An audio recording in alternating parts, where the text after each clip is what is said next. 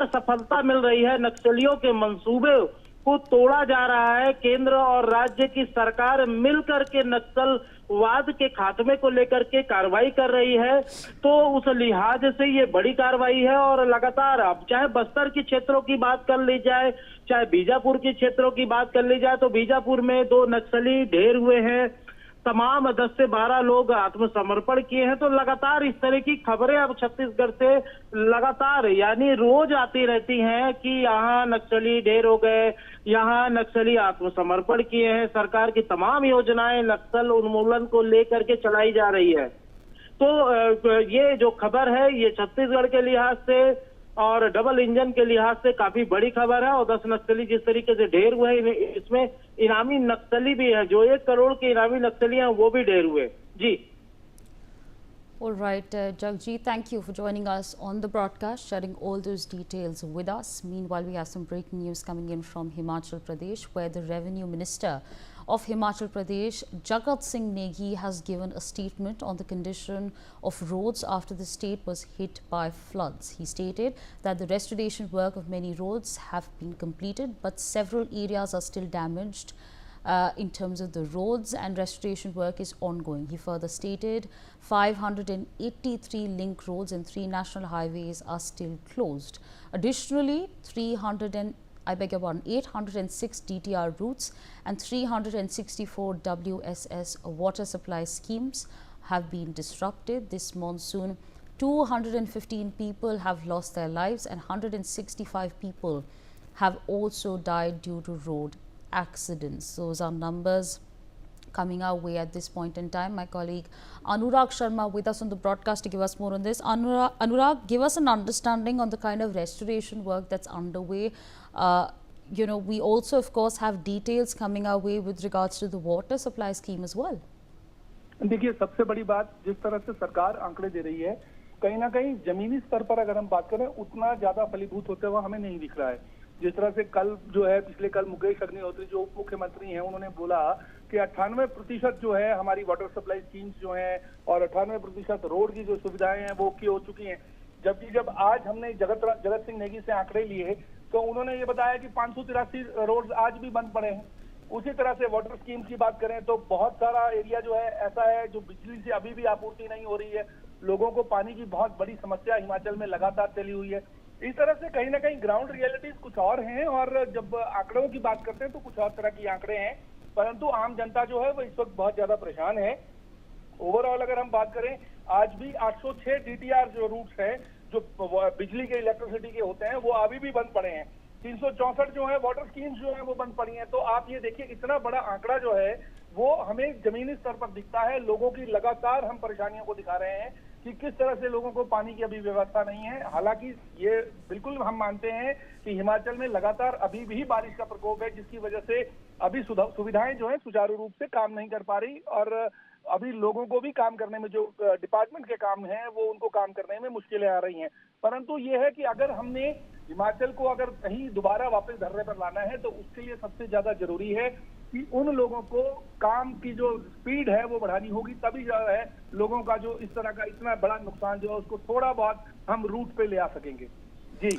All right, Anurag, thank you for joining us on the broadcast, sharing all those details with us. Meanwhile, we have some more breaking news coming in. Minutes after the Delhi High Court, the Bombay High Court too received a bomb threat email with the Bombay Bar Association requesting all the members and staff to evacuate the court premises. According to Mumbai police sources, bomb detection squads are conducting searches inside the court. However, preliminary reports suggest it was a hoax threat. Earlier in the day, the Delhi High Court received a bomb threat via email forcing all benches to stop the hearings and evacuate the court premises. A bomb detection and disposal team was deployed immediately and the area was cordoned off. After multiple searches, officials did not find anything suspicious as per what the officials have stated. My colleague Shahid Ansari with us on the broadcast to give us more on this. Shahid, help us understand the situation right now at the Bombay High Court.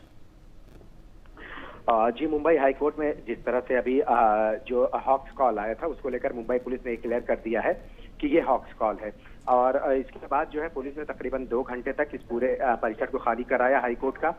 उन्होंने जो है सारे लोगों को इसलिए भी जो है खाली कराया ताकि जो है अगर किसी भी तरह से कोई घटना घटती है तो कोई जानी नुकसान ना हो। यही वजह रही है कि कोर्ट की प्रोसीडिंग पूरी तरह से रोक दी गई, सारे लोगों को बाहर किया गया। डॉग स्क्वाड और मुंबई पुलिस ने जो है पूरे चप्पे चप्पे की जो है तफ्तीश की। छानबीन के बाद उन्हें कुछ भी नहीं मिला, जिसके बाद 2 घंटे के बाद पहले कोर्ट स्टाफ, फिर उसके बाद वकील और फिर जो सुनवाई के लिए लोग आए थे उनको अलाउ किया है। और इसके साथ साथ आपको मैं बता दूं कि मुंबई के पिछले 2 महीने में अलग अलग जगहों पर एयरपोर्ट से लेकर रेलवे स्टेशन ये सब जगह अगर हम बात करें तो 7 से 8 ऐसे हॉक्स कॉल आए हैं। हालांकि इसको लेकर अब मुंबई पुलिस तफ्तीश कर रही है कि ये कॉल करने वाला कौन है, किस पर्पज से किया था, इस बारे में अभी तफ्तीश जारी है। जी। All right, Shahid, thank you so much for joining us on the broadcast, sharing all those details with us. Meanwhile, we have some more breaking news coming in, where an outer wheel of a SpiceJet Q400 aircraft operating from Kandla to Mumbai was found at the runway after take-off. The aircraft continued its journey to Mumbai and landed safely. Following a smooth landing, the aircraft taxied to the terminal under its own power and all passengers disembarked normally. Along with this, an emergency has been declared at the airport and all flights have been suspended till 5 p.m. That is the information that we are tracking at this point in time. My reporter is going to be joining us very shortly to give us an understanding on what exactly has happened. But for now, the information that we are tracking is that an outer wheel of a SpiceJet Q400 aircraft operating from Kandla to Mumbai was found at the runway after take-off. The aircraft continues its journey to Mumbai and lands safely. After that, the aircraft taxied to the terminal under its own power and all passengers disembarked normally. My colleague Shahid Ansari back with us on the broadcast to give us more on this. Shahid, what more can you tell us about this information that we're tracking? जी, Mumbai airport पर जो है कांडला से मुंबई के लिए उड़ान भरने वाली जो स्पाइस जेट Q400 विमान की एक बाहरी पहिया जो है उड़ान भरने के बाद रनवे पर पाया गया, जिसकी वजह से अब ऐसी सिचुएशन में किसी भी तरह से जो है विमान को जो है जो उड़ान भरने के लिए जो है ये इजाजत नहीं थी, क्योंकि ये सारी चीजें जब होती हैं तो इसके बाद जो टेक्निकल इश्यूज होते हैं जब तक उस तरीके से पूरी जांच नहीं हो सकती तो विमान को जो है मुंबई से जो है अपनी यात्रा जारी रखने और जो है सुरक्षित रूप से जो है चूंकि उसे नहीं इजाजत दी गई। फिर उसके बाद जो है लैंडिंग के बाद विमान जो है अपने टर्मिनल तक पहुंचा और सभी यात्री जो है सामान्य रूप से उसमें उतर गए हैं। ये जानकारी जो है स्पाइस जेट के प्रवक्ता ने दी है। हालांकि जो है पूरे और भी जानकारियां जो है जिसको लेकर अभी क्यों हुआ, कैसे हुआ, ये जो है इसकी टेक्निकल जो स्पाइस जेट की जो टेक्निकल टीम है ये सारी चीजें जब जांच होगी, जांच के बाद ही ये पता चल पाएगा कि वजह क्या रही है और इसमें ऐसी क्या खामी रही है जिसकी वजह से इस तरह के जो है विमान के साथ Q400 के साथ ये हादसा पेश आया है। जी। All right, Shahid, thank you for joining us, sharing all those details with us. On that note, we're going to slip into a very short break. Thanks for watching.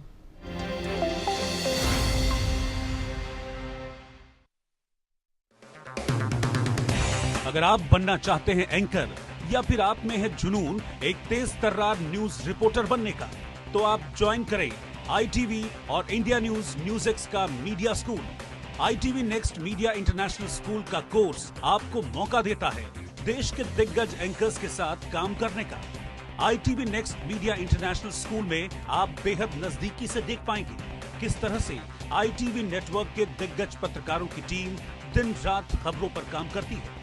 इस कोर्स के दौरान आप सीखेंगे एंकरिंग की एक एक बारीकी उन एंकर्स के साथ जो देश को रखते हैं हर खबर से बाखबर।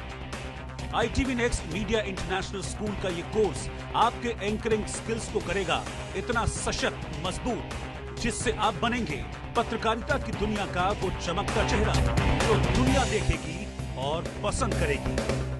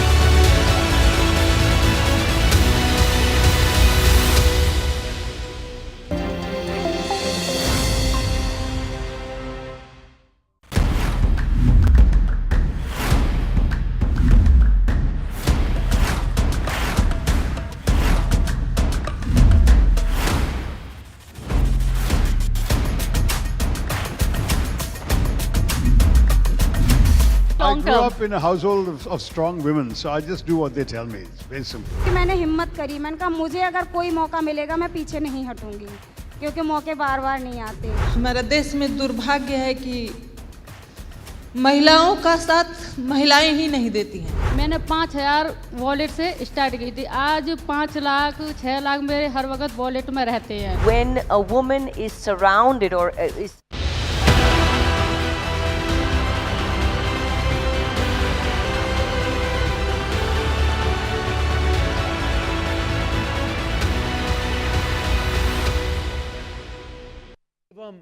MLC है। जी हाँ, मैं बात कर रहा हूं सच्चिदानंद राय जी के बारे में। सच्चिदानंद राय जी हमारे संग अब जुड़ चुके हैं हमारे इंडिया न्यूज मंच पे। मैं आपको बुलाना चाहता हूं। बहुत बहुत स्वागत है आपका, तालियों से इनका स्वागत किया जाए। और ये सेशन का संचालन करेंगी हमारी इंडिया न्यूज की वरिष्ठ एंकर हर्षा और हमारे वरिष्ठ सहयोगी रितेश। आप दोनों का स्वागत है मंच पे। और अब मैं मंच आप दोनों के हवाले करता हूं इस अगले सत्र के लिए। सबसे पहले तो बेहद इंटरेस्टिंग शीर्षक है वह भी मैं बतलाना चाहता हूं। सच्चिदानंद, सारण में किसका आनंद? तो एक बार क्लैपिंग हो जाए क्योंकि जोश इससे बना रहता है। सबसे बड़ी बात होती है कि किसी भी राज्य का, किसी भी प्रदेश का कोई व्यक्ति अगर अच्छा करता है तो वो सारे लोगों के लिए इंस्पायरिंग मोमेंट होता है, वो उत्साहवर्धन होता है। और सच्चिदानंद राय जी वही हैं। एक देखिए कि जैसा कि इंट्रो दिया हमारे सहयोगी ने कि किस तरीके से इन्होंने पढ़ाई की, उसके बाद आप देखिए कि एक IITN, और उसके बाद देखिए कि सच्चिदानंद राय जी जो हैं आज एक सफल उद्यमी के साथ एक सफल राजनीतिज्ञ हैं और आज हमारे साथ मंच पर हैं। और बिहार की राजनीति की जिस तरीके से इन्हें उद्योगों की समझ है, जिस तरह से इन्हें इंजीनियरिंग की समझ है, जितना मैं इन्हें जानता हूं, उसी तरीके से बिहार की राजनीति की भी इन्हें परख और समझ है। तो सर, इस बार तो अब नेताओं की परीक्षा होने वाली है और आप सारी चीज़ों पर पैनी निगाह रखते हैं। कैसे देख रहे हैं इस बार का ये जो बिहार विधानसभा का चुनाव है, जो ये चुनावी रण है, कैसे देख रहे हैं? ये वर्ष 2025 है, फिर से नीतीश और संख्या कम से कम 225। मैं तो यही देख रहा हूँ। लेकिन जो तमाम मुद्दे हैं उनसे कैसे पार पाया जाएगा? मैं तो अभी तक विपक्ष को कोई मुद्दा उठाते हुए नहीं देखा हूँ, क्योंकि जिस मुद्दे पर इतना हो हंगामा हो रहा है उससे बड़ा नॉन इश्यू कुछ हो ही नहीं सकता है। मैं SIR की बात कर रहा हूँ। ये राहुल गांधी कर्नाटक जाते हैं, महाराष्ट्र जाते हैं, तो वहाँ कहते हैं कि एक एक आदमी के पास 2-2, 3-3 वोट है और ये वोट चोरी है। तो भाई उस वोट चोरी को रोकना होगा तो SIR करना होगा, तभी जाके हम जान पाएंगे कि एक व्यक्ति का कहाँ कहाँ वोट है और तभी उसे काटेंगे। और उसी SIR को जब बिहार में किया जा रहा है, क्योंकि यहाँ चुनाव होने वाले हैं, अब तो पूरे देश में लागू करने की बात हो रही है, उन्हीं का डिमांड था, उसी डिमांड को पूरा किया जा रहा है। तो यहाँ पर आगे गुंडाई करते हैं और मंच पर से प्रधानमंत्री की माँ को गाली करवाते हैं। तो उस विषय पर क्या चर्चा की जाएगी? वो तो मुद्दा ही नहीं है और उसी मुद्दे की बात विपक्ष कर रहा है। विपक्ष के पास और कोई मुद्दा है क्या? और हो तो बताइए, मैं जवाब दूंगा। तो विपक्ष के पास और कौन मुद्दा होना चाहिए आपके लिहाज से? मैं क्यों बताऊं कि तुम कौन सा क्वेश्चन आने वाला है, आप तैयार रहो। परीक्षार्थी को खुद तैयारी करनी पड़ती है। लेकिन देखिए, सबसे बड़ी बात है कि जिस तरीके से आप नीतीश कुमार जी के साथ भी आपने काम किया है, बीजेपी के साथ भी आपका अपना अनुभव है और आपने तमाम विपरीत परिस्थितियों के बावजूद मैंने देखा है कि किस तरीके से सारण में आपने MLC के चुनाव को पूरी तरीके से घुमा दिया था। सारी जो ताकतें हैं आपके विरोध में थी, लेकिन उसके बावजूद भी आपने परचम अपना लहराया। सवाल ये उठता है कि जो भी चीज़ें अभी हो रही हैं, क्योंकि आपकी आस्था है NDA में, प्रधानमंत्री मोदी में, नीतीश कुमार जी में, तो जो भी अभी चीज़ें हो रही हैं, चाहे वो सामाजिक सुरक्षा पेंशन की बात हो, महिलाओं को स्वावलंबी बनाने की बात हो, बिहार में उद्योग को बढ़ावा देने की बात हो, इन तमाम चीज़ों को जब आपकी सरकार घोषित करती है तो सीधे तौर पर तेजस्वी यादव यही कहते हैं कि ये सारी चीज़ें जो हैं ये नकल कर रही है, नीतीश सरकार जो है वो नकल कर रही है, बीजेपी के लोग जो हैं उनकी योजनाओं की नकल कर रहे हैं और वो पूरी तरीके से कॉन्फिडेंट हैं कि वो बिहार में आएंगे। और इसके पीछे का वो तर्क ये देते हैं कि वो काफी यूथ हैं, डायनेमिक हैं। नीतीश कुमार बतौर मुख्यमंत्री अब सक्षम नहीं है, आप कैसे देखते हैं? देखिए, पहली बात तो अगर तेजस्वी यादव हो या राहुल गांधी हो या और भी नए नए विपक्ष यहाँ पे आए हैं, कुछ लोग प्रयास कर रहे हैं, नया प्रयास कर रहे हैं, अब वो मुद्दे उठाते हैं या जो वो बताते हैं कि जीत कर हम ये करेंगे वो करेंगे, अगर सरकार उसको संज्ञान में लेकर आज ही लागू कर दे रही है जी, तो नकल कैसे हुआ? ये तो वैसे ही हुआ कि आप भी सोच रहे थे, हम भी सोच रहे थे, आप सोचे थे कि हम जीतेंगे तो करेंगे, और हमने कहा कि इंतजार करने की क्या जरूरत है, आज कंगन को आरसी के आज ही लागू कर देते लेकिन वो तो ये भी कहते हैं कि बिहार में जो नौकरियों का माहौल बना 2020 में, उन्होंने ही कहा कि हमारी सरकार आएगी, पहली कैबिनेट की बैठक और 10 लाख सरकारी नौकरियां, और जब वो डिप्टी सीएम बने तो उन्होंने प्रयास किया, और उसके बाद अब आप लोग भी उसी की नकल कर रहे हैं, उसकी बात कर रहे हैं। अब मैं ये नहीं समझ पा रहा हूं कि एक सरकार का कप्तान चीफ मिनिस्टर होता है कि डिप्टी चीफ मिनिस्टर होता है, तो क्रेडिट चीफ मिनिस्टर को मिलनी चाहिए कि डिप्टी चीफ मिनिस्टर को मिलनी चाहिए? ये तो मेरी समझ से परे है। नीतीश कुमार की सरकार ने उसको लागू किया और क्रेडिट लेने के लिए आ गए लालू जी के पुत्र, ये तो मेरी समझ के बाहर है भाई। जबकि ये जो शिक्षकों के बहाली की बड़ी बहाली जो है शिक्षकों की, पुलिस की, इसकी योजना पिछले सरकार में ही बन चुकी थी, केवल लागू उस समय हुआ। तो जाके मंच पे खड़ा होकर बड़ा बड़ा भाषण देकर क्रेडिट ले लेना, भाई साहब जब वो मंत्री बने दूसरी बार, 4 विभाग, 4 बड़े बड़े विभाग, ग्रामीण कार्य विभाग, शहरी विकास विभाग, स्वास्थ्य विभाग और एक और कोई विभाग था, जितने मालदार विभाग थे उन्होंने अपने पास रख लिए। क्या योग्यता है आपको भाई कि जो 4 मंत्री मिलकर, कैबिनेट मंत्री मिलकर नहीं संभालते थे, आप अकेले दोपहर में 12 बजे जाग के सुबह 6 बजे फिर रूम में घुस जाते हैं? ये कैसे 6 घंटे में संभाल लेते थे 4 बड़े बड़े विभाग? जी, आप यही साबित करना चाहते हैं कि बहुत काबिल थे आप। जब पढ़ाई करने गए तो 9वीं से आगे नहीं पढ़ पाए, क्रिकेट खेलने गए तो बोतल और गमछा छोड़ के कुछ और ढो नहीं पाए, यहाँ आए तो आपको फुर्सत ही नहीं है लोगों से मिलने की। ठीक है, लालू जी ने एक 1990 में एक सामाजिक अन्याय जो हो रहा था उसको दूर करने के जो काम किया, उसके चलते कुछ वोट जाकर चिपक गया है। साथ में उनको एक और मिल गया फॉर्मूला, वो मंडल कमंडल के चलते, राम मंदिर आंदोलन के चलते, एमवाई समीकरण मिला जुला के उन्होंने एक तरह का ऐसा वोट बैंक बना लिया है जो अभी भी टूटने को तैयार नहीं हो रहा है। उसी का फायदा मिल रहा है, उससे आगे कहाँ बढ़ पा रहे हैं आप? बड़ी बड़ी बातें A to Z, क्या किया आपने A to Z? घुमा फिरा कर तो फिर वहीं पहुंच गए। और वो अपने से नहीं होता तो पिताजी को बुला के मंच पे कहते लागल जुलंजिया का धक्का, मजाक बना के रखे हैं बिहार का। आप क्या जुलंजिया का धक्का लगाने के लिए बिहार बैठा हुआ है? ऐसे विपक्ष को तो मैंने चुल्लू में पानी में डूब मरना चाहिए, लेकिन छोड़िए, बोल के हम अपने मुंह का जायका खराब करना नहीं चाहते। अच्छा, वहीं विपक्ष ये भी दावा करता है कि एनडीए की राजनीति मोदी फैक्टर पर टिकी हुई है, कोई और मसला नहीं है, कोई और हल नहीं है चीजों का। अब क्या करें, हमारे पास मोदी है तो अब ये तो अलग बात हो गई। मोदी जी हैं, मोदी जी की टीम है, काम बढ़िया चल रहा है, लोग समर्थन दे रहे हैं, बार बार सरकार हमारी बन रही है, तो क्या करें? मतलब जो हमारा जो प्लस पॉइंट है उसको हम अलग कर दें कि नहीं ये तो ठीक नहीं हो रहा है, ये तो गेम खराब हो गया। चूंकि हम बहुत मजबूत हैं तो इसलिए सारे अच्छे अच्छे खिलाड़ियों को घर बैठा दे और सेकंड ए टीम बैठा के लड़ाएं क्या? हमारे पास मोदी हैं तो हैं। मोदी आज अंतर्राष्ट्रीय पूरे विश्व के नेता बने हुए हैं, प्रेरणा स्रोत बने हुए हैं। हमारे बिहार की जनता और भारत की जनता उन पर निछावर है, उनको बार बार देखना चाहती है, उनकी बनाई हुई टीम के साथ काम करना चाहती है। उनको भरोसा है कि मोदी जी अगर कुछ कह के जा रहे हैं तो खुद भी करेंगे, अपनी टीम से करवाएंगे भी। जो हो रहा है इस भरोसा पर बार बार खड़ा उतरे हैं, तो ये तो कोई शिकायत नहीं हुई, तो रोना हो गया भाई कि तुम्हारे पास मोदी है तो है। हम गर्व से कहते हैं हमारे पास मोदी है।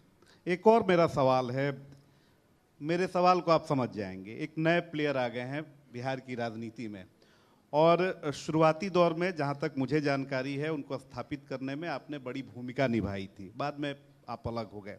उनकी भूमिका को बिहार की राजनीति में आप कैसे देख रहे हैं? मेरे सवाल को आप बिल्कुल समझ गए होंगे, इशारा मेरा किसकी तरफ है? नहीं, बिल्कुल आप प्रशांत किशोर जी की बात कर रहे हैं। तो आपको पता होगा कि 2022 में जब मैं चुनाव लड़ा जी, आपको इसलिए पता होगा कि जिस दिन मेरा नामांकन हो रहा था आप ही लाइव करने के दूसरे चैनल से गए। बिल्कुल बिल्कुल मुझे याद और शायद मैं कह सकता हूं बड़े गर्व के साथ कि दुनिया के चुनावी इतिहास में पहला और अंतिम शायद मौका हम भी दोबारा कर पाएंगे नहीं शायद। इस तरह से हुआ था कि 50% से अधिक मतदाता हमारे नामांकन में गए थे जी 50%। मैंने खुद देखा था आप इतने भावना में बह गए थे कि आप वहां घोषणा करने लगे कि सच्चिदानंद राय को कोई हरा ही नहीं सकता। तो मैं था उसमें निर्दल था जी। निर्दलीय उम्मीदवार के पास में इस तरह का ये हो कि आधे से अधिक वोटर उसके नामांकन में चले जाएं, अभी स्वतः स्फूर्त, क्योंकि हम तो एक दिन पहले ही घोषणा किए थे कि हम चुनाव लड़ेंगे।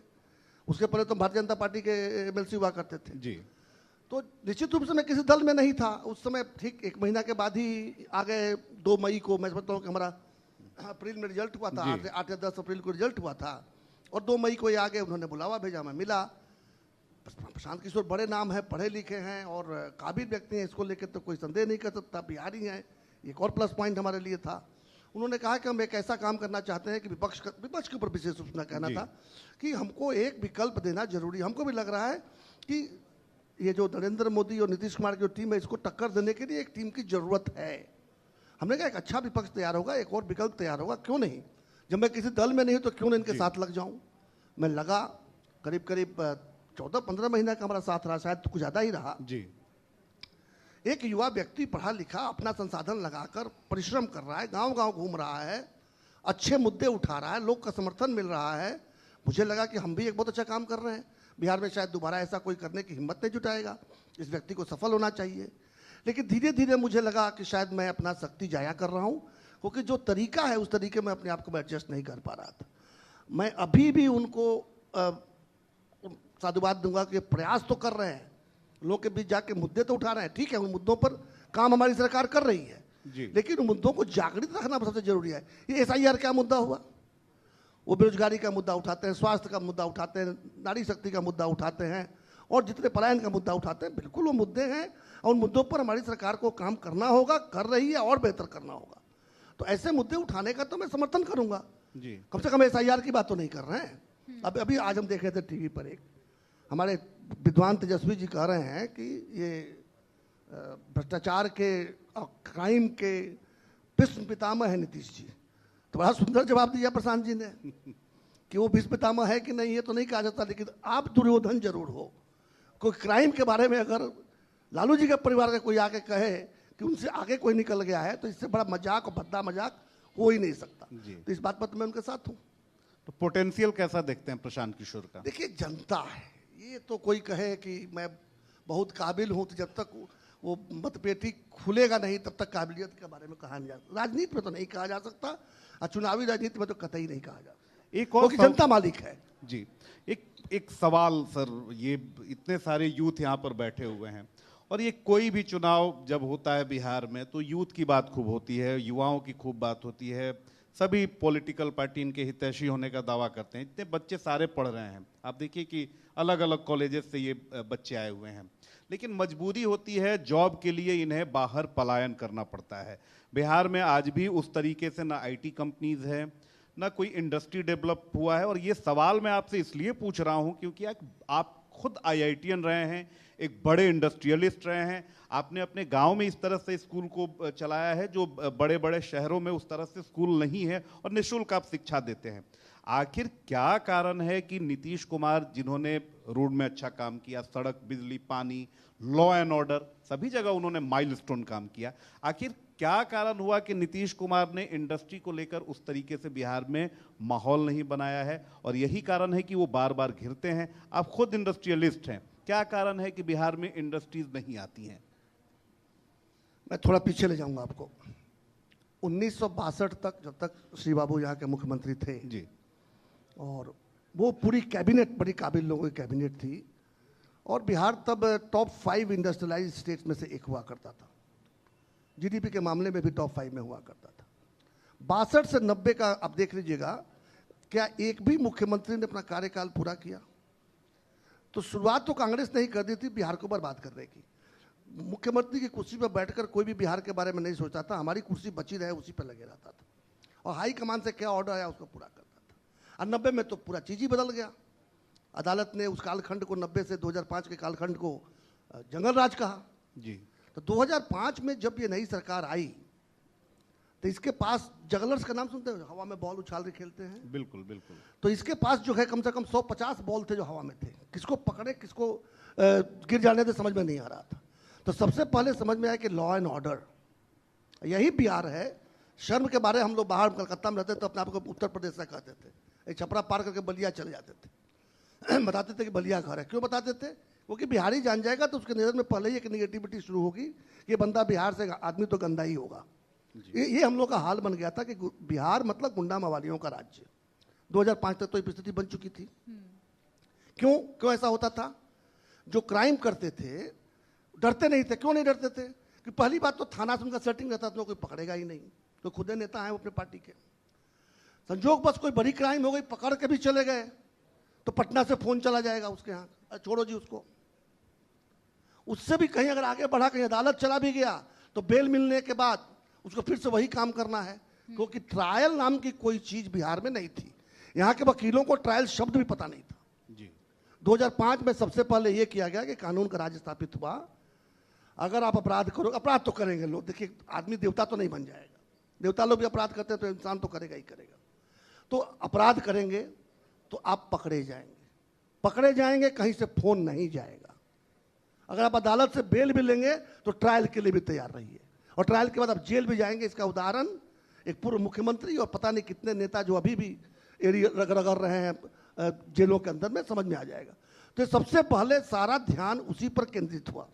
इसके बाद आधारभूत संरचना। किस गांव में बिजली थी जी? खंभा था कहीं पे क्या? आज कौन घर है जहां बिजली नहीं है? अब तो 125 यूनिट फ्री भी मिलने लगा। इस पर काम करना पड़ा। सड़कें नहीं थी। हम लोग यहाँ से पटना से निकलते थे, आज जो हम 1.25 घंटे में अपने गांव पहुंच जाते हैं, पूरा दिन लगता था। और 10 दिन ही नहीं लगता था, वहां जाने के बाद 2 दिन रेस्ट करना पड़ता था, कमर टूट जाती थी। तो ये इन सब चीजों पे काम करना पड़ा। अस्पताल तो थे ही नहीं। अस्पताल बनाने गए तो पता चला कि भाई मेडिकल कॉलेज तो पहले बनाना पड़ेगा, क्योंकि डॉक्टर और नर्स कहाँ से लाएंगे? तो हर जिले में मेडिकल कॉलेज बन रहा है। भाई साहब थोड़ा मोड़ा काम नहीं था। अब ऐसा हुआ ना कि आज शादी हुई, कल बच्चा चाहिए, अरे भाई 9 महीने इंतजार करना पड़ेगा, नहीं तो उसके पहले अगर पैदा होगा तो या तो कमजोर होगा या मृत होगा। तो ये जो पूरा विकास की जो यहाँ पर गंगा बही है जी, आप ये समझिए कि 20 साल में हम एक ऐसे जगह पर आ गए हैं कि यहाँ पर Bihar is ready for take off. पिछले कार्यकाल में इतना बढ़िया इंडस्ट्री पर काम हुआ है। 13 तो इथेनॉल के प्लांट खुले हैं। अब जाके देख लीजिए, मोतीपुर इंडस्ट्रियल पार्क देख लीजिए, बेगूसराय इंडस्ट्रियल पार्क देख लीजिए, आरा देख लीजिए। हमारे बीच में एक बड़े इंडस्ट्री बैठे हुए हैं, इन्होंने अभी बात करा था, तो ये भी 500 करोड़ का टर्नओवर कर रहे हैं और बढ़ा रहे हैं, और इन्वेस्टमेंट बढ़ते जा रहा है। हम भी कहीं कुछ कर रहे हैं, बहुत से लोग आ रहे हैं, लोग कर रहे हैं। ये माहौल पहले नहीं था, पिछले 5 साल में बना। 5 साल में क्यों बना? उसके पहले क्यों नहीं बना? उसके पहले संभव नहीं था भाई। सड़कें कहाँ थी? बिजली कहाँ उपलब्ध था हमारे पास में? हम कहाँ से टेक्नीशियंस लेके आते? कैसे बताते लोगों को, भरोसा दिलाते कि दूसरे राज्यों को छोड़कर यहाँ पे आके काम करो? भाई ये वर्क इन प्रोग्रेस है, टेक्स टाइम। इतनी आसानी से नहीं बन जाएगा। मकान बनाने चलते हैं, पहले उसका सॉइल टेस्ट करते हैं, फिर उसका ड्राइंग बनवाते हैं, स्ट्रक्चरल ड्राइंग बनाते हैं, काम शुरू करते हैं। जमीन के बहुत नीचे से शुरू करना पड़ता है अगर ऊंची इमारत बनानी होती है तो। हम तो बिल्डर, हमें पता है कि अगर भैया 100 मीटर ऊंचा बनाना है तो 30 मीटर नीचे से चालू करो। तो पहले तो 2 साल दिखेगा ही नहीं कुछ काम हुआ है। अच्छा ऊपर आके निकलना चालू करेगा तब समझ में आने लगेगा। और फिनिशिंग में तो और भी टाइम लगता है। तो अभी देखिए फिनिशिंग का समय चल रहा है। मैं इतना बता दूं, बिहार बहुत सुरक्षित हाथों में है, और यहाँ अभी कप्तान बदलने से गाड़ी डगमगा जाएगी। इसीलिए बिहार की जनता ने तय किया है। वैसे तो मैं 243 के 243 सीटों पर आश्वस्त हूँ कि शायद ही कोई सीट है जो एनडीए हारने के लायक हो, लेकिन चलिए कोई कहीं कहीं का समीकरण बिगड़ भी जाता है, कुछ टिकटों बांटने में, तो भी 225 से कम सीट जीतते हो तो मैं नहीं देख रहा हूँ। बिल्कुल सर, बहुत शुक्रिया आपका हमारे साथ जुड़कर हमारे तमाम सवालों का जवाब देने के लिए। एक बार जोरदार तालियां। बहुत बहुत धन्यवाद, आप हमारे इंडिया न्यूज के मंच पर आए।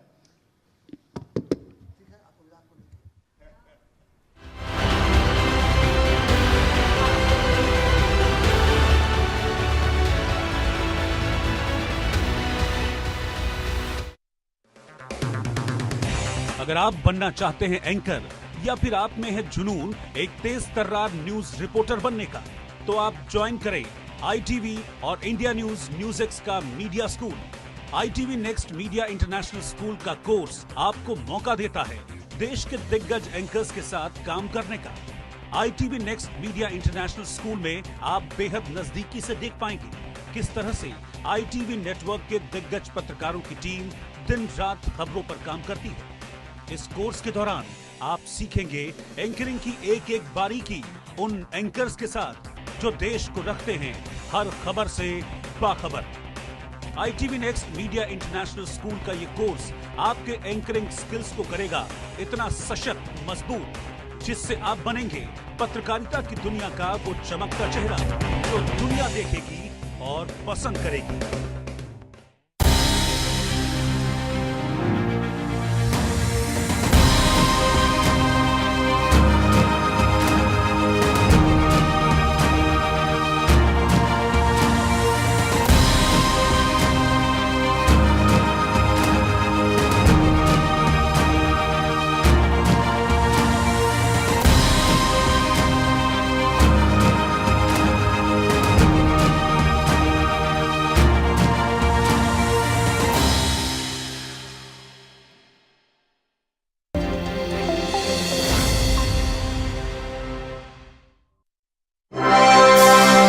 Live from Moscow, Intervision International Music Contest.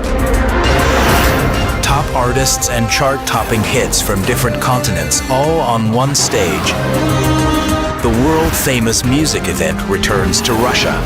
Intervision, music in the heart of your country.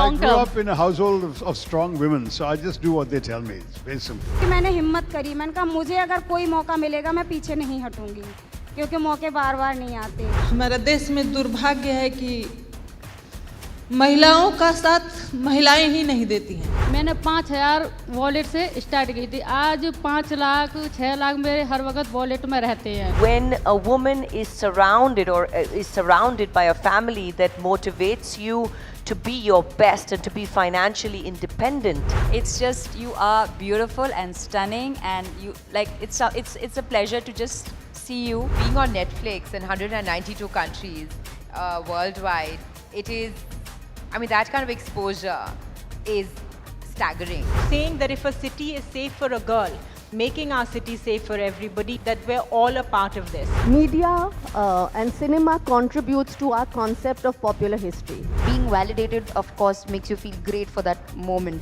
90% of the girls go for the top 10% of men. It's evolution. Everything men do is to impress women. I feel the woman is Shakti. That's empowerment. From last 10-15 years, we are actually re-educating ourselves. Even the defense sector of our country understands that power is women. Find our own voices, to find our own stories and to tell it ourselves. Women voted in higher number than men, and I think they make better decisions than most men. Women voters think differently, they vote differently, they make their own choices differently.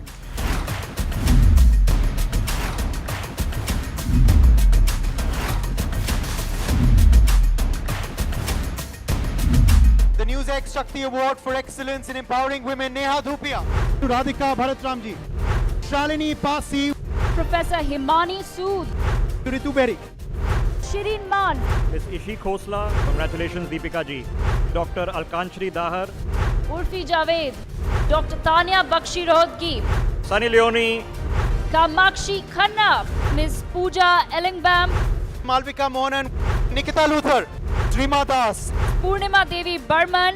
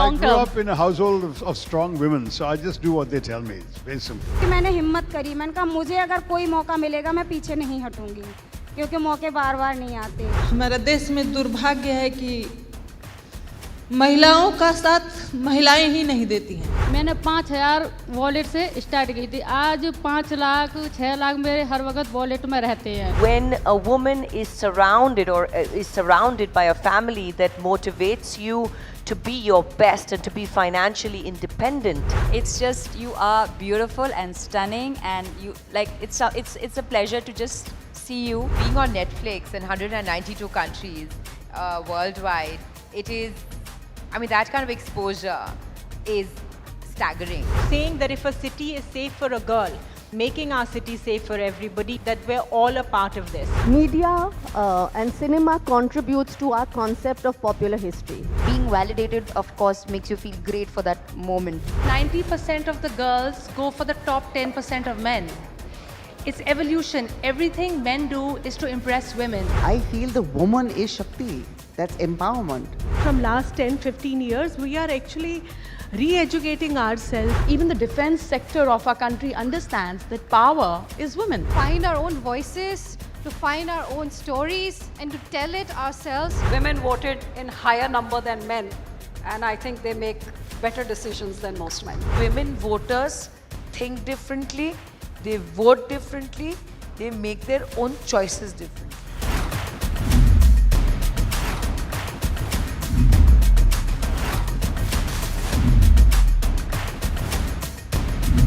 The NewsX Shakti Award for Excellence in Empowering Women, Neha Dhupia, to Radhika Bharatramji, Shalini Pasi, Professor Himani Sood, to Ritu Berry, Shireen Man, Miss Ishi Khosla, congratulations Deepika ji. Dr. Alkanchri Dahar, Urfi Javed, Dr. Tanya Bakshi Rohadki, Sunny Leone, Kamakshi Khanna, Ms. Pooja Ellingbam, Malvika Mohanan, Nikita Luther, Srima Das, Purnima Devi Burman,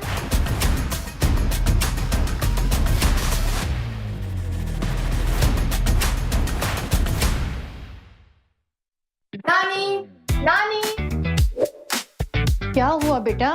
नानी भूख लगी है मगर ऐसा कुछ है ही नहीं जो हेल्दी भी हो और टेस्टी भी। बस 1 minute. Testo, the only one with non-frozen, no preservatives, premium soya chap.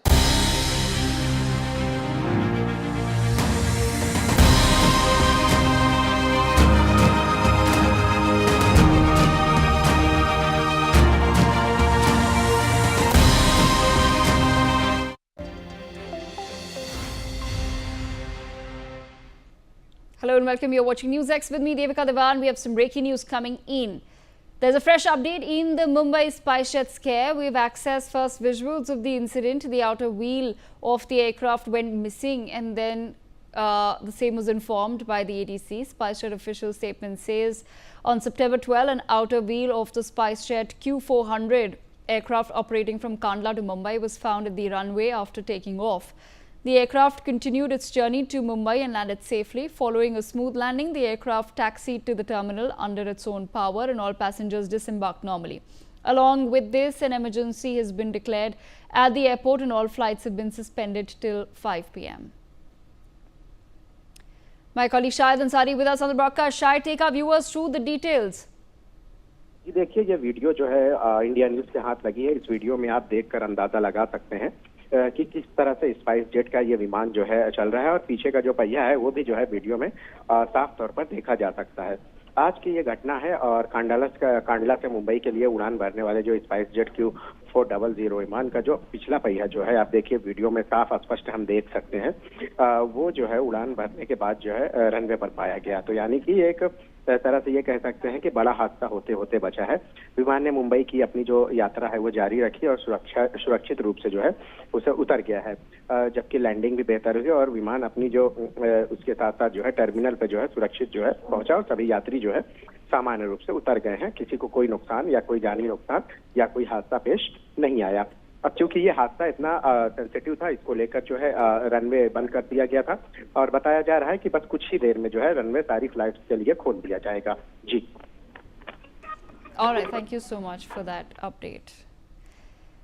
In big news, left-wing extremism, or often referred to as Maoism, is now one of India's most, which was one of India's most serious internal security challenges, is facing its most decisive challenge yet. Rooted in socioeconomic inequalities and fueled by Maoist ideology, LWA has historically affected some of the most remote, underdeveloped and tribal-dominated regions of the country. But in the latest development in India's fight against Maoism, the security forces of 10 Naxals were killed, including senior CPI Maoist Central Committee member Modem Balakrishnan, known as by several names such as Venkateshwarlu, Ballanna, Ramachandar, Babbanna, Bhaskar and Rajendra. Originally from Madikonda in Telangana's Warangal district, Balakrishnan had deep roots in Hyderabad, where he studied SSC. And later on, he pursued his intermediate studies at Malakpet Junior College between 1981 and 1983.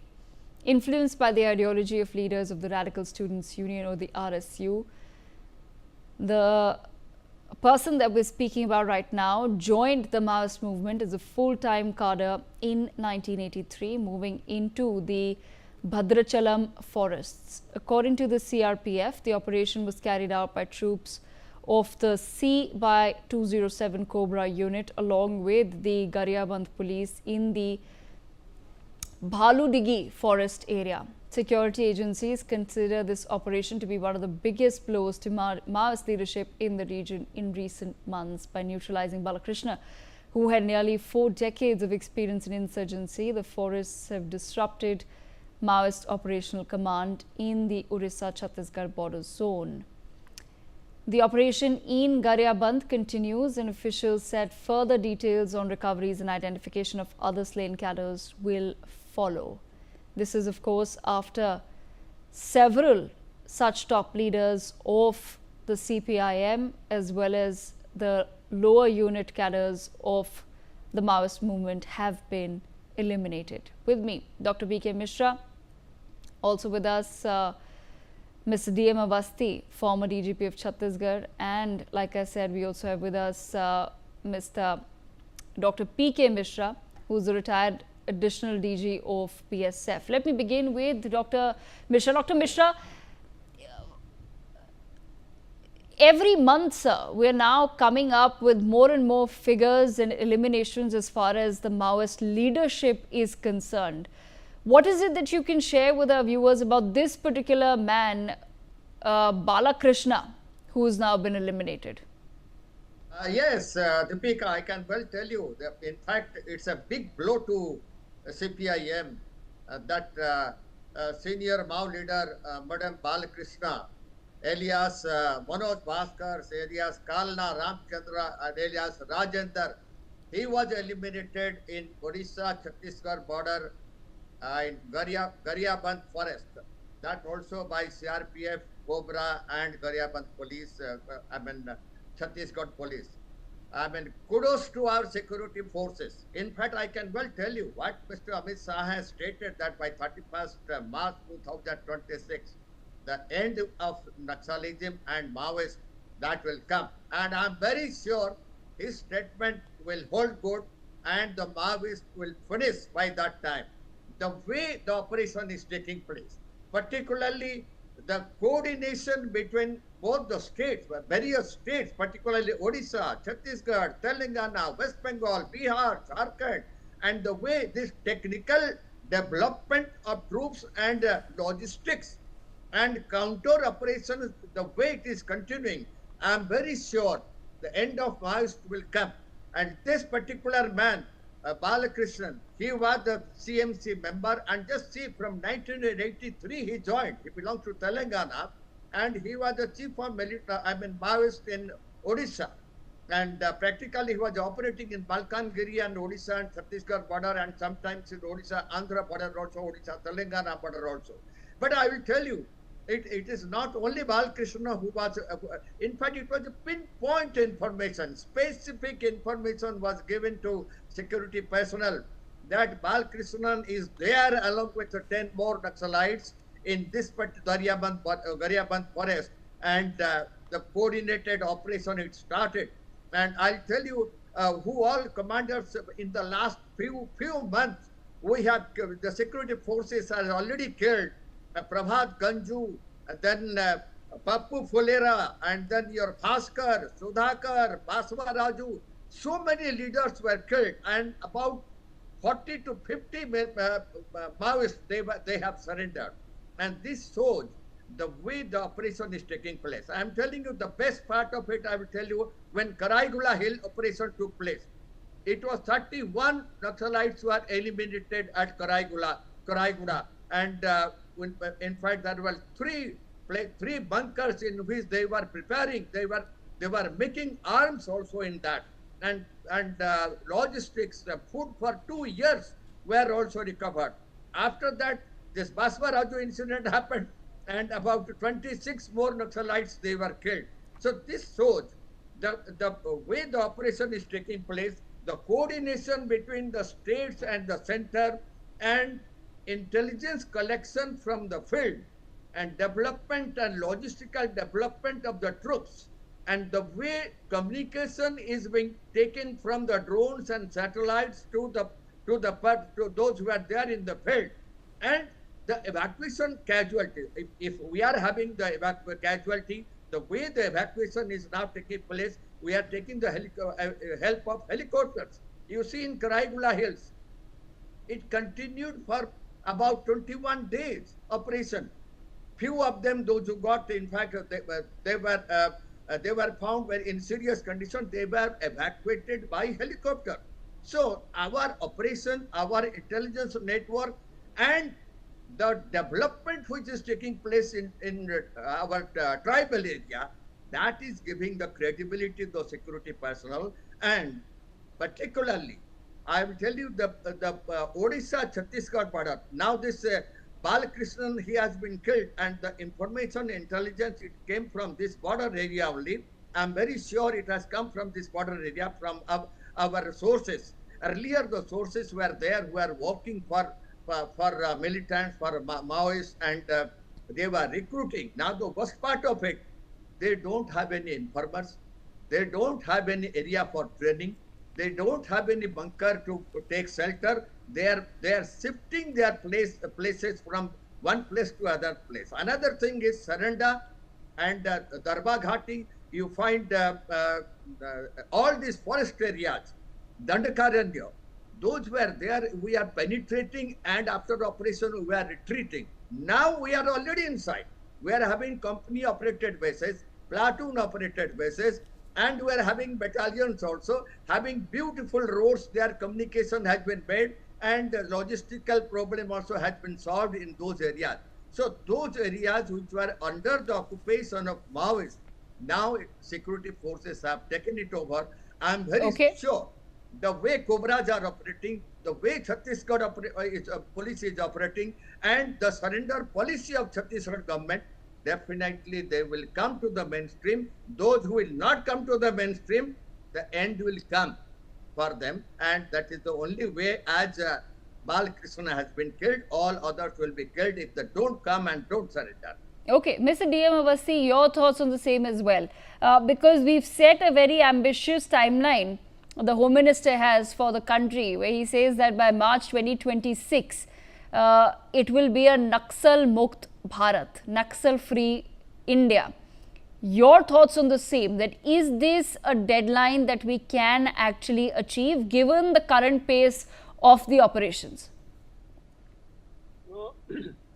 See, Devika, what is happening in Chhattisgarh and around areas, what we are seeing that forces have gone deep into the jungles and deep into the bastions of Maoists. There like leaders like Balakrishna or Baswa Raju or Sudhakar, they were the top leaders, CC members of the Politburo members. So they were hiding in those very safe areas of Maoist, so-called.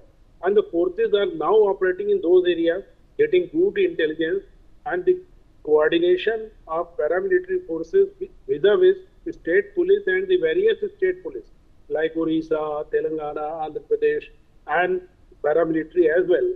So this is giving the results. What we feel, as the Honorable Home Minister says, this, while it is not simply saying, it is putting it on the on record. He is saying, but monitoring also that things go straight in those areas. And I have seen, like I was last 10 years, if we see, we have been fighting with Naxal with a fierce battle in Dandakaranya and all those areas.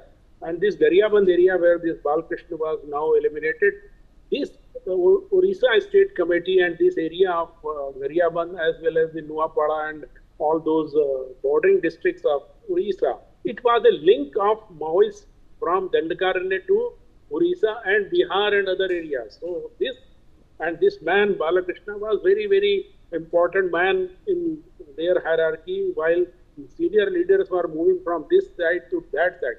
That I think probably with this operation has been cut off, and now the thing is March 2026 is coming, and if this continues, either the top leaders or the cadre will come back to the mainstream, they will surrender, or otherwise they will be this elimination or encounters which happened in few months has been a tremendous success because of the proper intelligence, very, very concentrated efforts of security forces, the bravery and gallantry of the forces. This is giving us results. So I think I am personally feel, and I said in my previous interview also on NewsX, that the time is limited for the Maoists. They have to surrender, and otherwise they will be eliminated like this. And this deadline of March 2026 will see Naxal-free India almost, I think it is coming true and it's coming closer to that end of the Maoist, which has been spreading in this country since last 40 years. Yes, but at the same time, Mr. Devamasi, I also want to understand from you, how does the government then ensure that there aren't new places or rather new faces that want to take the place of this current slain leadership? Yes, you are very rightly pointed out that once this one leader is eliminated, they again come back and take over, somebody else takes over. Like few days back only we have learned that Devji has been made the secretary of CPM. So this is going on, but the government, what government is taking, you have to understand why the Naxal came into all these areas of our country, because of the poor governance, or say a trust deficit. There were exploitation, there were no reach of governance. So now the government is putting all its level, all the collectors, all the machinery, central government, government of India is giving a tremendous funds to develop those areas. Like roads are coming up, schools are coming up, hospitals are coming up. They are getting light and communication, like mobile things also. So if the development will come, they will not be able to recruit common people, because that was the dream, what they had shown to them, ki, if you come to Maoism and will get back to you with a decent life and development. They have not been able to do it. You can't do it against the government of India or government, state governments. You can't fight. So now the government has filled that vacuum and things are going in a proper direction. This development thing is also coming, as well as the security forces are moving. When the security forces are moving, where the camps are opening, we are making roads also, we are making schools also, the people are coming. The trust. There was a time when they were accusing the security forces for harassment. Now there is a time, the time has come when the people are coming to security forces and giving the information. This is a sea change. Everybody wants happiness and peace. And I personally feel that Maoists also, when huge amount of their cadre, huge number of people also think that they should come back to the mainstream. We have seen a lot of surrenderies, and I personally met many surrender top leaders. They also were fed up of this jungle revolution and fighting with all the time. I think that is also working, and development is taking place. Government is trying to fill that vacuum which was there previously. I think so. All right, Dr. P.K. Mishra, bringing you back, your thoughts on the same as well, sir. As far as preventing new leadership and new additions to the Maoist movement is concerned, what do you propose that the government must do along with its deadline for the forces and the police to get rid of all the current leadership and cadre by either operations such as the one that we've seen today, or even through the surrender policy? But they've set a very clear deadline of March 2026 for the forces and the police force. But how does one ensure that more and more people are not added to this movement? Yes, I can tell you, Deepika, the way the coordinated operation is going on, and my previous speaker was telling about the development which has taken place in tribal areas and particularly Sardar the Karen area. And the way security forces, they have gone inside and they have made their bases in Dandakar area.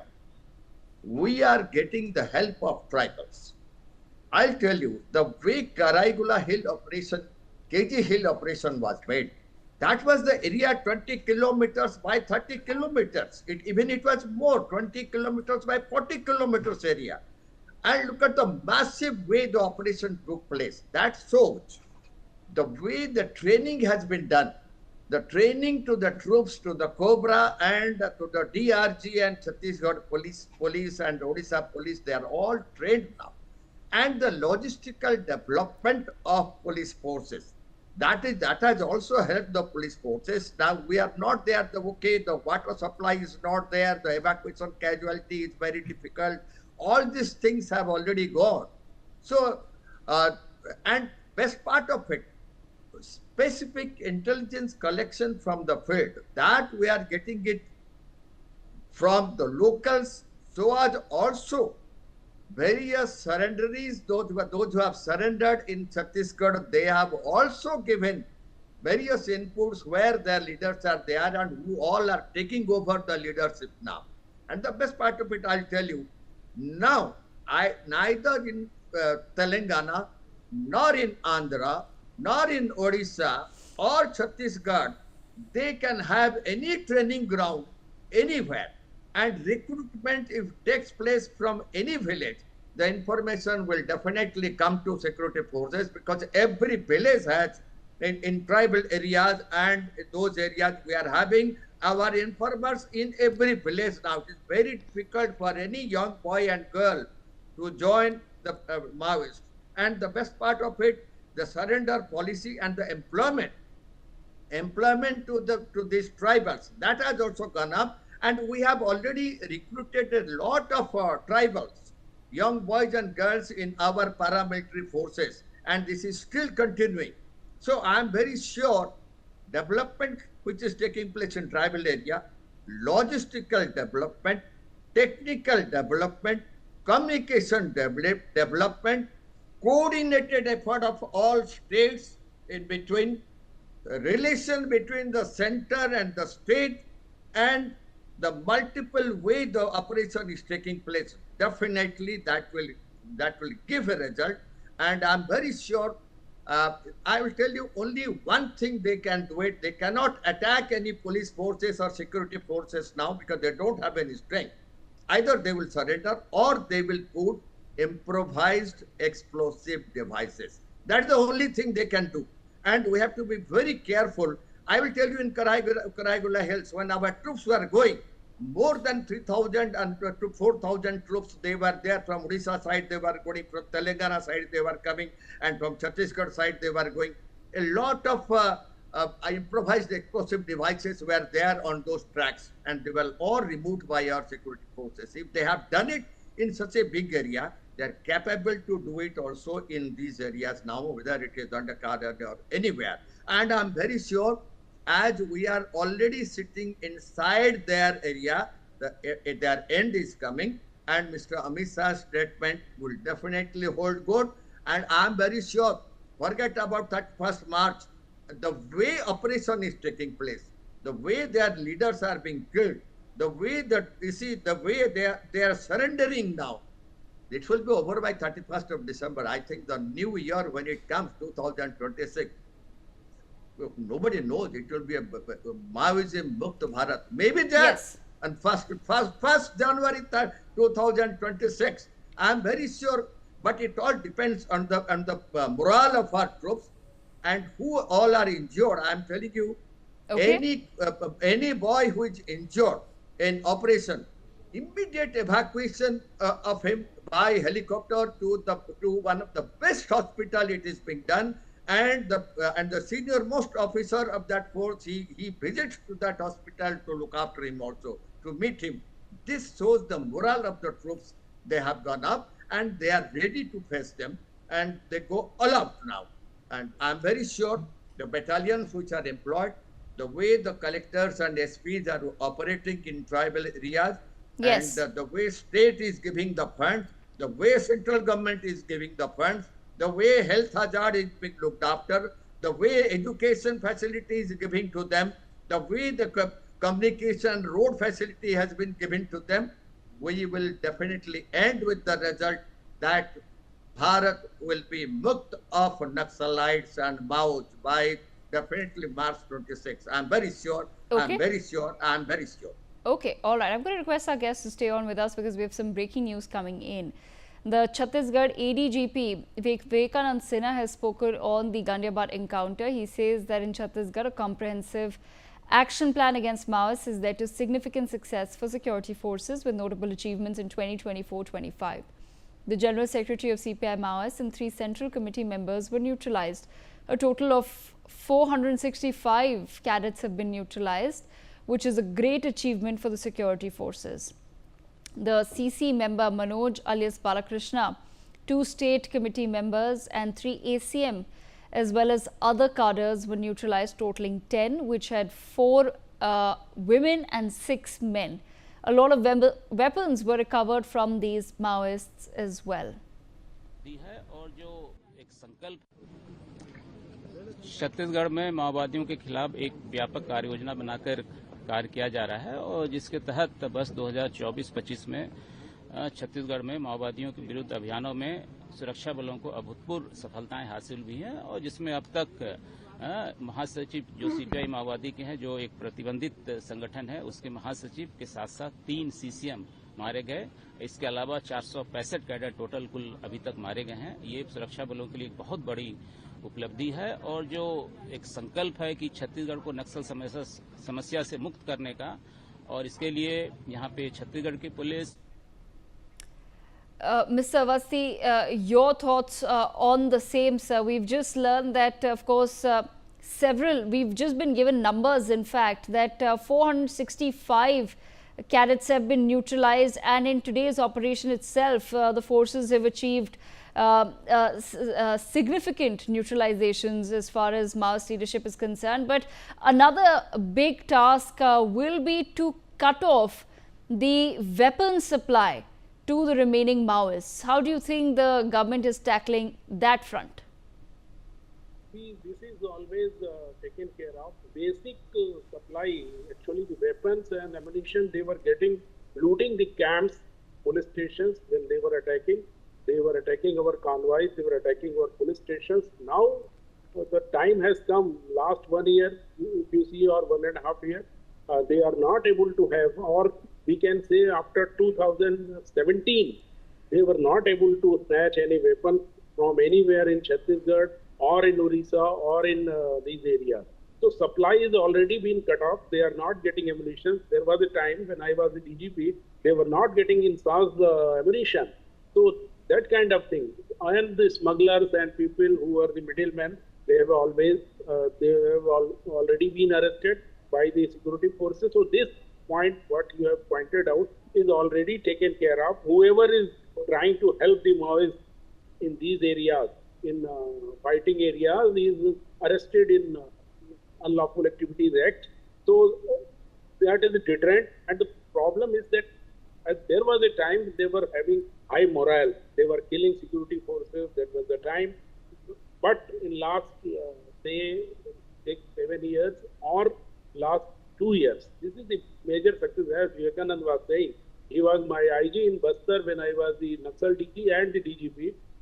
we have come back from the scratch. There was a time when we were not able to go inside. Now this is the time when there is no place in Dandakaran where we cannot go or we cannot operate. You see, Baswa Raju and this Balakrishna, these people, or Bhaskar and Sudhakar, all those people, they were living in those areas which were 100% foolproof and security safe areas as far as the Maoism was concerned. We had gone there, forces have gone there and eliminated them. So there is no place left in, I don't think there is a place left for them. There is, and the most important thing is ideologically, they were fighting for some cause, as they say, Maoist ideology.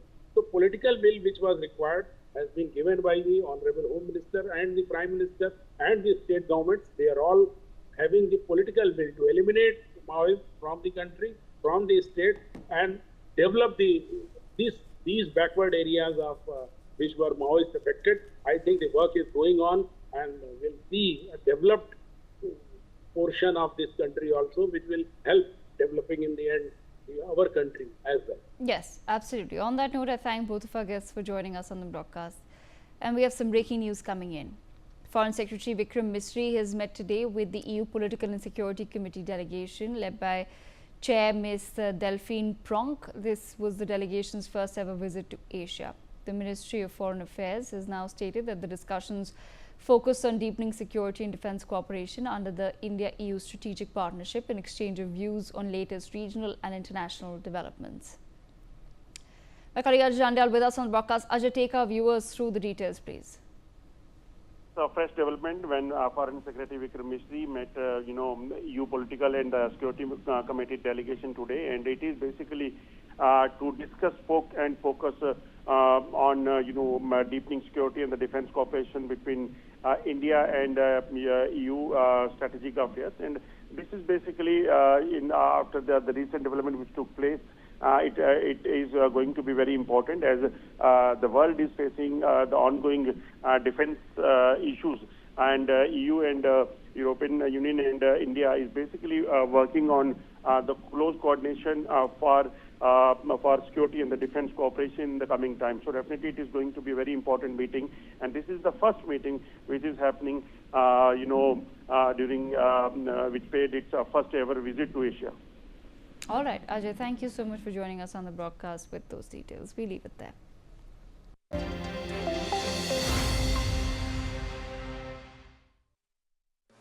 जुनून एक तेज तर्रार news reporter बनने का, तो आप join करें ITV और India news NewsX का media school. ITV next media international school का कोर्स आपको मौका देता है देश के दिग्गज एंकर्स के साथ काम करने का। ITV next media international school में आप बेहद नजदीकी से देख पाएंगे किस तरह से ITV नेटवर्क के दिग्गज पत्रकारों की टीम दिन रात खबरों पर काम करती है। इस कोर्स के दौरान आप सीखेंगे एंकरिंग की एक एक बारीकी उन एंकर्स के साथ जो देश को रखते हैं हर खबर से बाखबर। ITV next media international school का ये कोर्स आपके एंकरिंग स्किल्स को करेगा इतना सशक्त, मजबूत, जिससे आप बनेंगे पत्रकारिता की दुनिया का वो चमकता चेहरा जो दुनिया देखेगी और पसंद करेगी। यशस्वी प्रधानमंत्री नरेंद्र मोदी जी के विकसित भारत के विजन को माननीय मुख्यमंत्री योगी आदित्यनाथ जी के साथ 25 करोड़ नागरिकों ने बनाया है समर्थ उत्तर प्रदेश का विजन 2047। विषय विशेषज्ञ, सेवानिवृत्त IAS, IPS, वैज्ञानिक, कुलपति, प्रोफेसर, चिकित्सक एवं सेक्टोरल स्पेशलिस्ट का पैनल कर रहा है जनपद से ग्राम स्तर तक जन संवाद। तो प्रत्येक नागरिक अपने बहुमूल्य सुझाव देकर बन रहा है यूपी के विकास में भागीदार। मोबाइल से QR कोड स्कैन करें और पोर्टल samarthuttarpradesh.up.gov.in पर लिखकर या बोलकर दर्ज कराएं सुझाव। ये पोर्टल पूरी तरह निशुल्क है और 5 अक्टूबर 2025 तक खुला है। आपके सुझावों से तैयार होगा विकसित यूपी का रोड मैप और मूल्यवान सुझाव देने वाले होंगे सम्मानित। विकसित यूपी के निर्माण में बनिए सहभागी। हम मिलकर बनाएंगे आत्मनिर्भर उत्तर प्रदेश 2047 का समर्थ Uttar Pradesh.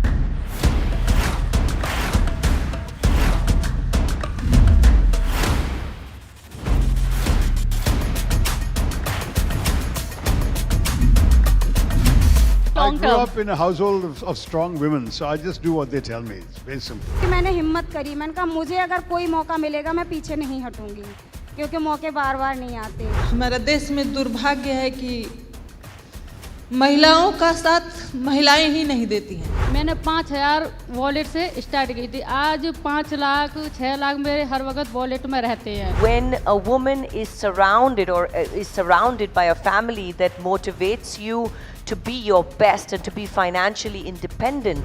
It's just you are beautiful and stunning, and you like it's a pleasure to just see you. Being on Netflix in 192 countries worldwide, it is, I mean, that kind of exposure is staggering. Saying that if a city is safe for a girl, making our city safe for everybody, that we're all a part of this. Media and cinema contributes to our concept of popular history. Being validated, of course, makes you feel great for that moment. 90% of the girls go for the top 10% of men.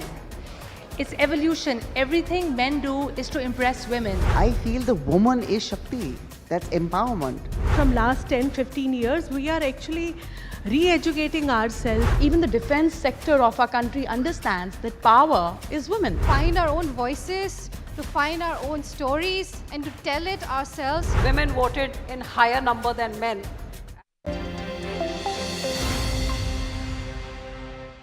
Presently, we are at one of the relief camps in the Bishnupur district. We interacted with a lot of people here at this relief camp, which is situated in the Manglongwi College. This relief camp hosts more than 400 people. Most of them are displaced from the hill districts of Churchandpur, and some of them are from the Bishnupur district as well, in the border areas. The people here have been living in quite harsh conditions because in the last 2 years they have been displaced. And let me take you a glimpse of the area here. This is the main center where a lot of people stay here in this auditorium, college auditorium. We went inside, we have gone inside and we have shown you how the people have been living. These are some of the small roads where children have been running up and down. They are playing here, and this is the evening. It's a boring evening for them because they sit here, they talk among themselves. But the bigger question here is that there is now a hope in them. They see the arrival of the Prime Minister to be a great opportunity for them to point out their demands to the Prime Minister. One of the biggest demands is rehabilitation. Why rehabilitation? Because most of these people have been displaced from their homes, and they have been living here in this relief camp since the last 2 years, more than 2 years. Where you can see the women here are, sitting ideal. They are just sitting there.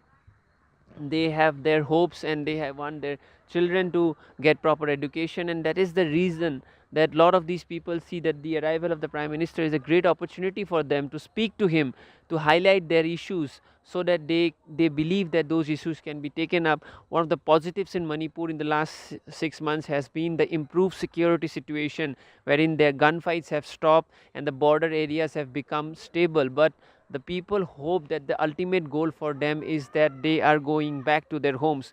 And this is not just limited to the Meitei community, this is both the communities. They want to go back to their homes. Like this child, he also wants to go back.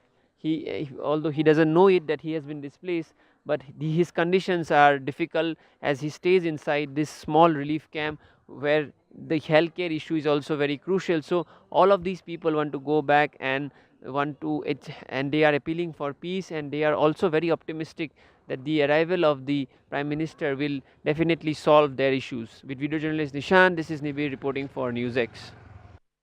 College is used for education, also in educating the upcoming generation. But here in Manipur, some of the colleges have been converted into relief camps where hundreds of people have been staying ever since the violent clashes broke out back in May 2023. This tragedy in Manipur has led to the displacement of people. Both the Meitei and the Kuki community have been displaced from their houses and are now residing in several relief camps across the state. Currently, we are in the Bishnupur district. This is a relief camp located inside a college, and here many people are residing from different parts of Manipur who had to flee from their houses and stay in these camps. First of all, we will speak to them to know what has been the changes in their life and how difficult it has been for them in the last 2 years. Sir नमस्कार हमसे जुड़ने के लिए. आपका नाम? नबा. आप originally कौन से डिस्ट्रिक्ट से हैं? हम चुचानपुर से. हाँ, चुचानपुर खुगा तंपाक मिट्टी लिखा है.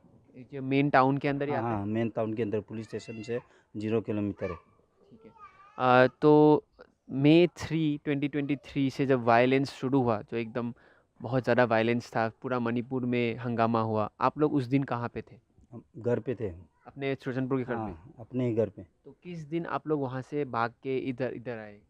9 तारीख से. मई 9. हाँ, मई 9 से हम लोग इधर से तो मई 9 से आज की तारीख तक, सितंबर 10, 2025 तक आप लोग अपने घर के बाहर हैं? हाँ. और कहाँ पे रह रहे हैं? यहाँ इधर ही रह रहे हैं? हाँ, इधर ही रह रहे. तो आपका कैसा लाइफ है अभी करेंटली, ये बताइए, कैसा गुजारा हो रहा है, दिन भर क्या चल रहा है? लाइफ तो पूरा ख़राब है, क्योंकि बोल नहीं सकता, क्योंकि इतना ख़राब है कि मुंह से नहीं निकल रहा है, क्योंकि हम लोग का फ्यूचर भी नहीं है, बच्चा को भी नहीं है. पूरा सब जो 20-30 साल का कमाया हुआ भी सब एक दिन में चला गया. तो अभी पूरा लाइफ पूरा ख़राब है. कैसे गुजारते हैं दिन यहाँ पे? रात को जब हो जाता है क्या करते हैं आप लोग? क्या करूँ, रात में खाना खाता है तो करने के लिए कुछ भी नहीं है, क्योंकि कमाने के लिए पैसा कमाने के लिए भी पैसा नहीं है. बहुत दिक्कत हो रहा है. मणिपुर में देखा जाए तो फर्स्ट 2 इयर्स में बहुत वायलेंस हुआ था और बहुत गोली भी चला, लेकिन फ़िलहाल लास्ट 6-7 मंथ से सिचुएशन में सुधार हुआ है, इन द सेंस कि गोली बारूद ये सब नहीं चल रहा है. पीस हुआ है थोड़ा, लोग अपने अपने चीज़ें में बिजनेस कर रहे हैं. लेकिन जो लोगों का डिस्प्लेस हुआ है, जैसे कि आईडीपी जो कहा जाता है, उनका स्थिति कैसा है? क्योंकि वो तो जा नहीं पा रहे हैं, वो तो अभी भी अपने रिलीफ कैंप में ही है. तो एज आईडीपी कैसा सिचुएशन है? क्या सुधार हुआ है कुछ या फिर वैसा ही है? मेरे हिसाब से गोली वोली तो नहीं चला है. झगड़ा ख़त्म हो गया, गोली ख़त्म हो गया. फिर भी हम लोग सोच रहे हैं कि कब शांति आएगा, कब हमारा घर में कब जा सकेगा, क्योंकि अपना अपना घर सब जाना चाहता है. ये स्टेट गवर्नमेंट भी, मणिपुर गवर्नमेंट भी अभी शांति नहीं लगा सकता है. तो हम लोग की ड्रीम कर रहा है कि हम लोग कब जा रहे हैं घर, अपना घर कब जा रहे हैं. तो अभी तो हम लोग कोई It's very difficult for you guys. हाँ, it's very difficult to go back and we can't do nothing here. Yes. And you must have known, must have seen the news that the Prime Minister is visiting. But before we talk about that, I will also show my camera person that how people are sitting here. You can see because of our team coming here, all of them have come out. But usually life in this kind of relief camps is very mundane. There is nothing much to do, like we talked about. All of them are having great hopes from the Prime Minister, because in the recent times the security situation has improved, and that's why they are expecting, since the security situation has improved, to go back to their houses. Yes, So pehle to let's talk about one positive thing, that do you agree that the security situation as compared to 2023 has improved? I don't think so. The security एक ही है.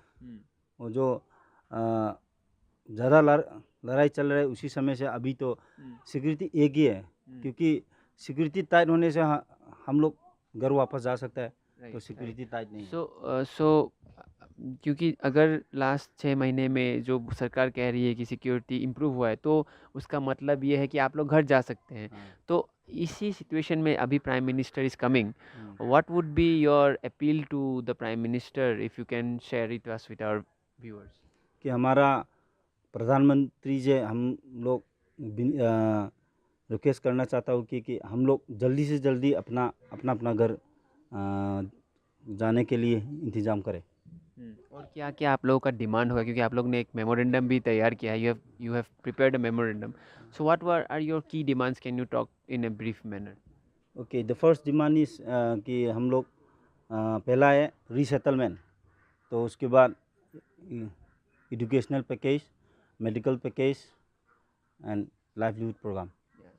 And are you hopeful that the Prime Minister will solve your issues? I think so.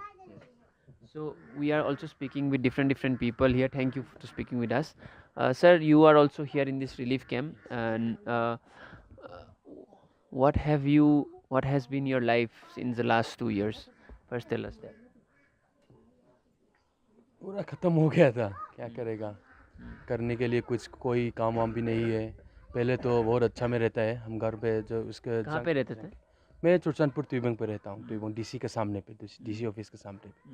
बहुत अच्छा काम किया था चुरचानपुर में, घर के रहने के टाइम पे तो अच्छा है, बिजनेस भी अच्छा है, काम वाम अच्छा है, पर इसकी जंग करने से बहुत ख़राब हो गया था, ज़िंदगी पूरा बर्बाद कर दिया था ये लड़ाई पे, पूरा के पूरा मेंटल हरासमेंट कर दिया था। जल्द से जल्द ये जंग ख़त्म करने से तो अच्छा होगा हमारे लिए। आप लोग जाना चाहते हैं वापस? क्यों नहीं जाऊंगा, हमारा घर ही है, हमारा माँ बाप उधर में पैदा किया है, हम पैदा किया है उधर में, अपना ज़मीन ही है, क्यों नहीं जाऊंगा, हमारा घर ही है वो। उम्मीद करता हूँ जल्द से जल्द जाना पड़ता है। आपका क्या अपील रहेगा प्रधानमंत्री मोदी जी से? प्रधानमंत्री से हमारा दिल से कह रहा हूँ, जल्द से जल्द घर वापस जाए और ये जंग ख़त्म कर दीजिए। बहुत हो गया था, जो होना है हो गया था, लड़ाई वड़ाई हो गया था, मरना है मर गया था, अब शांति लीजिए। जल्द से जल्द उम्मीद करता हूँ शांति ले लीजिए मणिपुर में। मणिपुर का जो यूथ है वो क्या चाहता है? वो पीस चाहता है, शांति चाहता है? सब पीस चाहता है, सब कम्युनिटी पीस चाहता है, पर किसी अंदर का तो प्रोसेस तो हम मालूम नहीं है, पर किसी ने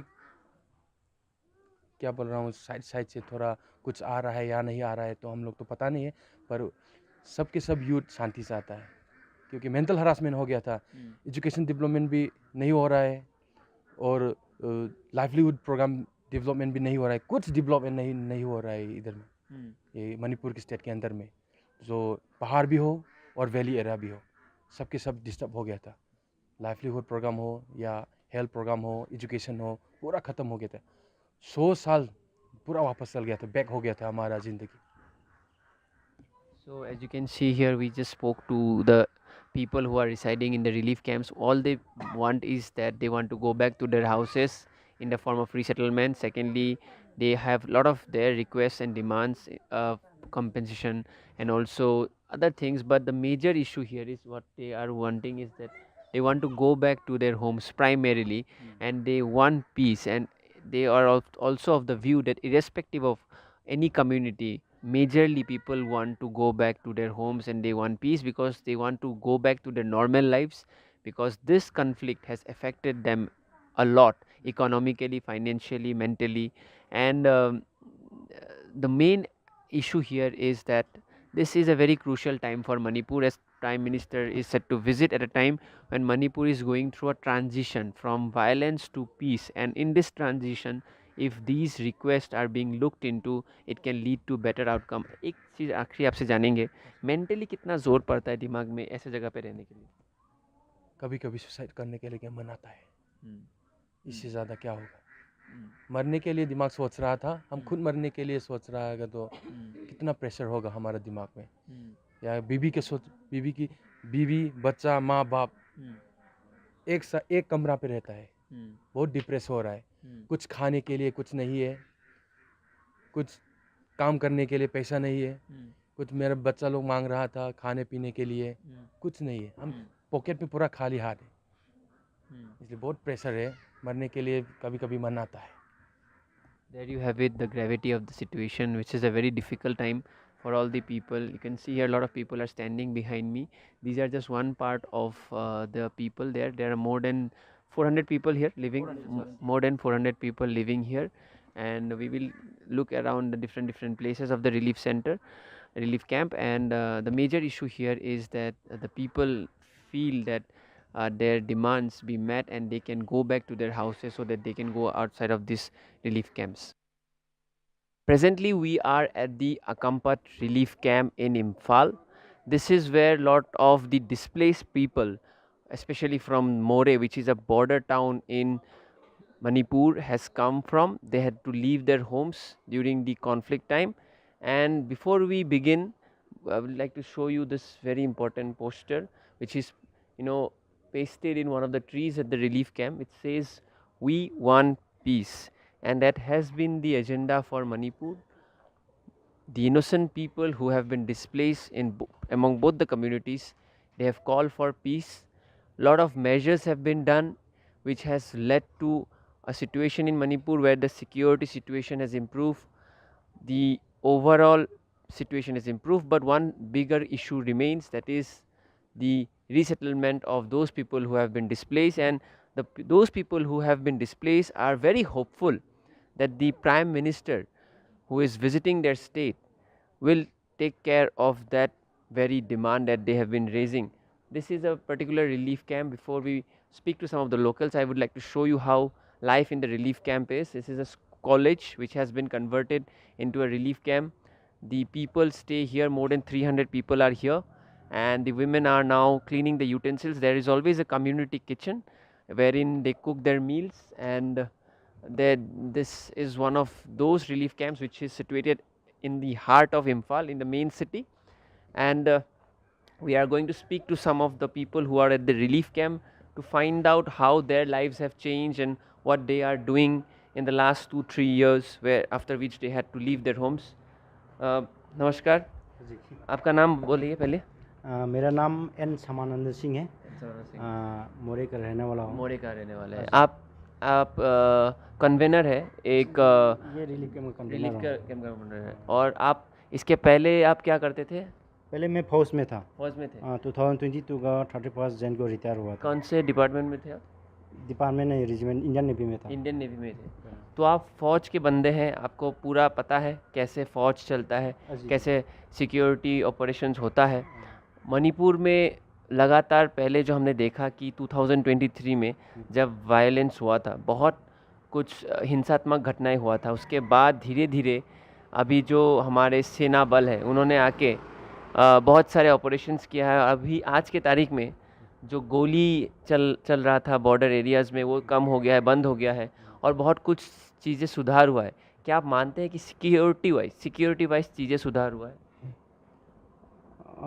थोड़ा पहले वैसा तो नहीं है, अभी थोड़ा नॉर्मल आ गया। फिर भी हम लोग अपने स्थान में जगह पे वो जा नहीं पाया। ये सिक्योरिटी थोड़ा इम्प्रूव हुआ है, लेकिन आप लोग अभी भी अपने घर नहीं जा पा रहे। तो उसी के वजह से मैं आ रहा था उसके ऊपर।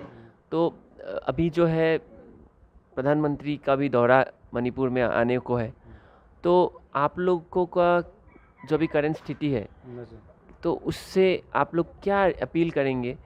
कि सबसे पहले मैं ये कल भी ये मेमोरेंडम देने के लिए रेडी कर रहा हूँ। सबसे पहले मैं प्रधानमंत्री जी को प्रार्थना करके रिक्वेस्ट करूँगा कि जल्द से जल्द अपने स्थान में सुरक्षित के साथ वापस जाने के लिए मैं प्रधानमंत्री जी सर को रिक्वेस्ट करूँगा। ये पहले सबसे पहला हमारा डिमांड, हमारा ख्वाहिश है। उसके बाद सेकेंड है जो 2 कम्युनिटीज़ तो उधर पीसफुल रहना चाहता, अपने जगह में पीसफुल रहना चाहता है, जो दोनों कम्युनिटी के बीच में पीसफुल डायलॉग होना चाहिए। जो कुकी का भी है, मैते के भी, दोनों कम्युनिटी से जो बैठ के जो प्रॉब्लम है सुधारने के लिए बात करेगा, तब पीसफुल आएगा। इसके लिए पहले ये मांगूंगा, दोनों कम्युनिटी को साथ में बैठा के बात कराने के लिए मैं ये मांगूंगा। और तीसरा है रिहेबिलिटेशन, जो तुरंत जाके हम लोग रह नहीं सकता। उधर हमारा घर वर सब जल गया, कुछ बचा नहीं है। उसको घर वर बनाने के लिए रिहेबिलिटेशन का जो प्रोग्राम है उसके लिए मैं मांगूंगा। क्या आप मानते हैं कि अगर ये चीज़ें आप करेंगे, जो आपने डिमांड है, तो ये मणिपुर का प्रॉब्लम जो है सॉल्व हो सकता है? जो आप बोल रहे हैं कि पीसफुल सॉल्यूशन के लिए डायलॉग होना चाहिए और वगैरह वगैरह जो आपने कहा है, क्या इससे मणिपुर का प्रॉब्लम कम हो जाएगा, सॉल्व हो जाएगा?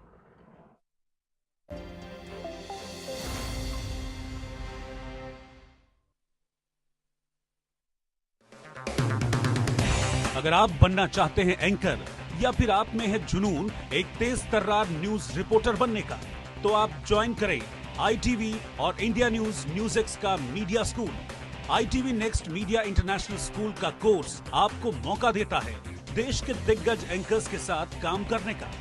ITV next media international school में आप बेहद नजदीकी से देख पाएंगे किस तरह से ITV नेटवर्क के दिग्गज पत्रकारों की टीम दिन रात खबरों पर काम करती है। इस कोर्स के दौरान आप सीखेंगे एंकरिंग की एक एक बारीकी उन एंकर्स के साथ जो देश को रखते हैं हर खबर से बाखबर। ITV next media international school का ये कोर्स आपके एंकरिंग स्किल्स को करेगा इतना सशक्त, मजबूत, जिससे आप बनेंगे पत्रकारिता की दुनिया का वो चमकता चेहरा जो दुनिया देखेगी और पसंद करेगी।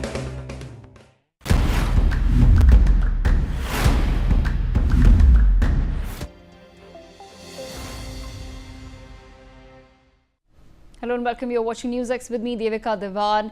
We have some breaking news coming in. US President Donald Trump has now said that the suspected assassin of Charlie Kirk is in custody. Trump said, and I quote, "I think with a high degree of certainty we have him in custody." Trump has also said that someone very close to the suspect has turned him in, adding that an announcement will be made soon by the security agencies. Ajay Jandal, my colleague with us on the broadcast. Ajay, take our viewers through the details. Big developments taking place.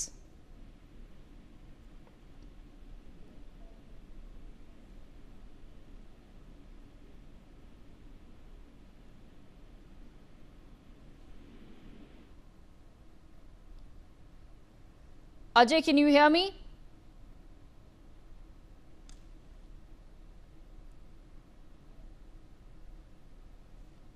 All right, big news coming in. We're now learning from the President of the United States of America himself that the assassin of Charlie Kirk is likely in custody. My colleague Adarsh with us on the broadcast. Adarsh, take our viewers through the details. Right, Devika. Now, President Trump has claimed on the Fox and Friends show on Fox News that the suspect of the shooting of Charlie Kirk, obviously, has been put in custody. He said, and I quote, that with a high certainty, I can tell you that we have with a high degree of certainty, in fact, I can tell you that we have him in custody. This is the latest update that we have at the moment. We've also accessed the further updates on this. Trump has basically urged his supporters to respond peacefully, and he's told that Kirk has been an advocate of non-violence. Okay, all right. Ajay Jandal with us on the broadcast as well. Ajay, take our viewers through further details. We're now learning that Charlie Kirk's assassin is likely in custody, but Donald Trump is yet to give a full clarification of the same.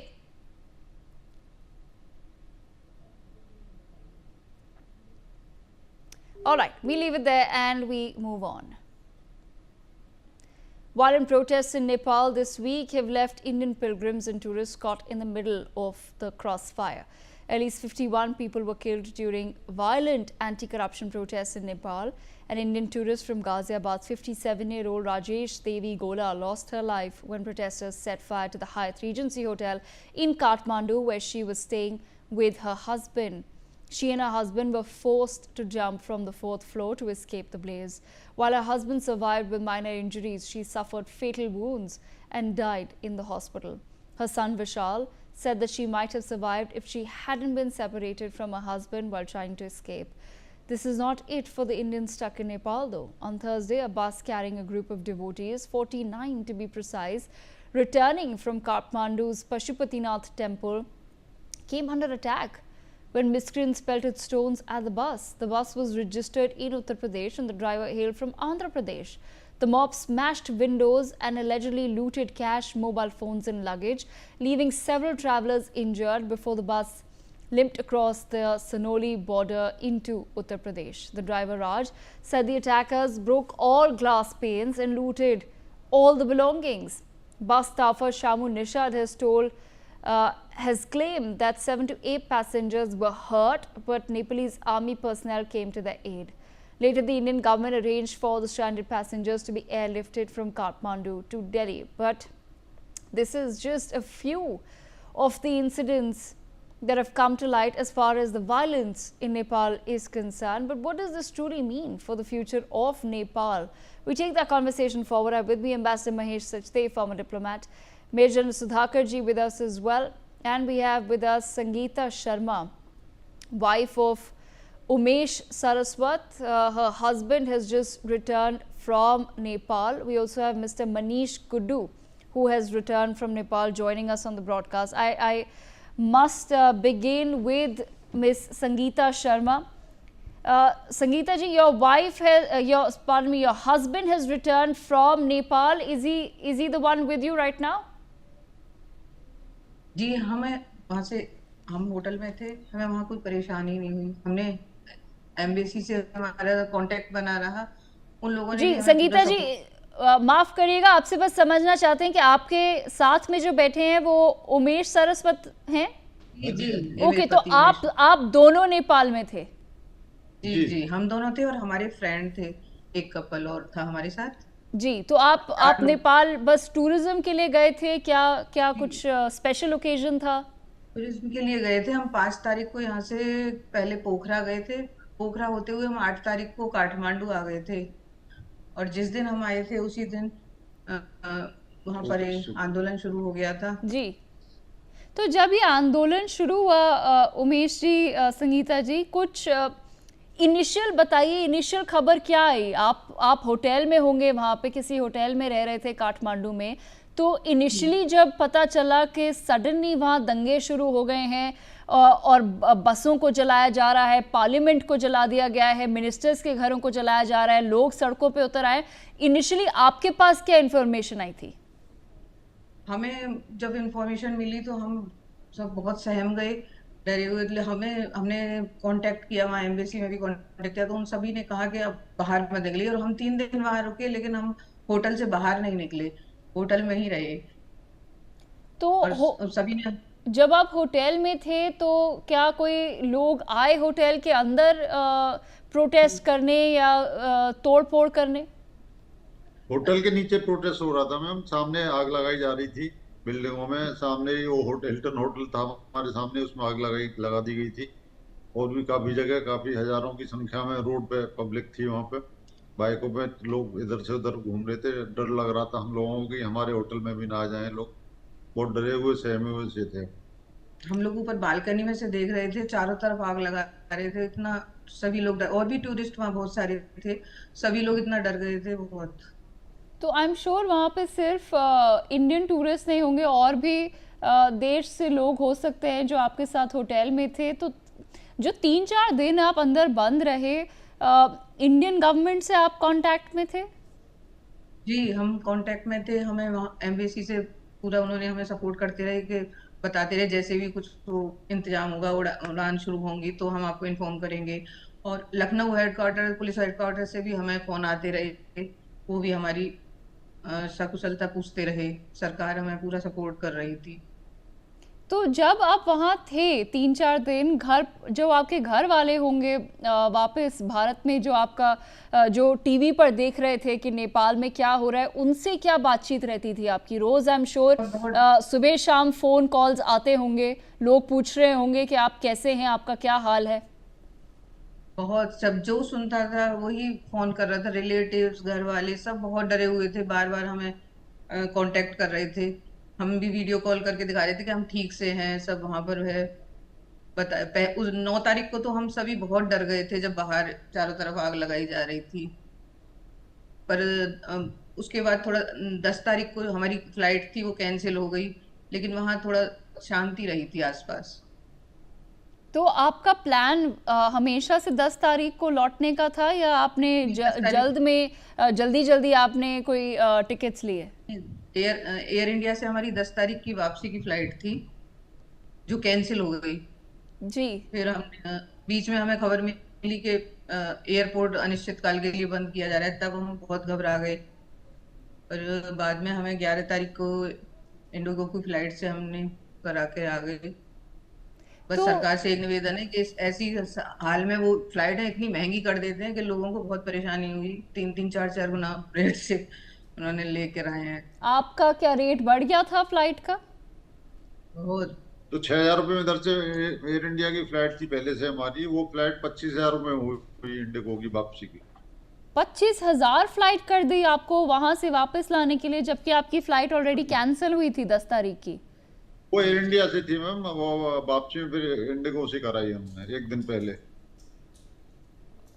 Very strange and very sad. पर आपसे ये भी समझना चाहेंगे, जब आप 3-4 दिन अंदर होटल में बंद हो गए तो जो होटल का स्टाफ था उन्होंने वो आपकी कुछ मदद कर पा रहे थे? जो खाना पीना था वो नॉर्मल था?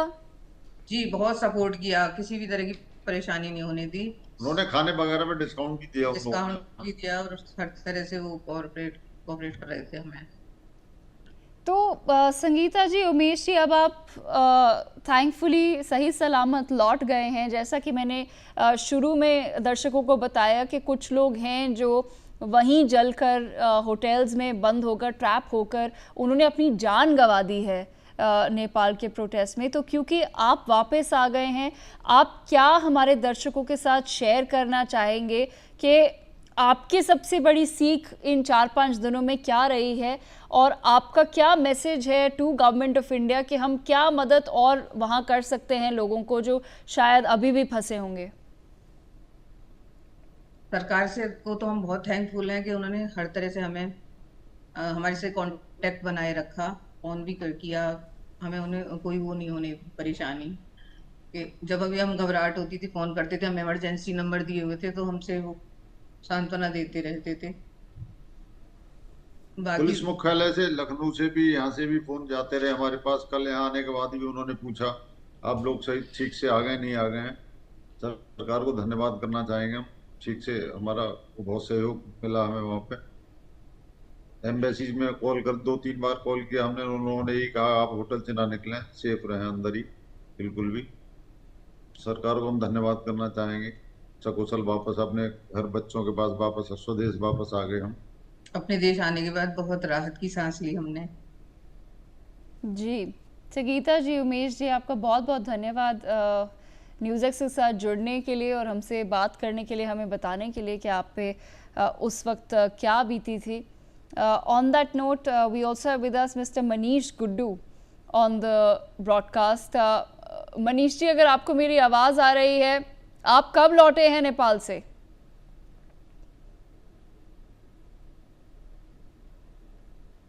मनीष जी, मेरी आवाज पहुंच रही है आप तक?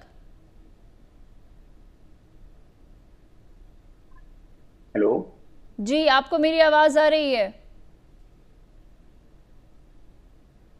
Okay, we seem to be having some network issue there.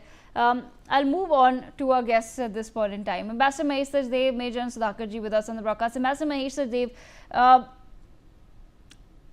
how do we see, there's no government right now in Nepal. So obviously there's no question of raising this issue of general public safety because we don't know who to really reach out to at this point in time. But how do we at least raise a very clear objection to what has happened? There is absolutely no reason why anyone should tolerate citizens of their country dying in the sort of absolutely mindless way in which the protests in Nepal have transpired.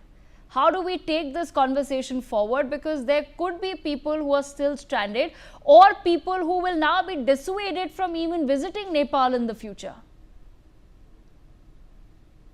Thank you, Devika, for having me. It's indeed a tricky situation. I must add that there is always a government in place, although the leadership may not be in place, may be diffused, but various ministries, various security agencies, organs, army, etc. are in place. And in such a tricky anarchical situation, it is embassy's job to keep in touch with every stakeholder that is affected, and more importantly, to keep in touch with the authorities who are empowered or able to help the situation. There is also need to understand that protests, etc., were not per se anti-India. the anarchical elements, the rogue elements, etc., have taken advantage of the anarchy, and they are doing what they are expected to do: loot foreigners. Tourists are supposed to be loaded, and they are easy prey. So that's how it seemed to be happening. And I should add that India, being a large neighbor, sends a lot of tourists to Nepal. And this was the peak season of tourism. Rains had just ended, and Nepal welcomes tourism around this time. So it was to some extent collateral damage that our nationals have suffered. Of course, we need to take it seriously and remonstrate with the authorities. More importantly, coordinate with them so that such incidents are avoided in future. Thank you. All right, Ambassador Sajdev, I'll come back to you in just a moment. Major and Sudhakarji, your thoughts on the same, sir, because at the end of the day, the sort of scenes that have come out of Nepal really do make one wonder what went wrong over a few days. I understand that this was a protest that was probably, or the resentment was brewing over a very long period of time, but within 2 to 3 days, people have set public property on fire. There are visuals coming in of these so-called Gen Z protesters who are dancing in front of burning buildings. A former Prime Minister of Nepal has lost his wife because she was trapped in the house when they set it ablaze. How do we now really take this forward with Nepal, given the absence of a government at this point in time? Yeah, Devika, good evening. Thank you for getting me to your show. It's no doubt it's a very unprecedented turn of event. And being a military man, if I have to apply all my wisdom on the whole issue, I would say that there is a pattern. Never study a security situation in isolation. You got to join the dots. So when you join the dots, 2022, Sri Lanka, then Maldives, then Bangladesh, then here, there is a common trend line which is actually emerging. And the pattern of activities are also becoming very pronounced. So there was a basic cause. Out here, the basic cause, the facade which was being presented was the banning of the apps. But this was the trigger. Taking advantage of the trigger, when the protest started off, many of the participants in the protests have come in multiple media platforms to say that the protest would assume such unimaginable violent contours that they never imagined. Same thing happened in Sri Lanka as well. Same thing happened in Bangladesh. So that means there is a criticality, there is a trigger which is being monitored by some external agency, or maybe with the help of coordinator inside, and at particular point the button is being pressed, now let go. So when that let go thing is given, that order or direction through means of signal or through means of some coordinated activity, then, but by all standards, Devika, I totally agree with you. The Nepal arson or the carnage has taken some undue, unprecedented proportion. All the public institutions and the Prime Minister's wife being trapped and killed. Then one thing has got viral, some finance minister or somebody, he's been lynched, he has been stripped and thrown onto the banks of a river. I mean, this is never done. Your parliament, your Supreme Court, all the institutions have been attacked. Will people of any country, why only Nepal, will the indigenous population of any country be so virtuously motivated against their own institution and country? I don't think so. So there are some external elements who were waiting to pounce on the opportunity when the momentum picked up, and they actually merged themselves with the crowd, and thereafter they have unleashed these kind of violent activities. So that actually justifies that, whether you call it as Arab Spring or South Asian Spring, there is a bigger plan behind what is visible to you and me and others. The bigger plan is there is some force, and that force is, I would say, it could be the Westerners, the deep state in America, it could be anybody else, forces inimical. The ring of fire is complete now. You see, what after? Question should come to our mind, what after Nepal? Now coming to the second part of your question, what is it that we can do? Our own people are trapped in the hotels, and they're transiting, they're traveling at place A, B, C. I personally feel taking the new normal of agitation and such kind of unprecedented violent activities, arson and all, I think we need to factor in the visa-less or visa-free travel to countries like Nepal and all, because what is worrying me is that during COVID time, our number of checkposts between Nepal and India, incidentally for our viewers, it will do them good to understand that Nepal and India, there are 5 states which have got sharing borders with Nepal. Bihar and UP, they have got the longest distance of the border. I think Bihar is largest, close to 700 kilometers. UP is around 600. Rest all are small. Uttarakhand is just about 179 kilometers. Sikkim is around that much. So total comes to 1751. At places you will find 1770 kilometers. What I am coming to is that as on today, to the best of my understanding, since I have dealt with the subject myself, there will be roughly around 7 to 8 immigration posts from Bihar to Nepal and vice versa, from UP to Nepal and vice versa. But there are far and few, except for the trucks, except for the goods going into Nepal and coming out of Nepal. The tourists generally do not take these kind of routes. They go by air, majority of the tourists.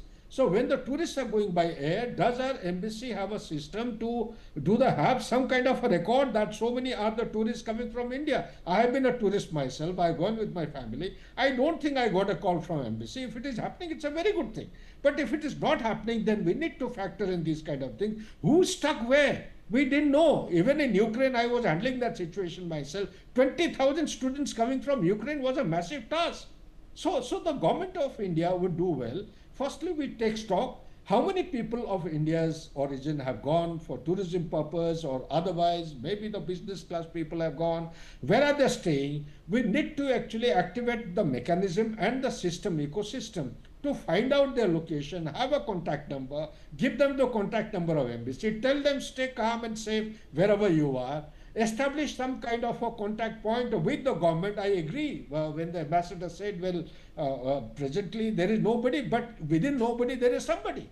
There is an army, Nepalese army and Indian army. We have best of relationship.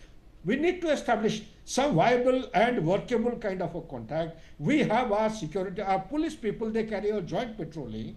So such kind of agency security apparatus have to be actually reconnected, and some mechanism has to be worked out. Last but not the least, Devika, if you allow me, I would like to say that the hallmark of everything lies in anticipation. We need to be prepared. In today's in 21st century, there is a new normal which is emerging. Whoever is going wherever, he has to be mentally prepared for a contingency like this if he wants to have a holiday trip. And if he is prepared, then what are the contingencies? That has to be as a futuristic course of action. We must have a checklist available in the country that these are the contingencies. It could be a disaster prone. In any case, Nepal is a seismic 5, seismic 6 kind of a zone. It could be a disaster kind of a thing. It could be a cloudburst. It could be a terrorist activity. And within this subpart, I would like to submit one thing, that there is a strategic rivalry between USA and China going on in Nepal.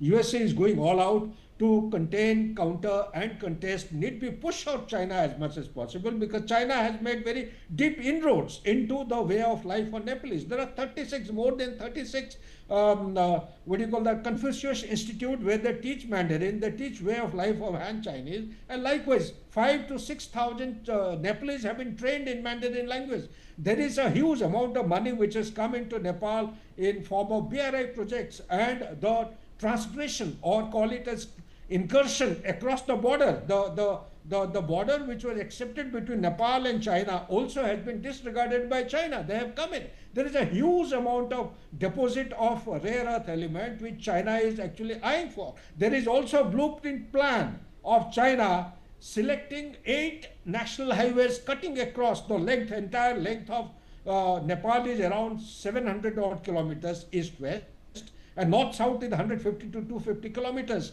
There are 8 alignments which have been surveyed, and Nepal is waiting for the government to get an opportunity to come. Yes.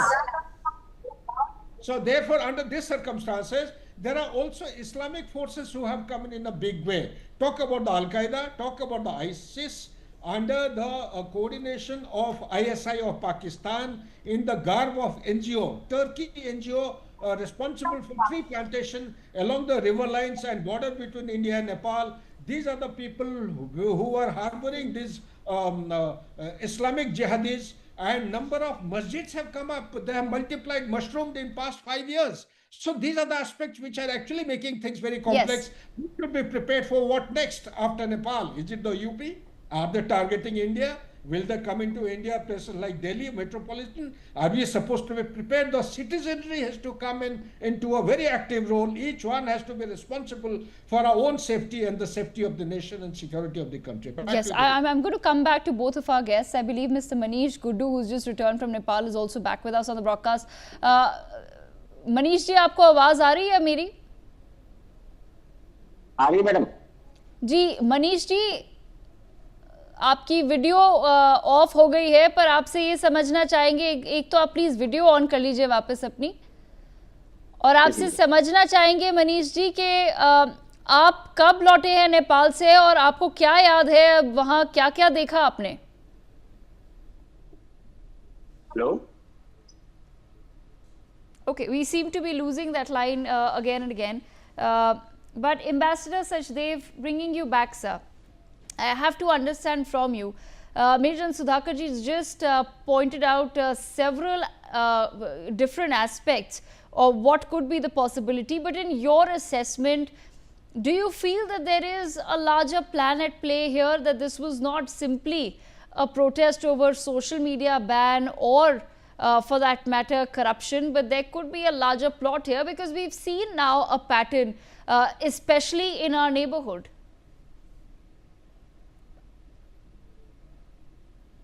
Ambassador Mahesh Sachdev. Am I audible? Yes, sir. Yes, sir. Go ahead. Can you hear me? Thank you for the question. I tend to take a slightly nuanced view. I think there is a governance deficit in many of India's neighbors: Sri Lanka, Bangladesh, Nepal, Pakistan, Myanmar. There is a popular alienation with the ruling elite, and the problem that man in the street faces are not being tackled, such as unemployment, the arrogance of those in power, nepotism, education and healthcare deficit, insecurity, etc., etc. Now, these conditions give rise to social and economic entropy, and when a critical mass gets assembled, it explodes. Now, that is part of the natural progression.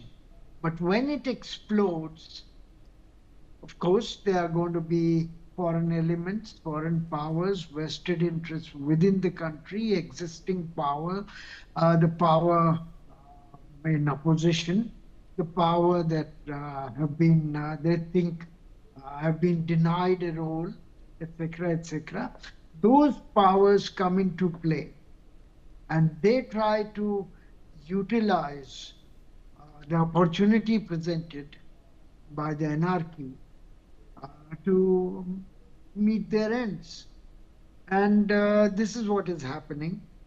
Of course, General is not off the mark. There might be a wider conspiracy to surround India with such fragile states and in difficult conditions, so as to preoccupy India in South Asia itself and prevent it from playing a more global role. But then that's not my call. I don't believe that such a wider conspiracy does exist. But when opportunities present themselves, people vested interest within and without come into play. I should add here that organized major powers do have contingency plans, do have people in place in their own country, locally, ready. They've taken out of freezer, put in microwave, and served to the people to take care of the situation. This is what seemed to have happened in Bangladesh. This is what they tried to do in Egypt after Hosni Mubarak, and so on and so forth. So there are the contingencies exist. People do support at one level. You know, if a country would support official Indian government to government contacts would be there, but at the same time they would keep giving political asylum to Kashmiri rebels or Khalistanis, etc., just in case opportunity presents itself. And this is, if this can happen to a major stable power such as India, you can imagine the fate of Bangladesh, Nepal, and Sri Lanka and Maldives. So I think we need to be prepared, and we need to keep our guard. I think the point about anticipating possibilities of sudden developments adversarial to India that General raised is something extremely important. India was, one should say, was caught a bit napping, unawares of what happened in Maldives, what happened in Sri Lanka, what happened in Bangladesh. And now these events in Nepal also seem to have not been anticipated. So all that put together, I think there need to be cautious, need to be more proactive and anticipatory. Thank you. All right. On that note, I thank both of our guests for joining us on the broadcast. With that perspective, we leave it there and move on to some breaking news. European Union Commissioner for Trade and Security, Maros Sefcovic, is on a visit to India. He says that India and EU are putting in maximum efforts to finalize negotiations by end of the year. Listen in. We are now maximizing our efforts to finalize negotiations by the end of the year, as it was agreed by the President of the European Commission, Ursula von der Leyen, and Prime Minister Modi when we've been here, as I mentioned earlier this year. And we are striving to put in place an economically meaningful win-win package that brings real added value to businesses and consumers both in Europe and here in India. Because this would enable us to work together in the areas where cooperation will bring additional value and where it definitely makes sense. This would also provide you, the car manufacturing industry, with the ability to create a future where innovation and sustainability drive the progress. As you see, the both of us are still having a good time. Both of us are a little bit tired because we are talking to each other with a huge intensity. And I can tell you that our teams are even more worn down than two of us because they are working even harder. And with that, we step into a very short break. For centuries, the sea has been a pathway to progress. And at the heart of India's maritime ambition lies a state with the longest coastline in the country, Gujarat. With a 2,340-kilometer coastline, Gujarat serves as a critical entry point for cargo coming from the Eastern Hemisphere. But it's not just a coastal hub. Gujarat is a gateway to the entire north and central part of India, connecting landlocked states like Madhya Pradesh, Rajasthan, Punjab and Uttar Pradesh to global trade routes. This strategic position has allowed Gujarat to become India's undisputed maritime leader. The Gujarat Maritime Board, or GMB, has been instrumental in this success since 1982. Today, Gujarat's ports handle an incredible 488 million metric tons of cargo, more than double that of any other state. Gujarat accounts for nearly 31% of India's total cargo traffic and a staggering 66% of the cargo handled by non-major ports. Gujarat's leadership isn't just about volume, it's built on a foundation of innovation. વડાપ્રધાનશ્રીએ દેશના પોટેન્શિયલને સુગ્રોથિત બનાવવા પર ભાર મૂક્યો છે અને એના પરિણામ સ્વરૂપે અનેક ક્ષેત્રોને અકલ્પનીય વિકાસ થયો છે. પોર્ટ્સ તેમાંનું એક મહત્વનું ક્ષેત્ર છે. ગુજરાત તો દેશના સૌથી લાંબો 1600 કિલોમીટર દરિયા કિનારો ધરાવતું રાજ્ય છે. વડાપ્રધાન શ્રી નરેન્દ્રભાઈ મોદીએ ગુજરાતની આ સ્ટ્રેટેજિક કોસ્ટ લાઇનને દેશની સમૃદ્ધિનું પ્રવેશ દ્વાર બનાવવાની નેમ સાકાર કરી છે. તેમણે મુખ્યમંત્રી તરીકે 2003માં શરૂ કરેલી વાઇબ્રન્ટ ગુજરાત ગ્લોબલ સમિટને પરિણામે 2 દાયકામાં ગુજરાત પોર્ટલેન્ડ ડેવલપમેન્ટનું પાયોનિયર બન્યું છે અને રોડ મોડેલ રાજ્ય તરીકે પ્રસ્થાપિત થયું છે. Gujarat was the first in India to introduce a dedicated port policy, which opened the doors for private investment and public-private partnerships. Gujarat was also the first to invite private players into port bidding and to establish a private port at Pipavav. The state's pioneering spirit led to the development of specialized terminals like the LNG terminal and the chemical terminals at Dahej.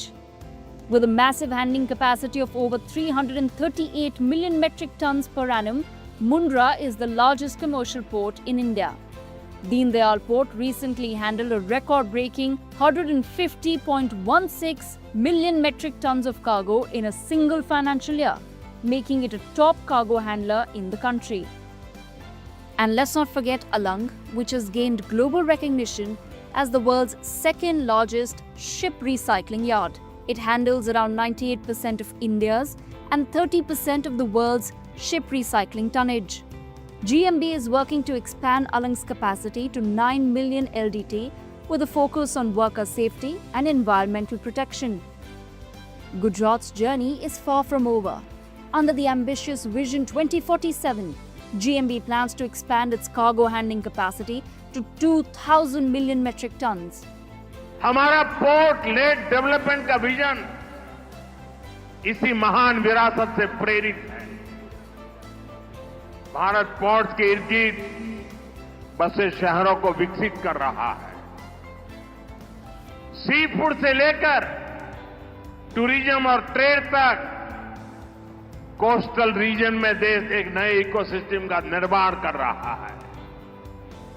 देश ports के विस्तार और आधुनिकीकरण उस पर बहुत बड़ा निवेश कर रहा है.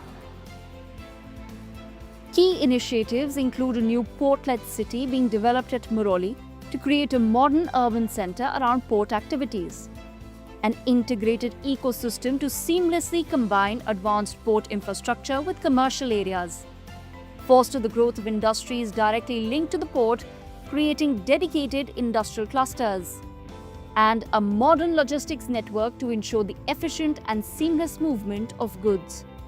The plan is also to develop 10 new greenfield ports and redevelop 6 existing ones, adding an estimated 200 million metric tons of capacity. To support this growth, Gujarat is enhancing its strong rail and road networks, connecting its ports to the western dedicated freight corridor to reduce logistics costs and congestion. With its strategic location, forward-thinking policies and bold new projects, Gujarat is not just consolidating its role as India's maritime leader, it is shaping the nation's future, as a global maritime powerhouse, driving economic growth and solidifying India's place on the world stage.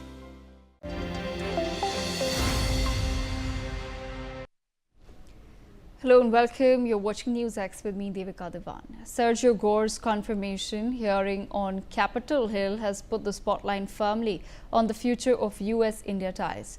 Testifying before the Senate Foreign Relations Committee, the ambassador-designate struck an optimistic note, saying Washington and New Delhi are not that far apart on a deal on tariffs and predicting a resolution in the next few weeks.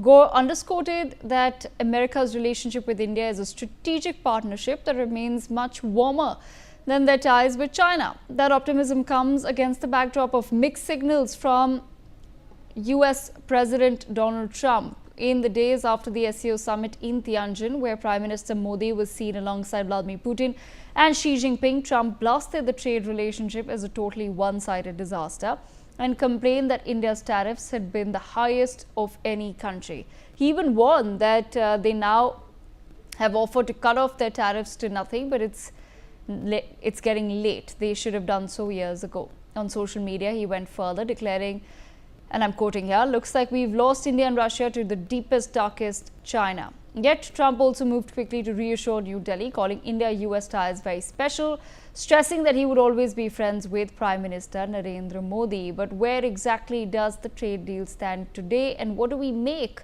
of President Trump's latest comments? I have with me Senator, President Trump has been crystal clear on this. They must stop buying Russian oil. Possibilities are endless, Senator, as you pointed out. We fully intend in these trade talks that are ongoing right now to open the markets to crude oil, petroleum products, liquefied natural gas. You're talking about a population of 1.4 billion individuals there. Their middle class, by our definition, is larger than the entire United States of America. And so we have countless possibilities to expand into those markets, and we fully intend to do that. Our relationship with the Indian government, with the people of India, extends many more decades, and it's a much warmer relationship than they have with the Chinese. Frankly, they are concerned by Chinese expansionism. And Chinese expansionism is not just on the border of India, it's all over the area. And so we share a lot in common, and we share a lot of the same concerns that other nations in the region do.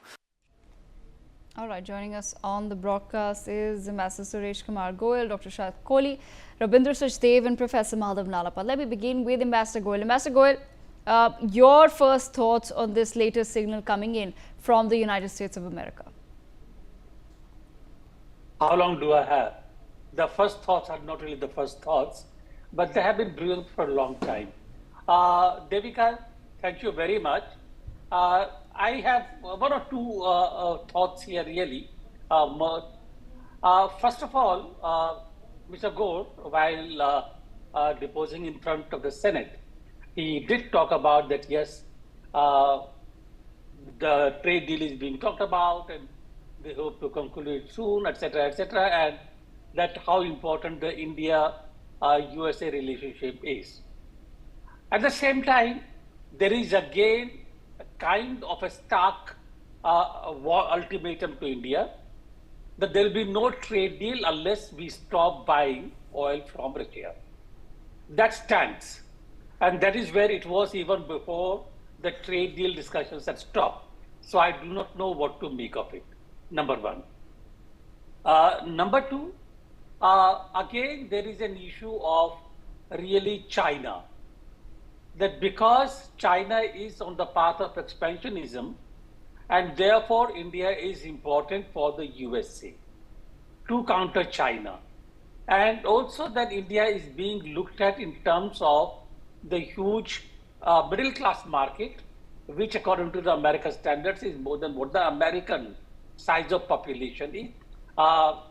If we have to look at the purchasing power, maybe the market will be smaller than the USA, but nonetheless, in terms of population, it is more than USA. My concern really is that the factors which had led to the downward trend in the India-US relations, they still remain very, very important in the minds of those who are close to President Trump, including Peter Navarro, including the Commerce Secretary, including Robert Gore. And even if President Trump keeps on saying how keen he is to have conversations with Prime Minister Modi, at the same time, his team continues to be really issuing these kind of, including the ambassador designate, so to say. They continue to issue these kind of warnings to India.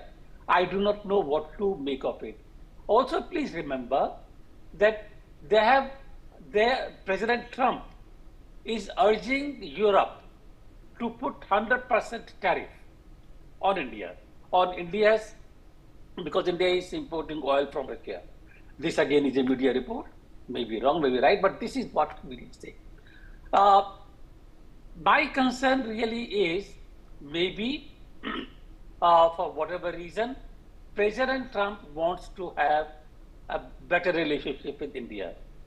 But the team of President Trump, including his ambassador designate, does not seem to be indicating giving any indications in that direction. I will have to wait for those indications to know that yes, we are going to have a sound relationship. Last point really here is, I think we had become so totally US-centric in our relationship that President Trump could use that US centricity to threaten India and say that yes, in case you do it, then you have all this tariff. If we are going to become US-centric again, are we going to suffer the same kind of situation again, being threatened? I think it's better for us really to have a multilateral engagement. Sorry, not multilateral, but engagement in a multipolar world with different countries, along with an autonomy to be able to take our decisions. And we know where our interests are. We want to have good relations with the USA. We have said it very often. But that relationship with the USA cannot be that of a supplicant and a provider. It has to be an equal relationship. Devika. All right, Professor Madhav Nalapat, your thoughts on the same, because it has been slightly confusing so far. What exactly does the US want? But a lot has changed since the SCO summit, and we do hear some change in tone ever since then. But what do you make of the latest commentary that's coming out of the US? Look, the fact of the matter is that, I don't know about any separation between Donald Trump and his team, for a simple reason that if his team had any separation from Donald Trump, they would not be in the team for very much longer. They would be immediately dismissed. Otherwise, I agree with Ambassador Goel's comments. I would only like to point out that Sergio Gore has got to be confirmed. He's got to have a majority in the in the Senate voting him in. And I think he's saying the right things to ensure that he is confirmed. But the reality situation is, within 24 hours of his landing in Delhi and settling in Roosevelt House, he's going to understand that it's absolutely no go for India to stop buying Russian oil. We're not going to snap a relationship going back from the 1950s on the whim of anybody in 2025. And I can tell you that Prime Minister Modi is absolutely firm on that. There's not going to be any question of any concession on that, for a simple reason that they talk about the 1.4 billion people of India. Well, they depend on cheap energy.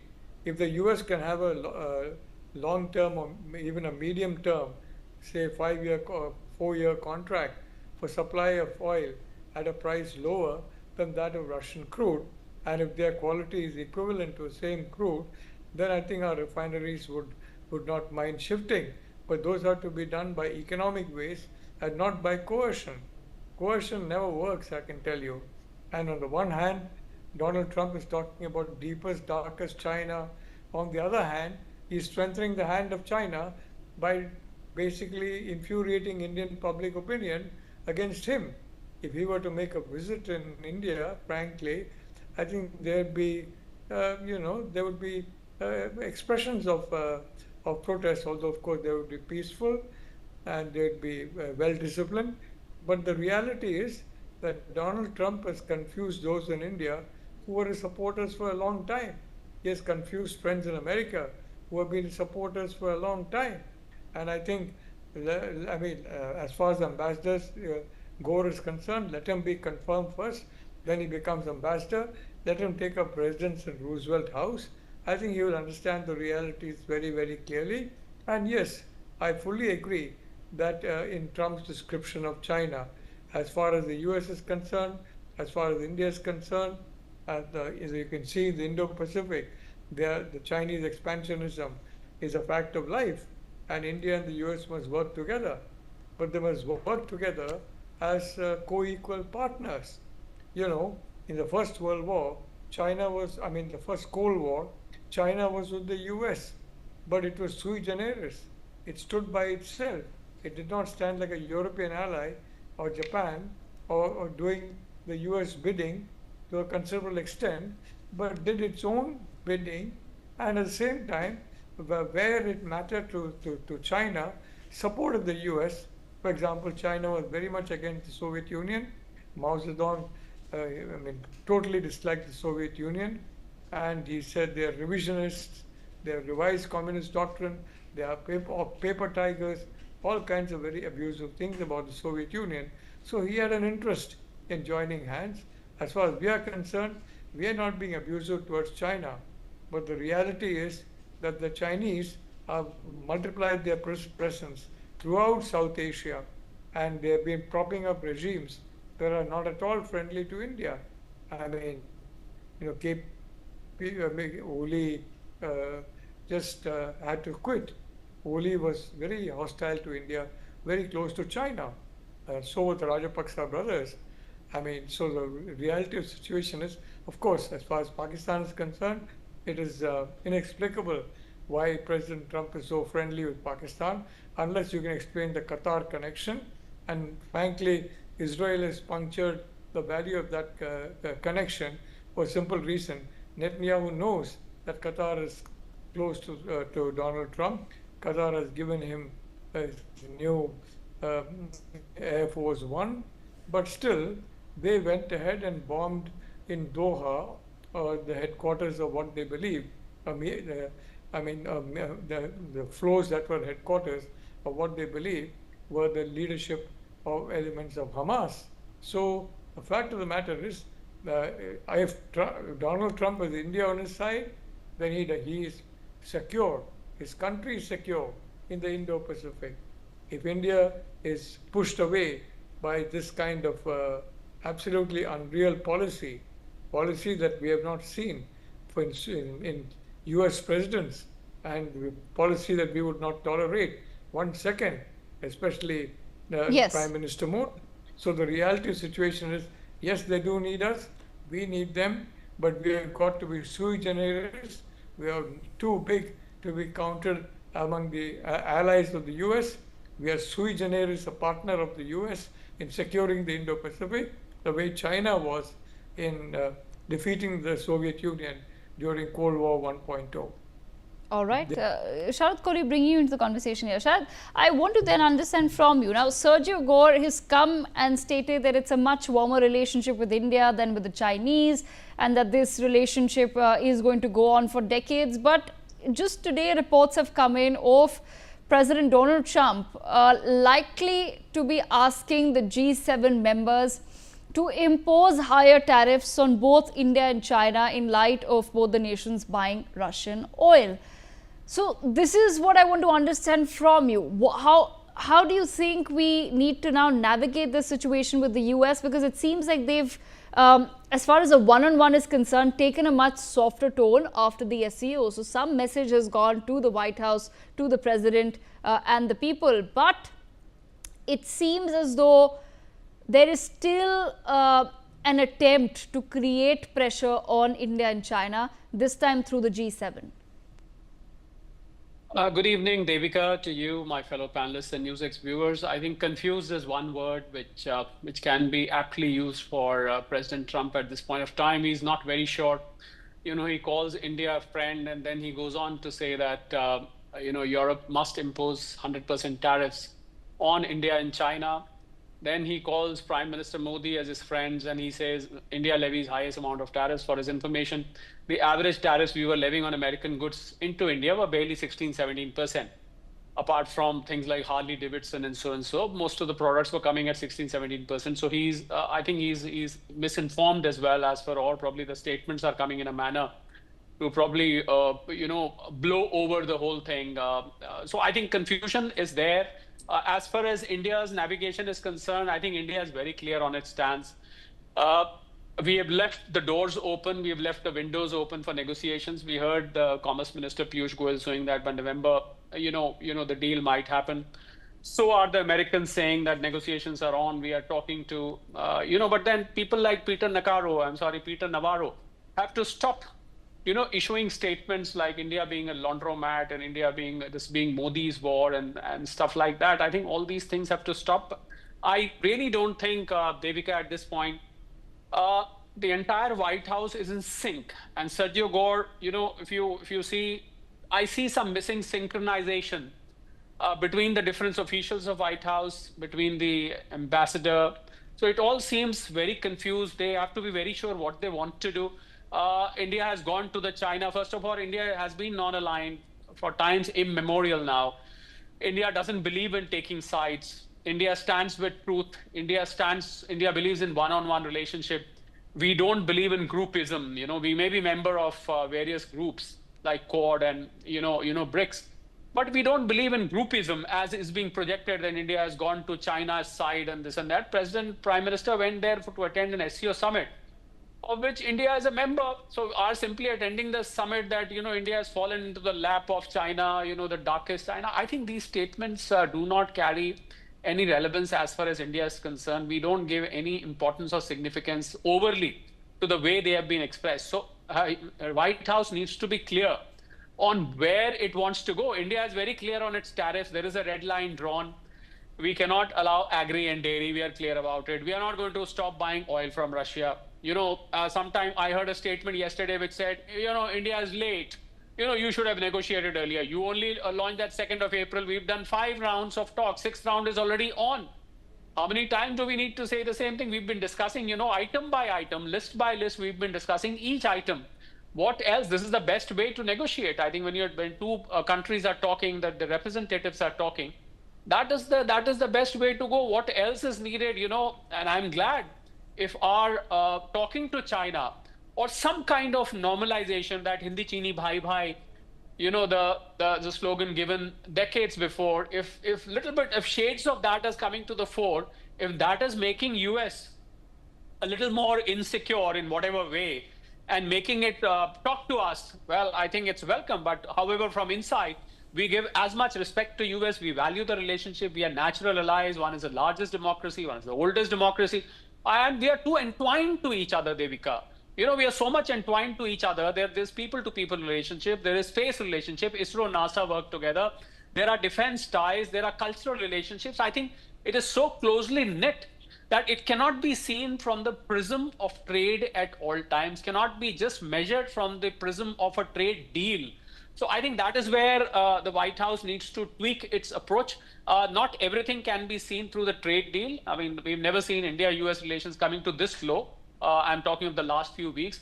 Now, of course, there is some softening of stancing, and US is increasingly realizing, and we should not forget, Devika, that President Trump's approval rating in America has come down from 53% to 42%. So his approval rating is falling, especially on the economic front. On immigration, he still might be scoring, fair enough. But then as far as economy is concerned, inflation numbers came yesterday, 2.9%. Jobless claims. Look at the jobless claim numbers. So I think he will increasingly start realizing what I mean, as an economist, I've been saying this from day one when we started discussing this topic, that America is heading for that situation. And now the numbers which are emerging from the American economy, they are clearly indicating to the forecast, which I personally had made, that inflation will rise, the jobs are going to be less, and jobless, job creation of 22,000 is very alarming. Jobless claims are increasing. In fact, that is a good sign for the Fed to cut down the rates. But overall, I think President Trump, at the back of his mind, I'm sure his advisors are also telling him that, look, your economy is not doing well. You're doing this to your friends. You're doing this to the rest of the world. This might be, self-destructive. So I'm sure he's realizing that. And I think as we progress with the flux of time, he will realize this even more. And I think what India needs to do is to just hang on, be there, leave the doors and windows open for discussions, and be very clear on its stand. We are very firm on our stand. I think for India, that is enough. It's all up to US to navigate. We really don't have to navigate as much, Devika. Right, absolutely. I'm going to leave the last word with Rabindra Sachdev. Rabindra Sachdev, you've just heard what everyone else has also had to say, but I want to understand from your perspective too. What do we make of, like I said, this report now coming in where we're learning that Donald Trump may be asking the G7 leaders to also increase some pressure in India and China, while he himself and his administration have softened their tone towards India? Well, thank you, Devika, and a pleasure to be with such eminent minds. I think we've explored from various angles, so maybe I'll try another. A couple of things, I think, in a big picture. We need to unbox the deal that America is negotiating with us, or the tariffs that we are facing. The tariffs that we are facing are one on account of trade, which is the 25%, and the other tariffs that we're facing, 25%, is due to Russian oil. Now, the latest statement to some extent does indicate, so far America was saying, I think that was the point, that they will not discuss even the trade discussions unless India stops buying the oil. But now when there are news coming that they're talking about discussions on trade, etc., to me it seems that maybe they are decoupling the discussions and tariff on trade and the discussions and tariff on Russian oil. One. Secondly, yes, on Russian oil, 25% yet. Trump has been asking European Union 50% to 100% more on China and India. And now you're telling us that he's also telling the G7. So on Russian oil, if the war continues in Ukraine, we might expect realistically, that the tariffs would go up. That's on the oil part. Now coming to the trade part. On the trade part, they're saying we'll discuss. Yeah, sure, we've identified our red lines and all. The big picture, it seems to me, the confusion part of it, it could be deliberate also.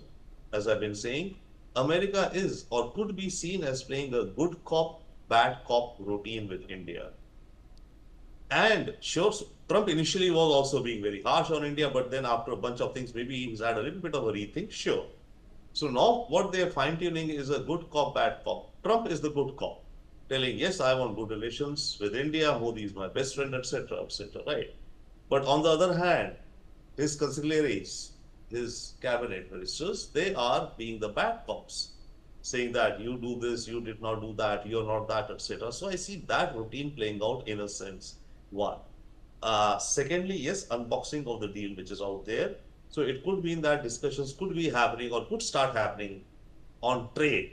That is on the 25% of the tariffs there. So maybe they could come down to 20. Some red lines of ours will be sacrosanct. Some we will adjust. Some America will adjust. We don't know. But probably it won't be anywhere lower than 15% because EU and several other countries have not. I think only UK has a 10% tariff and others are 15. Whereas before Trump, when he came, the average tariffs were about 2.5%, 3%. So whatever it be, even if it's 15 or 20, it's much higher than the pre-Trump era. Now, the other thing which is being said is that that it's Trump's reaction to India posing up with China and all. And I find it surprising, Sergio Gore's statement, that we have a much warmer relationship with India than India has with China. Of course, yes. There is no comparison between the relationship that India and the US had pre-Trump and what India and China had, or even India and China now even contemplating.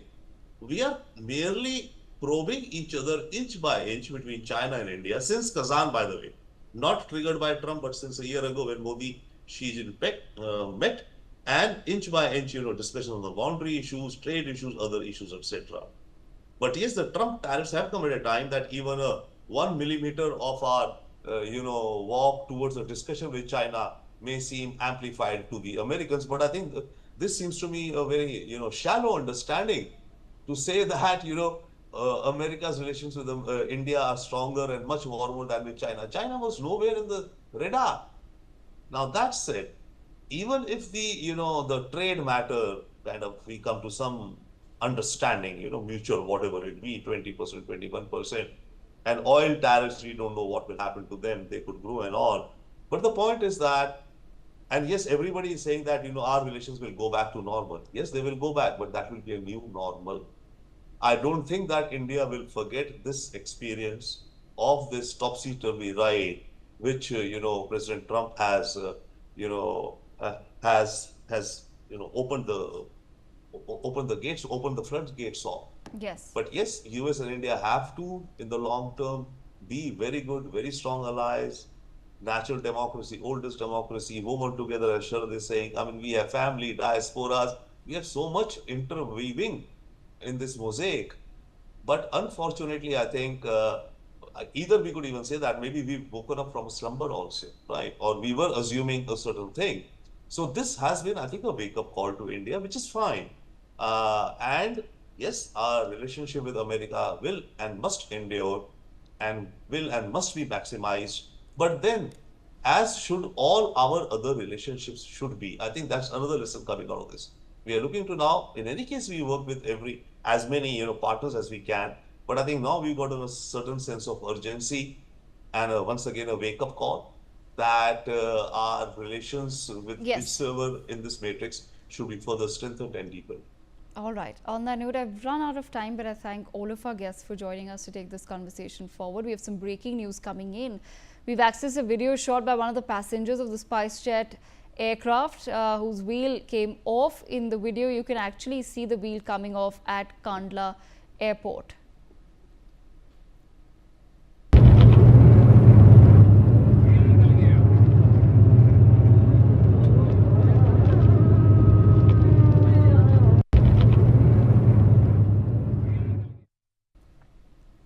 My colleague Shahid Ansari with us on broadcast. Shahid, take our viewers to the details, please.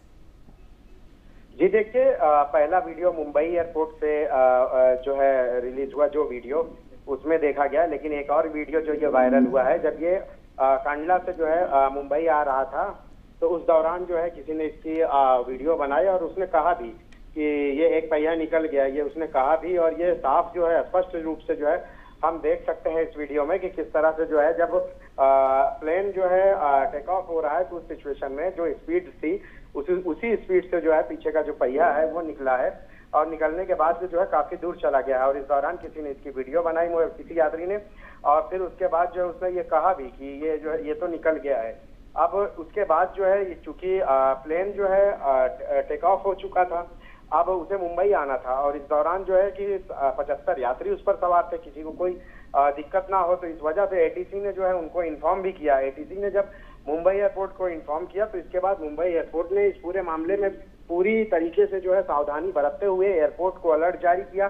5 बजे तक जो है emergency alert जारी किया और वहां पे सारे बंदोबस्त के साथ जो है एयरपोर्ट पर सारी सुविधाओं के साथ खड़े थे कि अगर इस दौरान कोई हादसा होता है, प्लेन क्रैश होता है, प्लेन में किसी तरह की आग लगती है, तो कंट्रोल करने के लिए मुंबई एयरपोर्ट पर सारे लोग जो है खड़े थे। लेकिन शुक्र इस बात का है कि यहाँ जो है पायलट की हाजिर दिमागी से ये एक सेफ लैंडिंग हो गई और इससे जो है सारे 75 जो मुसाफिर रहे, यात्री रहे, वो पूरी तरह से सुरक्षित रहे। जी। Okay, Shahid, thank you so much for joining us on the broadcast with those details. In other news, Charlie Kirk was assassinated in Utah on Wednesday, the 10th of September. Ironically, he was speaking to 3,000 students about mass shootings when he was shot in the neck. Kirk was one of the most influential podcasters in the MAGA world and the co-founder of Turning Point USA. Since then, many, including President Donald Trump, former President Obama and Biden, have expressed their condolences. Till now, the investigative agencies have released a photograph of the person of interest and released a video showing the suspect climbing off the roof of a building, crossing a street and moving into a wooded area near the campus. But we have some news coming in. US investigators have said on Thursday that they found a bolt-action rifle believed to have been used in the shooting of Charlie Kirk. It is a high-powered bolt-action rifle found in a wooded area near the shooting site in Utah. Apparent engravings on the ammunition found so far and their meaning were still being analyzed by authorities. The investigators say that the weapon was discarded along his escape path. The weapon recovered by investigators was described by the FBI official Robert Bowles as a high-powered bolt-action rifle. So that's the information that's come in. We have with us Ms. Purnima Nath. She's a Republican leader. Ms. Raymond Vikri, former U.S. Assistant Secretary of Commerce. And we also have Mr. Surinder Singh Lali with us on the broadcast, and Mr. Ravi Karkara, founder of Invest NYC Forum. Let me begin this conversation with Mr. Raymond Vikri. Mr. Vikri, what do you understand from the assassination of Charlie Kirk? Because one thing is clear, that this was a targeted shooting and not really an attempt at a mass shooting at this university function. Yes, well, thanks for having me. This, of course, is a very solemn and serious time in the life of the United States. We understand that there is a suspect in custody. And now the question going forward is how will American rule of law be upheld in going forward? We've lived through difficult times in the past of violence. I personally, in the 60s and 70s, when we had a presidential candidate, Martin Luther King, we had Kent State, and we did manage to uphold the rule of law and not seek retribution and creating of enemies that had to be rooted out. That having been said, one hopes that this will be the path forward for the United States now, because for all democracies, whether they be India, in Western Europe, Japan, the essence of being able to move forward is to uphold values of the democracy, free speech, due process, moving forward to tamp down violence. So this is a serious time. We'll learn more as it goes along. It is not helpful for people to call for retribution, rooting out of enemies, and it remains to be seen whether or not we'll be able to continue the path that we've been on for 250 years, with one major exception, namely civil war. Some really important news coming in. I'll come to our guests in just a moment. We've now been informed that the killer of Charlie Kirk, the assassin, has been identified as 22-year-old Tyler Robinson of Utah. A new image of him has been released, even though the FBI is probing the motive behind the killing of Trump's close aide at this point in time. Important information coming in. We've now been told that the assassin has been identified as 22-year-old Tyler Robinson, who belonged to Utah. That's important.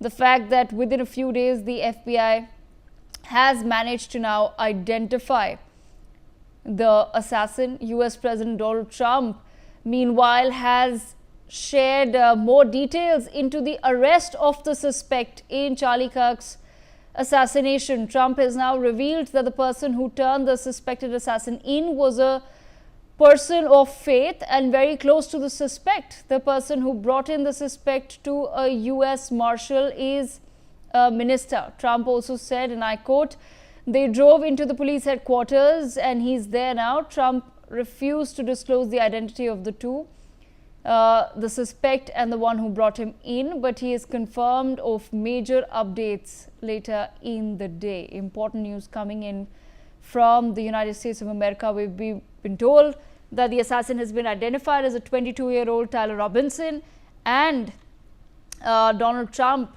has now also given information of how the assassin was actually brought in. Meanwhile, in more news coming in, another detail into the assassination tells us that the suspected killer arrived in the college campus just moments before the start of the event where Charlie Kirk was assassinated. The suspect arrived at the campus on US local time 11:52 a.m. and moved to the stairwell to reach the vantage point on the roof. The shooter then fled from the scene, jumping from the building. The video of this fleeing has been released by US authorities, and of course it's been all around social media. Interesting developments taking place as we speak. I want to bring in Ms. Purnima Nath into the conversation as well. Ms. Nath, your first thoughts on the identity of the killer now being revealed as a 22-year-old young man from Utah.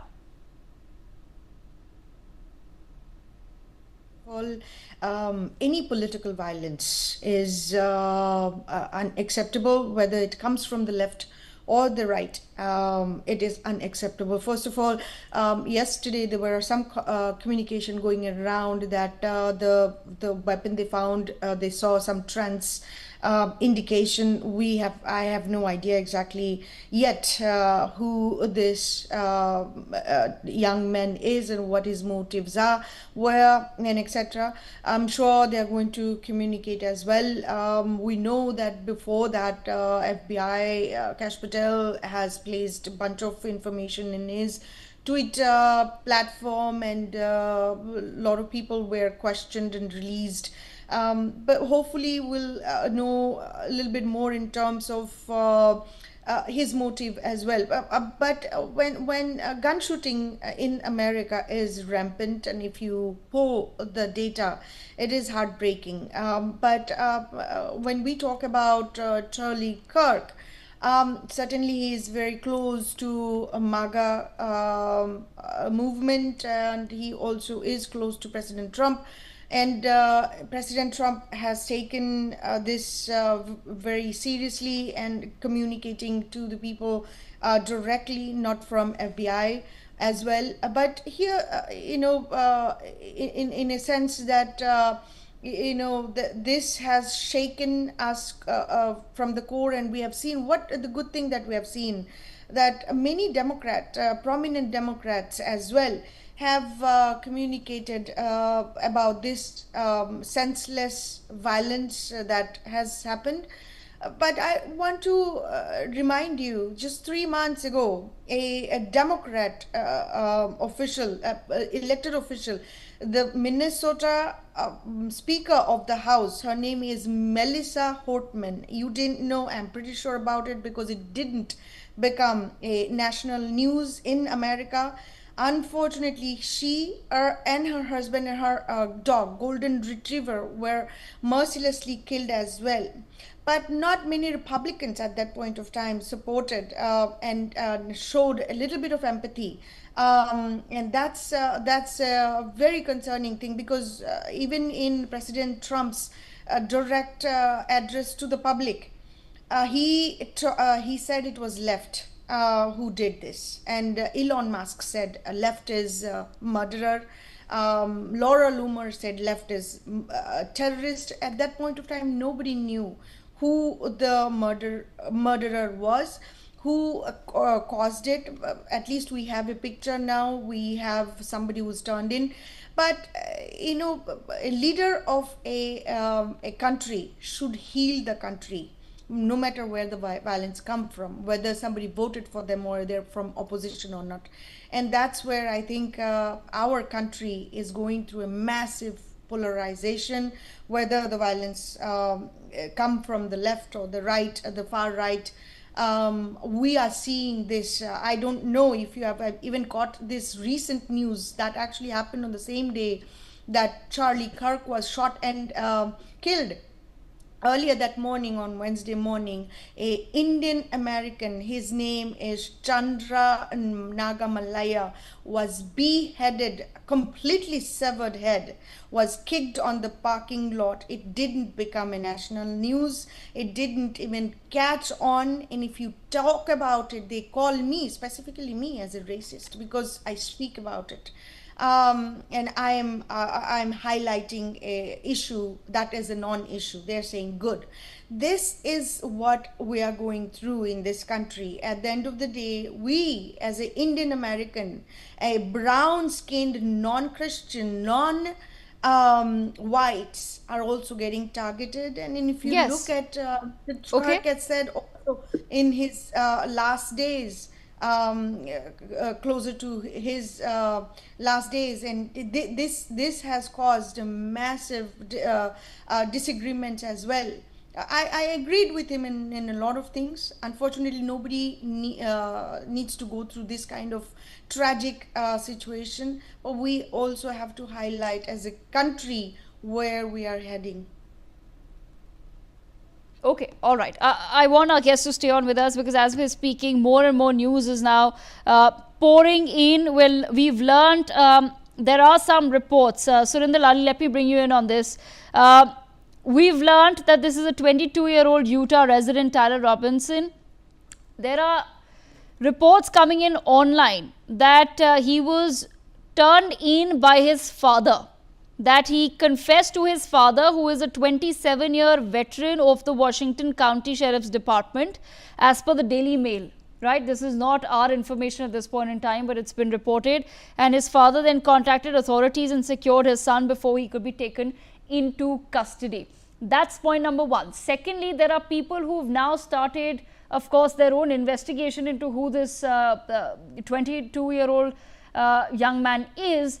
And what we're learning is that he was an exceptionally bright student. There are people who've managed to pull out his report cards from his college and school days, and he's a really, really bright student. I'm looking at all straight 100% or at least in the 90 to 100% percentile as far as most subjects are concerned. So here's a bright young man in Utah who's managed to get his hands on a gun and decided to shoot Charlie Kirk at the very minute when he was talking about mass shootings in America. What does this tell us about the state of America today, Surinder Lali?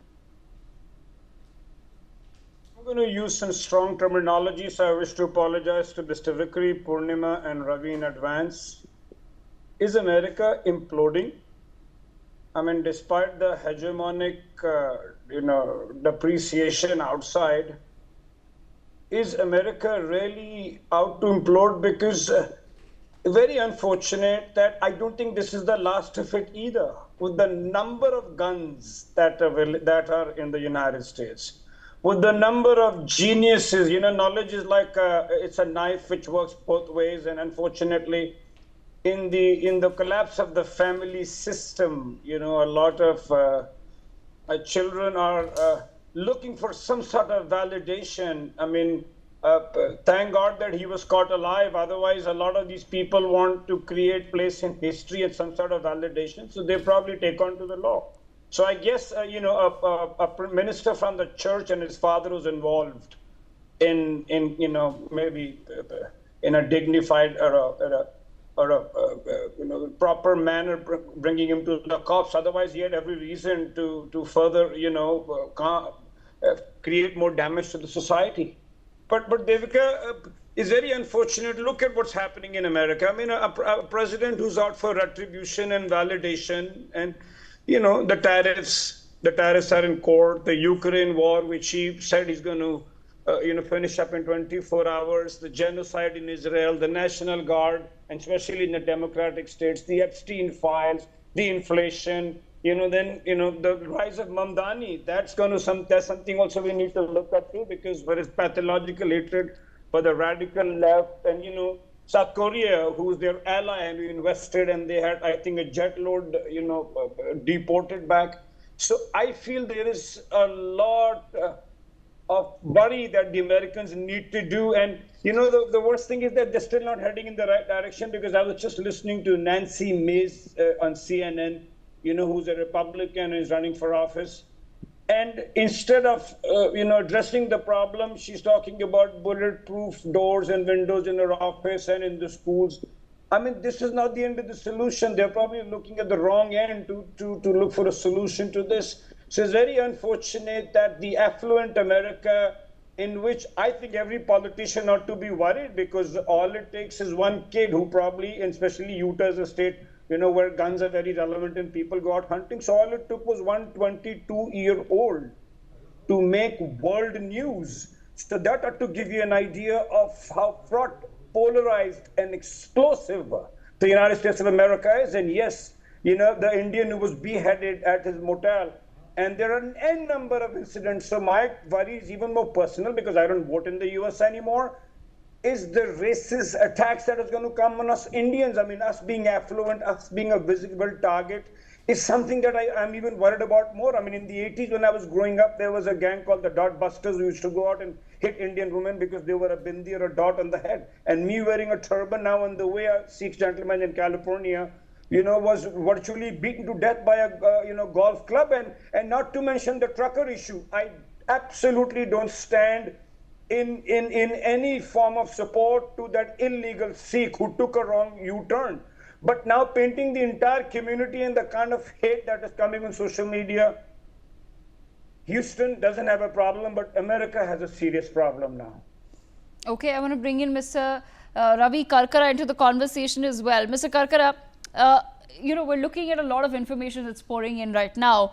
There are people who've started, of course, looking into Tyler's family background, Tyler Robinson's family background. And upon first glance, Mr. Ravi Karkara, this is a very smart young boy. He's likely a university student. And basis the information that we have on his family, it's a pretty regular family life that he was leading. There are photographs of them trick-or-treating. There are photographs of them just enjoying time together as a family. So it doesn't seem like this was a kid who was either a loner or depressive. I mean, that's something that only further investigation will reveal. But on the face of it, as far as social media is concerned, it seems like a pretty regular family life. Amidst that, what is your reading? The fact that this young man has decided to pick up a firearm and shoot Charlie Kirk in the middle of his address. So Devika, just to say a few words, I think first I extremely condemn any form of violence, whether it's any form of American life or any other life lost. And it's extremely unfortunate. And, I just tell you, before I answer that, I want to tell you, as a parent who's raising children here, right? One of the biggest worry that you have when you send your child to school is whether there'll be a gun violence, a shooting. And that's what we've been seeing. As Raymond correctly pointed out, it's not from today. It's a decade-old story. And, we know there are multiple issues, and we will come back to that. But I think the heart of this entire issue is the gun lobby. And I must say that I've never supported NRA. And the way NRA has infiltrated the political system, the financial system, and the media, which continues, as you were saying, that you want more protection from bulletproof, more houses, more buildings. Your regular schools where you have armed police outside schools, where do you see that? Many countries have gone away from this, but I think in America, we have a president who survived 2 assassinations. Yet the media totally ignored that, right? You saw that. So in this particular case, I think it's very unfortunate, and we will probably, I think what we're seeing is a face of what's happening, but we don't know the mental health. And of course, there will be some, triangulation where it'll come when we look at his own health situation. But it is absolutely unfortunate, a 31-year-old, no matter what his focus was, he was killed while speaking about, and of course, unlike him, I have a very different opinion, because I strongly believe that the Amendment 2 needs to be relooked at, because, the way NRA has played the American lives from a very young infant to an old, a president being assassinated in less than 14 months. So I think this is a much deeper issue. And of course, completely from a toxic masculinity perspective, you have many studies have shown, if you look at gun violence by young people, they attribute to the video games. There are many psychological studies which have been done, that why is it only young men, in most cases, would use gun violence on guns and attack, either as Lali was saying, either you take your own life, or you take multiple lives and then decide to give up your own life just to create some kind of a heroic falsehood. So this is a much deeper issue, and I really feel very, very strongly that no matter what the political affiliations are, whether you're Democrat or Republican, you need to relook at the Amendment 2. You need to look at the NRA infiltration. And we have so much of evidence with the NRA for decades creating this culture. So I very strongly believe that, while all the investigations, everything will come down into his psychological issues and everything, you can look happy. You can take multiple pictures. Remember, on social media, we always put the best pictures out, right? So I think deeper things will be really important to know. But I think the root cause must be addressed. And I'm not joking. I mean, I'm sure everybody here knows that when we send kids, everybody is wondering, will there be a no matter where you live, you can be living in New York or you can be living in Utah or San Francisco. Every parent goes through that, whether the children are going to school or to universities or to a nightclub or just to a festival. This is a reality, unfortunately, of the American society. Or walking into Walmart where a gunman will pick up the gun and start shooting aimlessly. So there is a much deeper introspection that must happen. Okay, I want to bring in and leave the last word with Mr. Raymond Vikri. Mr. Vikri, there are now photographs circulating online of Tara Robinson's family with guns, right? And several social media users have started pulling out some of their photographs from fishing trips and other family trips where clearly he was exposed to guns at a young age. Some of his other family members were also exposed to guns at a young age. Well, that is one aspect. Do you think Charlie Kirk's assassination could reopen the debate about gun laws, or is that going to be completely brushed aside like it always is, and it's eventually going to boil down to the mental health of this person, of the assassin? Well, unfortunately, the history is very plain that the gun problem will be swept under the rug, particularly by those who are supporters of the president. It is absolutely true that we are awash in firearms, that we have the worst record of any industrialized society in regard to killings and of all kinds. So this will of course ignite that debate again, but I do not see this shifting any movement politically. We're going to have to fall back on basic values, and all democratic societies must, and that is that issues have to be settled without resort to violence. And we see a movement worldwide, whether it be Russian invasion of Ukraine, whether it be extrajudicial killings in India. We see these resorts to violence. Unfortunately, the United States has exacerbated the problem perhaps more than any other nation other than the invasion that we have talked about by sanctifying firearms and the Second Amendment. So we're going to have to come to grips with it, but I do have some optimism that there will be, over a period of time, a movement in the United States to rectify what has been building at this time. But it's going to take a very strong effort on behalf of those who support the rule of law, who support the limitation on gun violence, and we do not have that political will at this time in regard to firearms.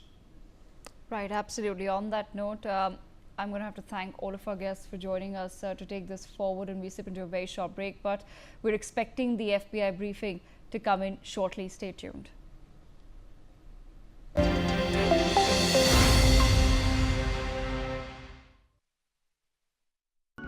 Co-powered by PolicyBazaar.com. Her family होगी insured. अब छोलिया हो या लोबिया, सफेद चने या काले चने, सब कुछ मजेदार बने। नानी, नानी, क्या हुआ बेटा? नानी भूख लगी है मगर ऐसा कुछ है ही नहीं जो हेल्दी भी हो और टेस्टी भी। बस 1 minute. Testo, the only one with non-frozen, no preservatives, premium soya chap. लाल रंग इसका अपार, तीखा कम है फिर भी स्वाद। बेमिसाल, बेमिसाल, MDH Kashmiri. MDH Kashmiri. MDH।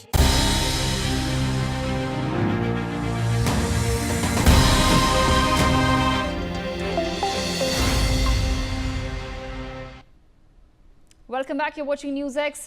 Big breaking news coming in. Nepal's parliament has officially been dissolved, and Sushila Karki will be taking oath as Nepal's prime minister any time today.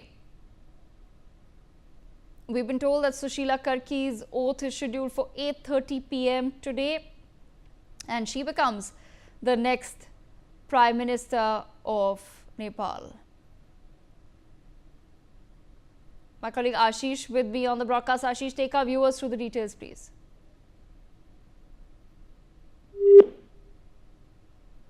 All right, we seem to have lost that line, but we're now learning that Sushila Karki is becoming the next Prime Minister of Nepal. And of course, important news because there was no government in Nepal since the past 2 days. Sushila Karki is a former Chief Justice of Nepal. She was the first woman to hold this post, and she does have an in with the Gen Z as well as with the political class. Important developments taking place in Nepal, where the government has been dissolved officially, but the Prime Minister will now be taking oath at 8:30 p.m.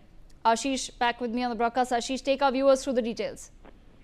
जी बिल्कुल, मैं आपको बता दूं कि जिस तरह से देखिए सुशीला कार्की का नाम आ रहा था, फिर किसी और का नाम आ रहा था, लेकिन फाइनल मोहर लग चुका है। सुशीला कार्की आज 8:30 बजे शपथ लेंगे। और सबसे बड़ी बात मैं आपको बता दूं कि जेएनयू के जो नेतागण है, जो उनके मुख्य नेतागण, उन्होंने नाम आगे किया था जिसपे फाइनल मोहर लग चुकी है। और 8:30 बजे सुशीला कार्की जी शपथ ग्रहण लगी, अंतरिम प्रधानमंत्री नेपाल की बनाई जाएंगी।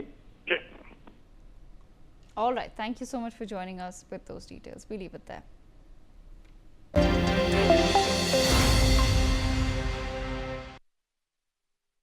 MDH का किचन किंग किचन में हो तो हम सब कुछ बना सकते हैं। बैंगन का भरता, आलू गोभी, भिंडी मसाला और भी बहुत कुछ। MDH। अगर आप बनना चाहते हैं एंकर या फिर आप में है जुनून एक तेज तर्रार न्यूज रिपोर्टर बनने का, तो आप ज्वाइन करें ITV और इंडिया NewsX का media school. ITV next media international school का कोर्स आपको मौका देता है देश के दिग्गज एंकर्स के साथ काम करने का।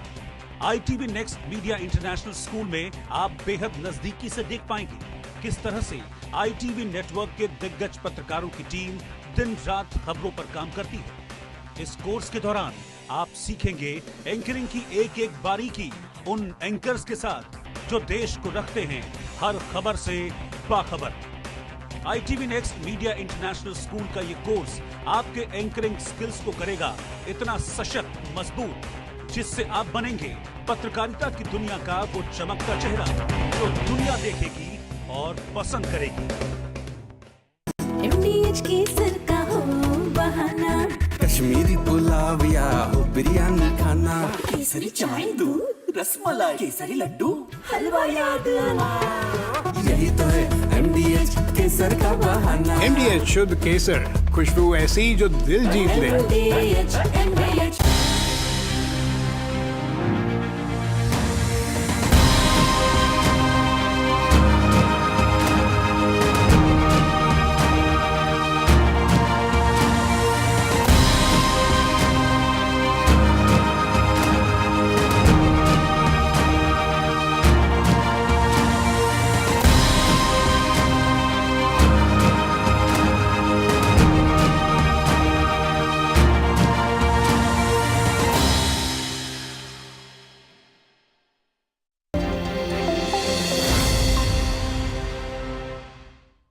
आपके घर के खाने में रेस्टोरेंट जैसा स्वाद ले आए MDH का शाही पनीर मसाला। पनीर को क्या मस्त बना डाला।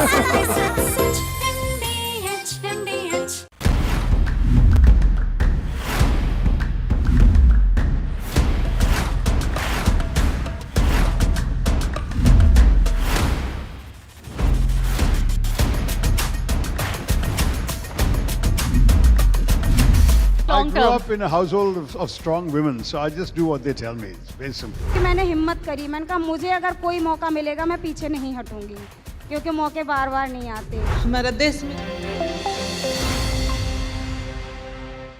Bill Mason, Lieutenant Governor Deidre Henderson, FBI Special Agent in Charge Robert Bowles, and local and federal law enforcement partners. Following the remarks today, Governor Cox, Director Patel, and Commissioner Mason will take questions. Thank you.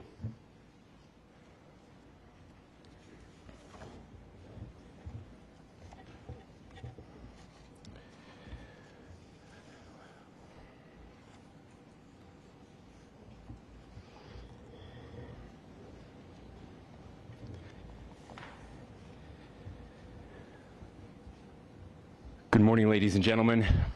We got him. On the evening of September 11th, a family member of Tyler Robinson reached out to a family friend who contacted the Washington County Sheriff's Office with information that Robinson had confessed to them or implied that he had committed the incident. This information was relayed to the Utah County Sheriff's Office and scene investigators at Utah Valley University. This information was also conveyed to the FBI. Investigators reviewed additional video footage from UVU surveillance and identified Robinson arriving on UVU campus in a gray Dodge Challenger at approximately 8:29 a.m. on September 10th, in which he is observed on video in a plain maroon t-shirt, light-colored shorts, a black hat with a white logo, and light-colored shoes. When encountered in person by investigators in Washington County on September 12th in the early morning hours, Robinson was observed in consistent clothing with those surveillance images. Investigators interviewed a family member of Robinson who stated that Robinson had become more political in recent years. The family member referenced a recent incident in which Robinson came to dinner prior to September 10th, and in the conversation with another family member, Robinson mentioned Charlie Kirk was coming to UVU. They talked about why they didn't like him and the viewpoints that he had. The family member also stated Kirk was full of hate and spreading hate. The family member also confirmed Robinson had a gray Dodge Challenger. Investigators identified an individual as the roommate of Robinson. Investigators interviewed that roommate, who stated that his roommate, referring to Robinson, made a joke on Discord. Investigators asked if he would show them the messages on Discord. He opened it and showed several messages to investigators and allowed investigators to take photos of the screen as each message was shown by Robinson's roommate. These photos consisted of various messages, including content of messages between the phone contact named Tyler with an emoji icon and Robinson's roommate's device. The content of these messages included messages affiliated with the contact Tyler, stating a need to retrieve a rifle from a drop point, leaving the rifle in a bush, messages related to visually watching the area where a rifle was left, and a message referring to having left the rifle wrapped in a towel. The messages also refer to engraving bullets and a mention of a scope and the rifle being unique. Messages from the contact Tyler also mentioned that he had changed outfits. I know there has been speculation as well as to the writing on those casings, those bullet casings, and I believe we have that as well, and I will share that with you now. So the area north of Campus Drive Road where the suspect crossed over, you saw some of that in the video that we released last night, consists of a grassy area with trees on the edge of the UVU campus.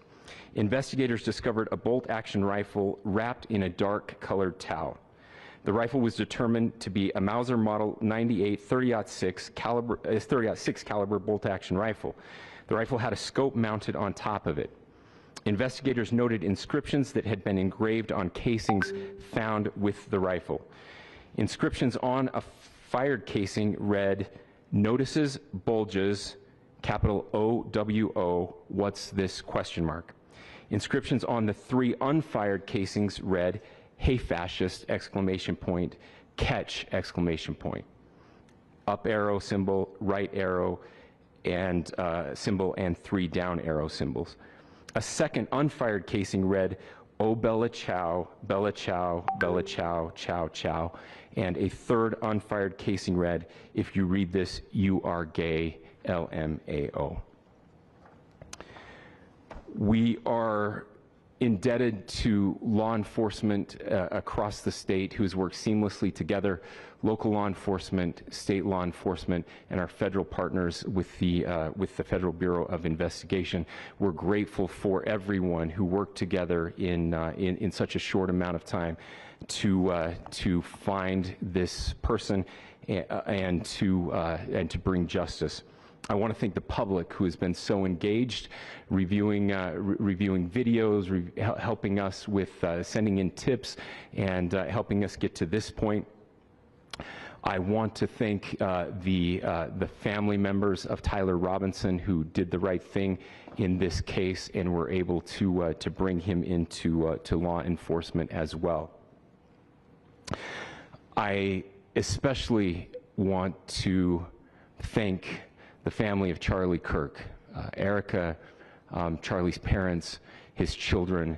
I want us to be thinking of them as we bring justice in this case.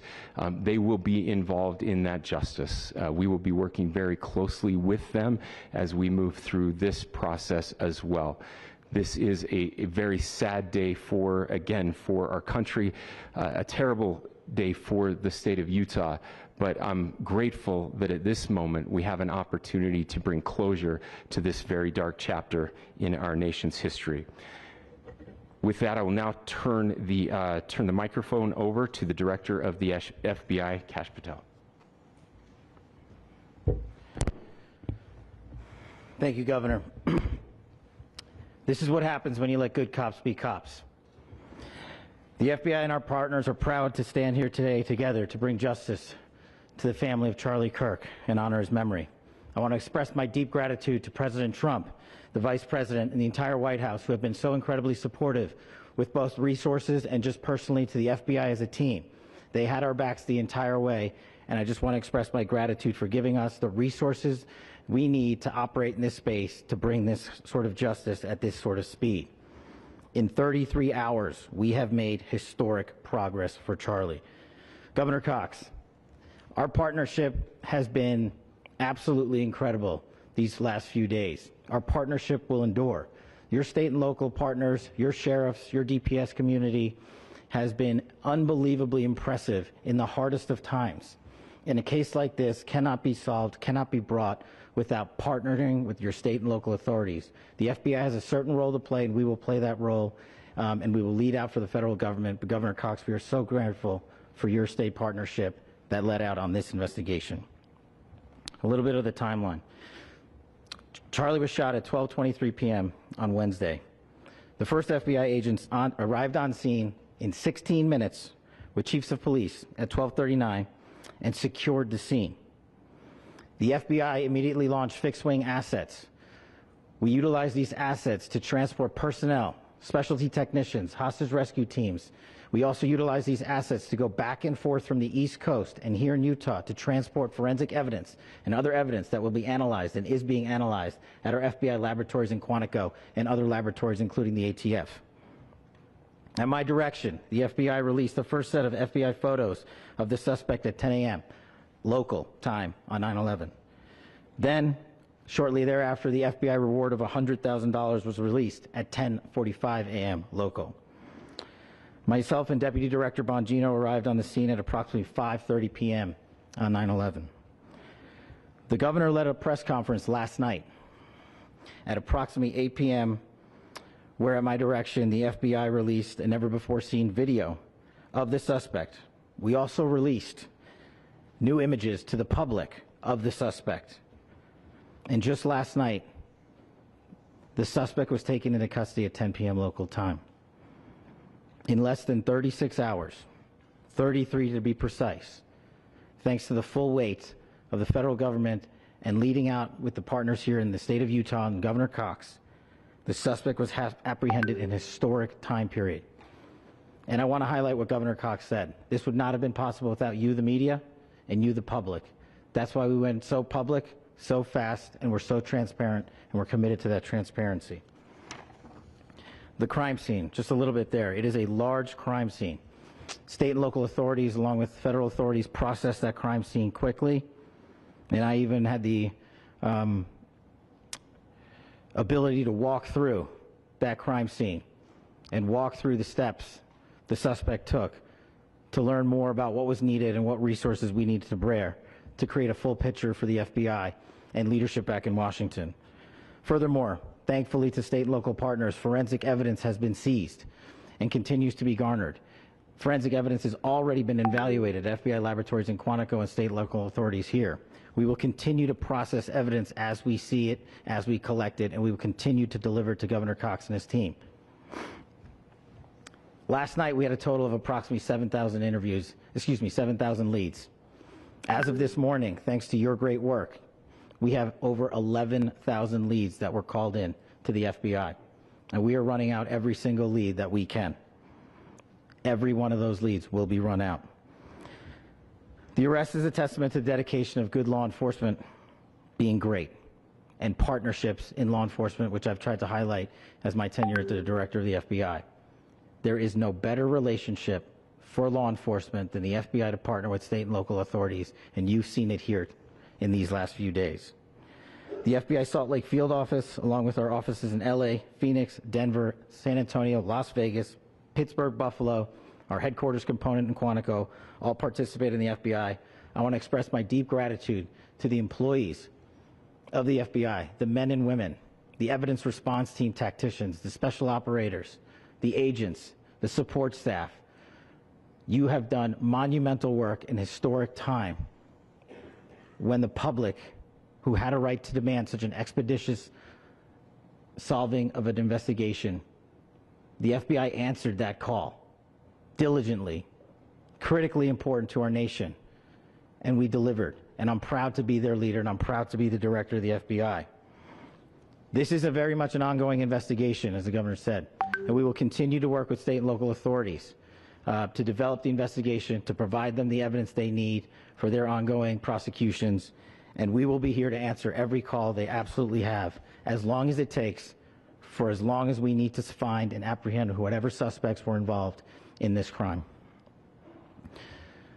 Lastly, to my friend Charlie Kirk, rest now, brother. We have the watch, and I'll see you in Valhalla.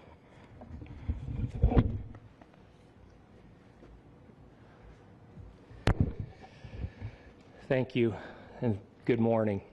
I would just like to take a few minutes as the sheriff to express my gratitude for everybody.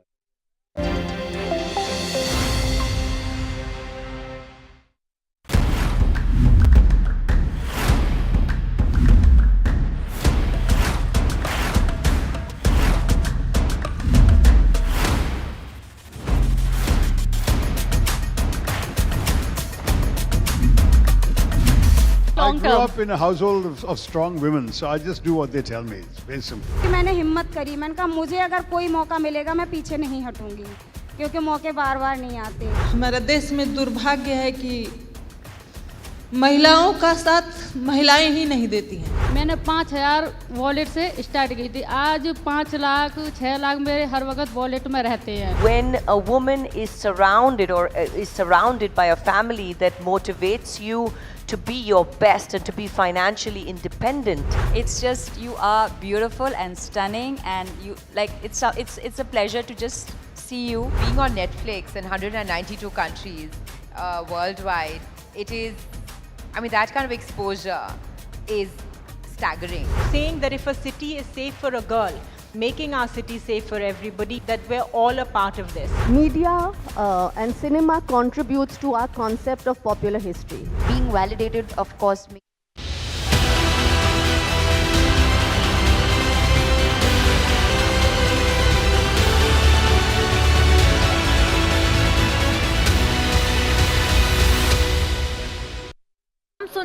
Bihar की सियासत में हलचल much जाती है।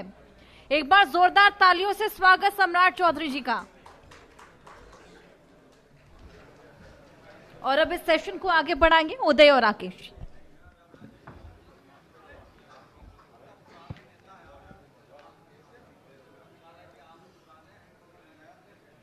नमस्कार, स्वागत है आपका इंडिया न्यूज मंच के हमारे इस अगले सेशन में। हमारे बेहद खास मेहमान अब हमारे बीच आ चुके हैं, जिनका आप सब बेसब्री से इंतजार कर रहे थे। जी हां, बिहार के वर्तमान उप मुख्यमंत्री और भारतीय जनता पार्टी के वरिष्ठ नेता सम्राट चौधरी जी हमारे बीच हैं। बहुत बहुत स्वागत है आपका। Thank you for joining us India news मंच पर। हाँ जी, नमस्कार, धन्यवाद, आप लोगों ने बुलाया और आपके बीच में आकर बिहार की बात रख सकूं। अच्छा, आजकल क्योंकि चुनाव बेहद निकट हैं, ऐलान सूत्र बता रहे हैं शायद कुछ ही हफ्तों में हो सकता है, तो फिर जायज सी बात है कि विश्लेषक जो हैं वो अपना काम अभी से कर रहे हैं। कई विश्लेषक बोल रहे हैं कि स्पष्ट बहुमत से दोबारा एनडीए की सरकार आएगी। कुछ विश्लेषक कह रहे हैं कि नहीं, ये यात्रा जो अभी चली थी, काफी भीड़ दिखी तो शायद रुख जो है वो विपक्ष की तरफ है। कुछ विश्लेषक ये कह रहे हैं कि कांटे की टक्कर इस बार होने वाली है और कुछ कह नहीं सकते, आने वाले दिनों में पता चल जाएगा कि क्या होने वाला है। आपका विश्लेषण क्या है? आपका क्या रुख है? क्योंकि आप लगातार घूम रहे हैं, आपके प्रचार जारी हैं अभी से ही, तो इस बार सत्ता का रुख किसकी तरफ होगा? देखिए, बिहार का मोड बदल चुका है और इसलिए मैंने कहा कि बिहार की जनता ने अराजकता देखा है, बिहार ने भ्रष्टाचार देखा है। उस बिहार को एनडीए की पूरी सरकार ने एक ऑर्गेनाइज बिहार बनाया है। आज डिलीवर, विकास, इसकी चर्चा होती है। कल तक ये चर्चा होती थी कि कौन कितना लूट रहा है। आज बिहार में रोड देखेंगे, बिजली देखेंगे, घर घर बिजली पहुंच गई, गांव गांव तक सड़क पहुंच गए। बिहार के विकास की चर्चा अब दुनिया में हो रही है कि आज बिहार में एक समृद्ध राज्य में से एक है। आज जीडीपी भी इस देश में जिस ग्रोथ से बढ़ रहा है, उस हिंदुस्तान में दूसरे स्थान पर, परसों तक हम तीसरे स्थान पर थे और कल रात से हम दूसरे स्थान पर आ गए। इसलिए लगातार बिहार विकास की ओर जाने वाला राज्य हो गया, जहां चर्चा विकास की हो रही है। और अब कोई भी व्यक्ति, क्योंकि लड़ाई बिहार के विकास बनाम विनाश, दो ही तरह की लड़ाई है, लालूवाद और नीतीशवाद की लड़ाई है, मोदी जी की लड़ाई है। तो जनता को तय करना है कि लालू जी का फिर से राज चाहिए या नीतीश जी ने जो बिहार के विकास दिए उसकी बात होगी। क्योंकि अभी तक जो है कांग्रेस पार्टी ने 40 वर्षों तक बिहार में राज किया। श्री बाबू के बाद बिहार में कोई मुख्यमंत्री एक तो स्टेबल नहीं था, काम भी नहीं करते थे, बिहार को लूटने में ही लगे थे और किसी भी पार्टी का मुख्यमंत्री 5 साल नहीं टिक पाया। लालू जी और नीतीश जी, इसलिए तुलना करता है हम लोग करते हैं कि नीतीश जी को 4 बार मौका दिया बिहार की जनता ने, तो बिहार के विकास के आयाम की चर्चा हो रही है। दूसरे तरफ लालू जी की चर्चा भी नहीं करता, उनका परिवार भी नहीं करता है। उनके परिवार के लोग कभी नहीं कहते हैं कि 90 से 2005 में ये काम हमने किया, लेकिन सब ये जरूर कहते हैं कि नीतीश जी के साथ मिलकर हमने ये काम किया। सम्राट जी, बिहार की फाइट में सम्राट चौधरी इसलिए महत्वपूर्ण सेनापति हैं कि एक तरफ जो है लालू और तेजस्वी की रणनीति को भी समझते हैं, दूसरी तरफ जो है नीतीश कुमार की रणनीति को भी समझते हैं, और जिस तरह से लालू और तेजस्वी की ओर से रणनीति अपनाई जाती है, आप उसकी कार्ड तैयार कर लेते हैं। क्या कहेंगे इसको लेकर आप? नो डाउट, मेरी तो राजनीतिक उत्पत्ति ही लालू जी के विरोध में हुई और लालू जी ने मेरे घर को तोड़ दिया, मेरे परिवार के 22 लोग जेल में रहे, मैं स्वयं जेल में रहा। यहाँ आदरणीय सरवन बाबू बैठे हैं, उस समय विधायक हुए, समता पार्टी के मात्र 7 विधायक जीत कर आए थे, उस दौर से हम लोग देख रहे हैं। हम लोगों को तो जेल में यातना दिया तत्कालीन सरकार ने। ह्यूमन राइट्स कमीशन ने फाइन किया तत्कालीन सरकार, और लालू प्रसाद जी को माफी मांगना पड़ा मिलर स्कूल के मैदान में। वो दिन भी देखा है हमने। लेकिन बिहार, क्योंकि आज एनडीए पे जनता का भरोसा है, जनता ने देखा है कि विकास कैसे होता है और विकास की किरण गांव-गांव तक पहुंची है। अच्छा सम्राट जी, वो कौन सा मोड़ या लम्हा था जब आपने ये तय कर लिया कि अपना कैरियर अब बनाना है तो राजनीति ही बनाना है और इसी में अपना सब कुछ दांव पर लगा देना है? देखिए, कहीं कभी सोचा भी नहीं था। मैं फिर बोल रहा हूं, मेरे पिताजी बड़े पॉलिटिशियन रहे, लेकिन इसके बावजूद वो स्वयं कहते थे कि ये अनसर्टन रास्ते, इस रास्ते पर कोई गारंटी नहीं। कौन जनता तय करती है, क्योंकि इस देश में जनता ही मालिक है, कोई व्यक्ति मालिक नहीं हो सकता। हमारी कोई पार्टी नहीं है, मेरे पिताजी कोई मुख्यमंत्री नहीं रहे, लेकिन वो कहते थे कि ये अनसर्टन रास्ते हैं। जब मैं जेल गया और 3 साल तक मैं केस लड़ता रहा, केस लड़ते लड़ते बिहार की राजनीति 96 का लोकसभा आया, 98 का लोकसभा आया। इस दौरान मैं पॉलिटिकल वर्कर बन गया और धीरे धीरे बिहार की राजनीति में काम करने लगा। और समय आया, बिहार की राजनीति में विधायक मंत्री के तौर पर काम करने का मौका मिला, जनता ने भी आशीर्वाद दिया। इसलिए यह स्पष्ट तौर पर मैं बताना चाहता हूं कि मेरा कोई ये नहीं था कि ये मेरा कैरियर होगा, लेकिन जिस दिन से राजनीति में आया हूं, दूसरा कोई काम नहीं करता हूं, सिर्फ शुद्ध राजनीति करता हूं। यही मेरे लिए बिहार की सेवा करना। लेकिन तेजस्वी यादव अभी कहकर गए कि जिस तरह से जो दोनों डिप्टी सीएम, आपका भी उन्होंने नाम लिया सम्राट, जिस तरह से ऐसे तत्वों को आप संरक्षण देते हैं, उन्होंने ये कहा कि अपराधी जो हैं वो विजय और सम्राट हो गए हैं। ये बोलने के लिए अब बेचारा उसकी पार्टी को लोग अपराधी मानता है, वो दूसरे को थोपना चाहते हैं, चिपकाना होता है। अपराध में कहीं संलिप्तता दिखनी चाहिए ना। मैं गारंटी देता हूं, लालू यादव जी सीएम हाउस में बैठकर बिहार में कहते थे, अरे बच्चा लोग किडनैपिंग कर लिया, इसको कुछ पैसा दे दीजिए। साबुद्दीन को संरक्षण किसने दिया? तो बिहार में जितने अपराधी हैं सबका संरक्षक लालू प्रसाद हुए। जितने को टिकट आप देख लीजिए, वो संरक्षण देकर अपराधी को एमएलए बनाना, सांसद बनाना, बूथ कैप्चरिंग। उनका जीतने का मशीन क्या था? Booth capturing. नीतीश जी ने उनको विरोधी दल का नेता बनाया, नीतीश जी ने मुख्यमंत्री बनवाया। जब वो नीतीश जी के नहीं हुए तो हम लोग के काहे होंगे लालू जी? देखिए, लालू जी बिहार में भ्रष्टाचार के प्रतीक हैं, अपराधी के प्रतीक है। और एक एग्जाम्पल तो दे, मुहावरा सिर्फ बोलने से थोड़े चले। लेकिन सम्राट जी, कोई ऐसा वाकया जो कि अब तक ये मीडिया में नहीं आया हो, आप क्योंकि लालू प्रसाद यादव परिवार के भी काफी करीबी रहे थे, आप कोई जानकारी शेयर करना चाहेंगे ITV नेटवर्क के दर्शकों के साथ? ऐसा वाकया जो कि आप गंभीर आरोप लगा। मैं तो कह ही रहा हूं कि कोई सिस्टम ही नहीं था। साबुद्दीन के खिलाफ पूरी तरह बिहार पुलिस काम कर रही थी। किसने रोका? पुलिस को किसने रोका? तस्लीमुद्दीन साहब के खिलाफ कार्रवाई हो रही थी, किसने रोका? पप्पू यादव के खिलाफ कार्रवाई हो रही थी, किसने रोका? राजवल्लभ को किसने संरक्षण दिया? बिहार में अराजकता की स्थिति 2005 में थी, तो किसका राज था? बूथ कैप्चरिंग से। ये पूरा उदाहरण बिहार जानता है। आज बिहार में जितने अपराध हुए सबके संरक्षण मुख्यमंत्री स्वयं देते। नीतीश जी के राज में क्यों नहीं संरक्षण मिल रहा?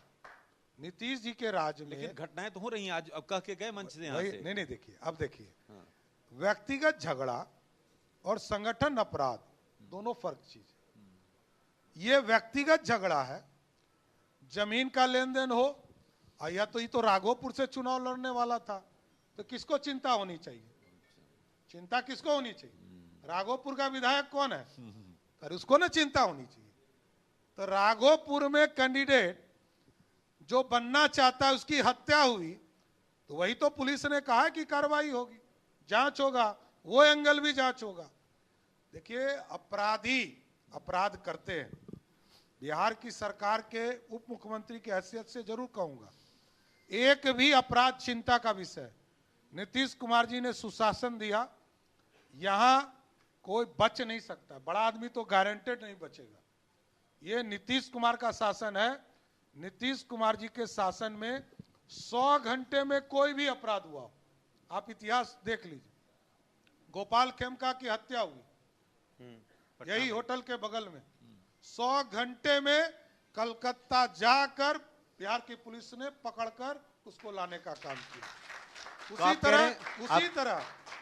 उसी तरह पारस में हत्या किया, पुरलिया से पूरा कांड हुआ, और बंगाल जाकर पुलिस ने पूरी तरह गिरफ्तारी करके उसको जेल में डाल।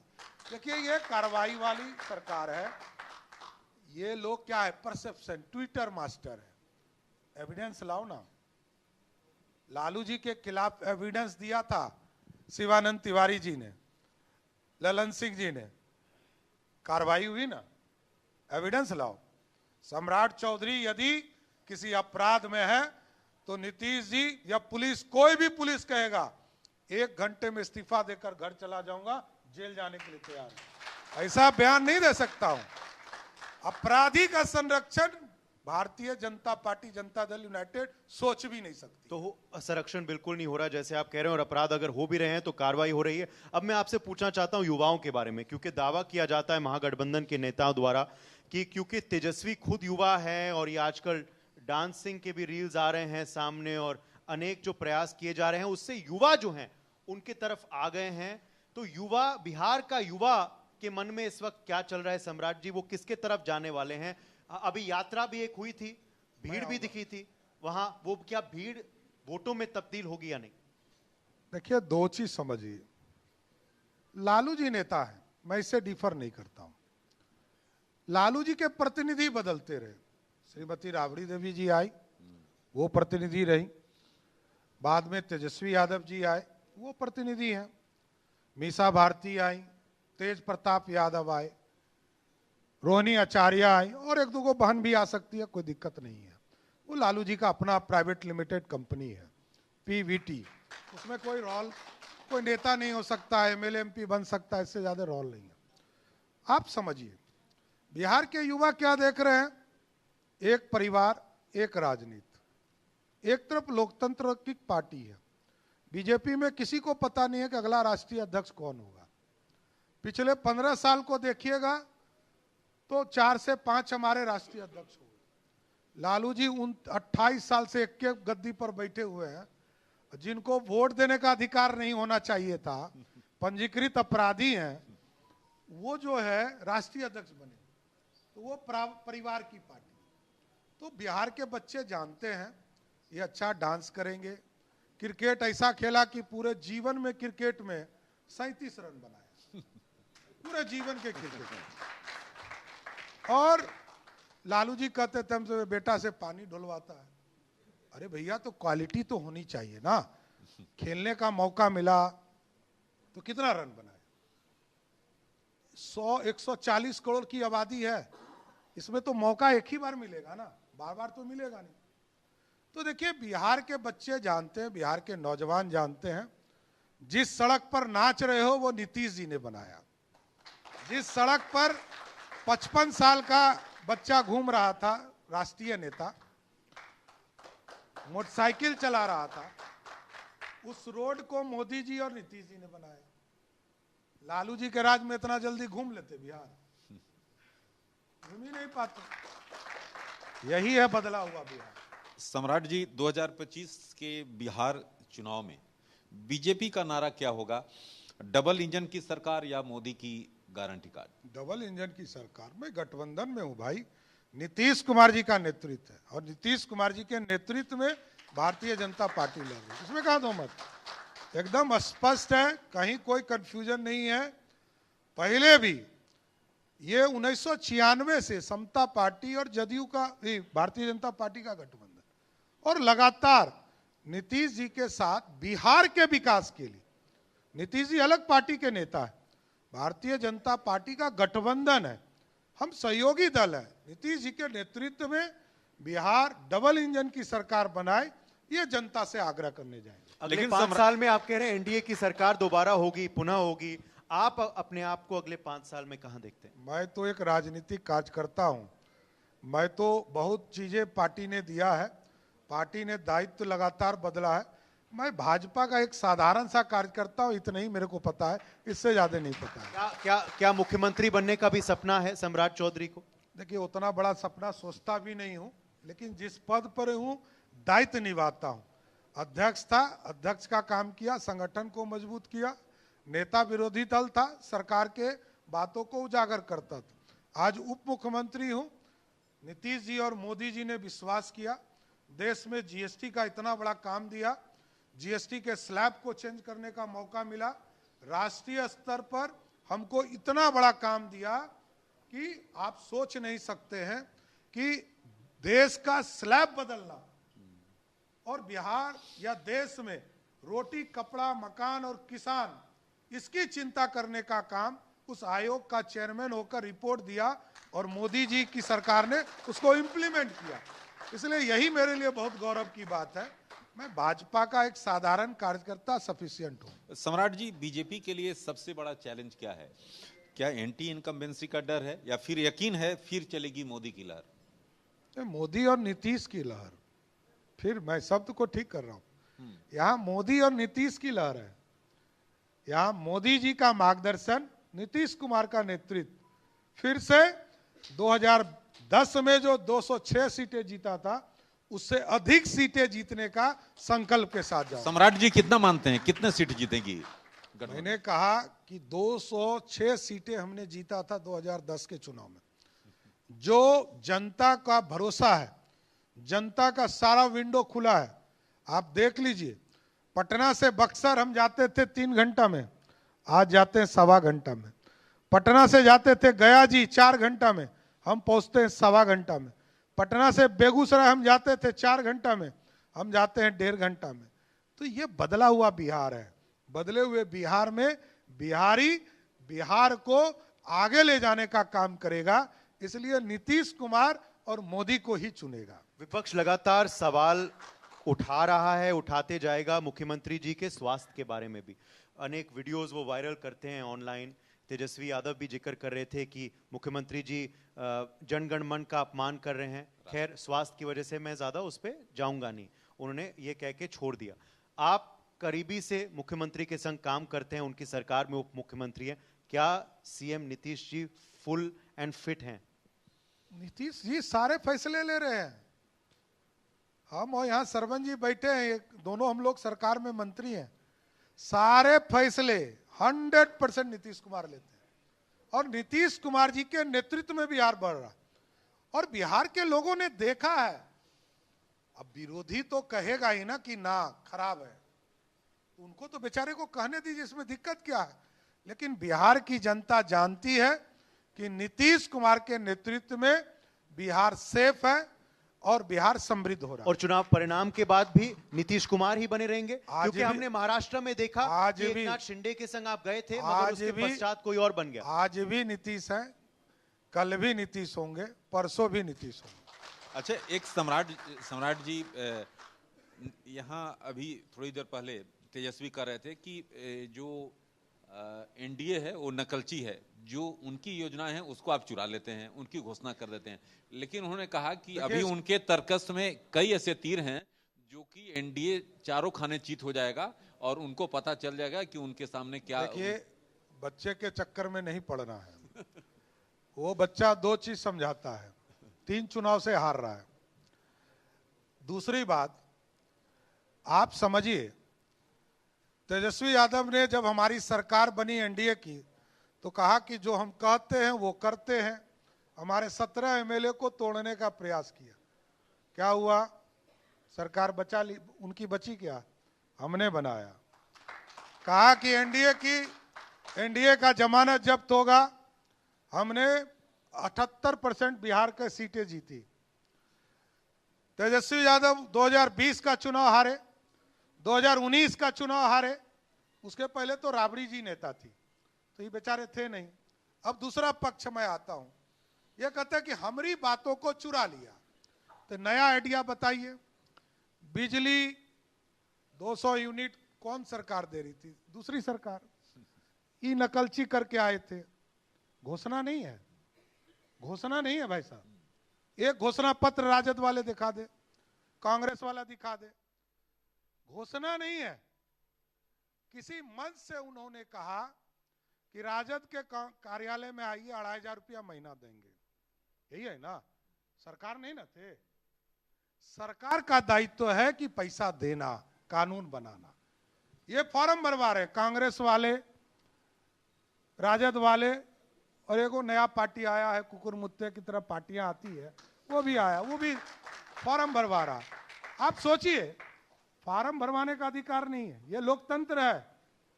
30 तारीख तक इस प्रदेश में SIR का कार्यक्रम चल रहा है, उस दिन वोटर लिस्ट आएगा, उसके बाद इलेक्शन कमीशन तय करेगा कि चुनाव कब होगा। लेकिन 30 तारीख तक हमारी सरकार है, नीतीश कुमार की सरकार। नीतीश कुमार की सरकार कानून बनाती है, फॉर्म भरवाती है और पैसा देती है। आपको किसने अधिकार दिया? आप फॉर्जरी कर रहे हो। मैं तो बिहार की बहनों से आग्रह करूंगा आपके मन से कि जनवरी में यदि किसी ने घोषणा किया है तो राजद कार्यालय में आप जाइए, पिछला 9 महीने का 2,500 रुपया लेकर आइए, तब उसको वोट दीजिएगा, ये मैं कहना चाहता हूं। या 10 नंबर जो लालू जी का घर है, राबड़ी जी का, उस घर पे जाइए, 2,500 रुपया घोषणा किया है, फॉर्म भरवाया है, तो पैसा देगा ना भाई। सरकार तो है नहीं, सरकार तो चुनाव के बाद आती है। चुनाव के, इसका मतलब आप गलत कर रहे हो, लोगों को भ्रमित कर रहे हो। इसलिए लोगों की घोषणा नहीं है, पहला बात तो मैं जान, किसी मंच से भाषण में कहा है, लेकिन घोषणा होता है घोषणा पत्र। अभी तो मैनिफेस्टो कमेटी का बैठ के चल रहा है, घोषणा पत्र दिखाए। घोषणा पत्र यदि राजद ने दिखाया तब मैं मान सकता हूं, घोषणा पत्र में है ही नहीं, तो ऐसे मंच से कुछ बोल सकते हैं। लालू जी का पार्टी है, थोड़े तेजस्वी का पार्टी, वो लालू जी का ना पार्टी है।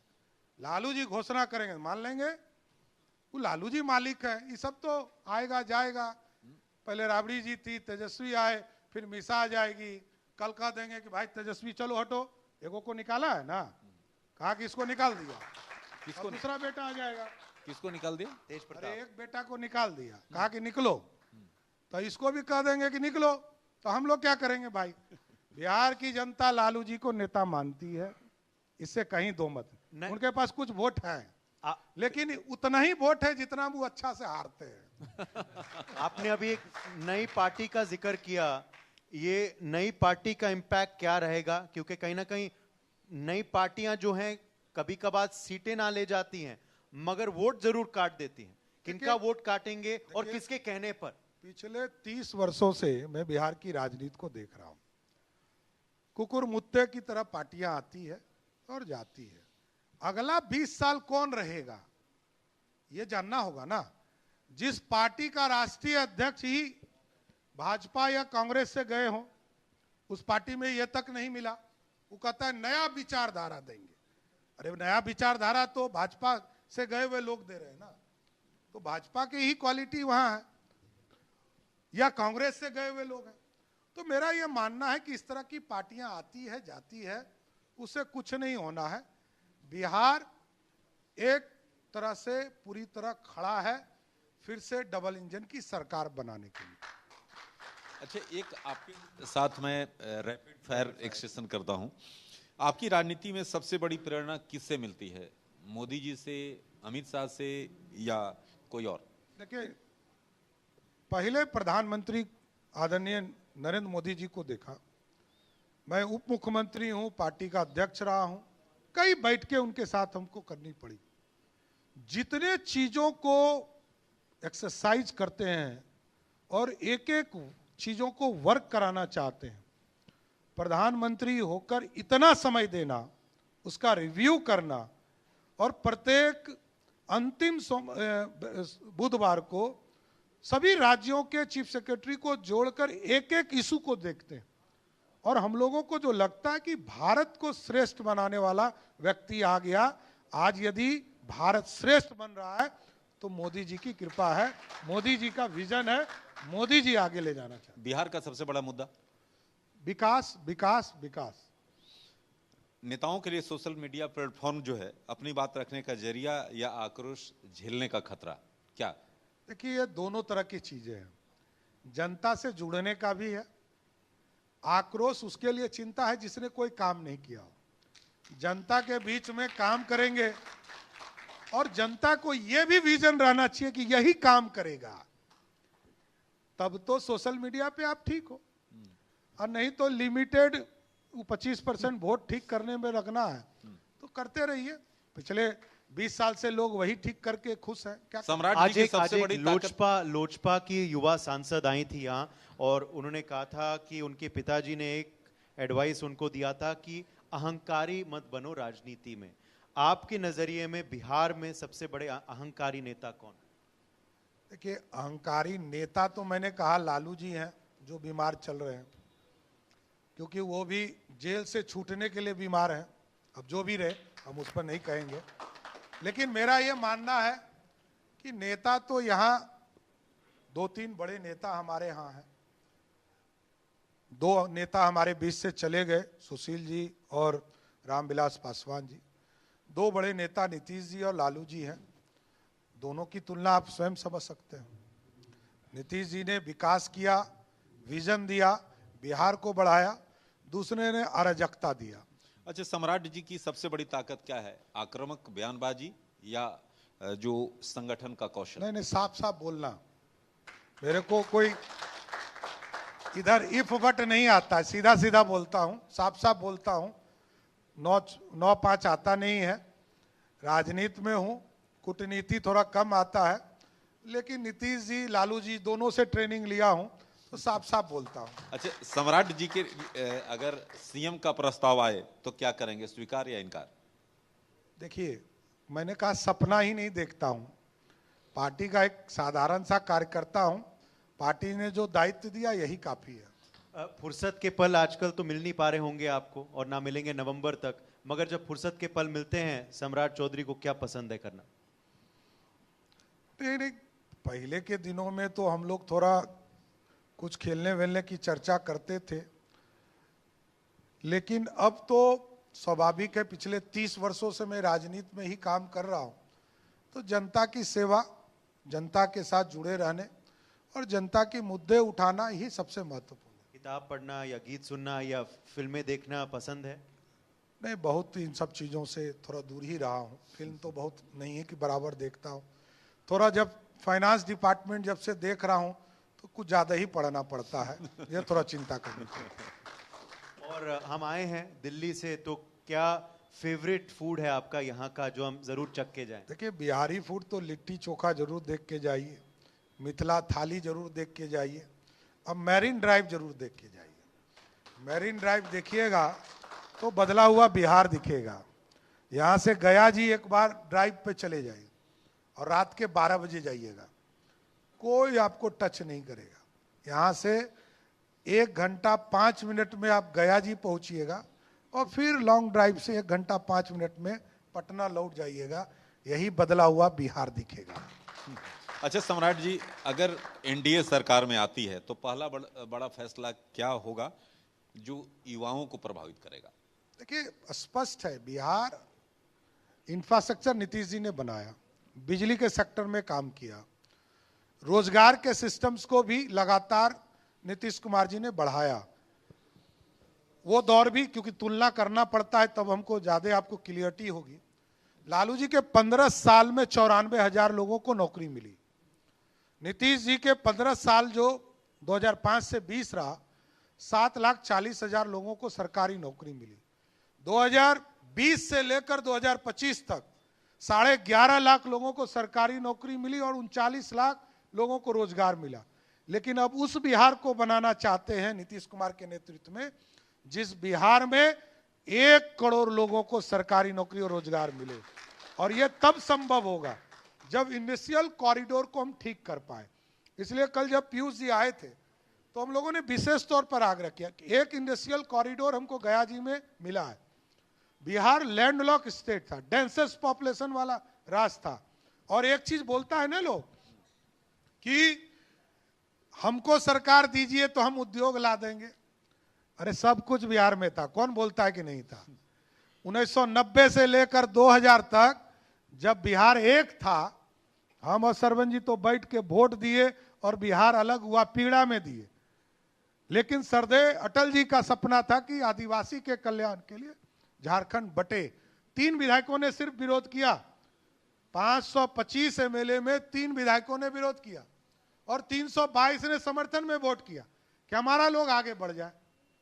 और उस बिहार में जहां 87% रेवेन्यू झारखंड से आता था और 13% रेवेन्यू यहां है, उस बिहार को समृद्ध बनाया है। लोग कहते हैं ना उद्योग, उनके पापा मम्मी के राज में सब था, टाटा यहीं था, बोकारो यहीं था, माइंस यहीं था, सब इसी बिहार में था, तब भी नहीं बढ़ रहा। उसका कारण था कि बिहार में नेता नहीं था। बिहार में कांग्रेस ने श्री बाबू के बाद, आप देख लीजिए किताबें खोलकर, इतिहास के पन्ने में एक मुख्यमंत्री 5 साल नहीं रहा।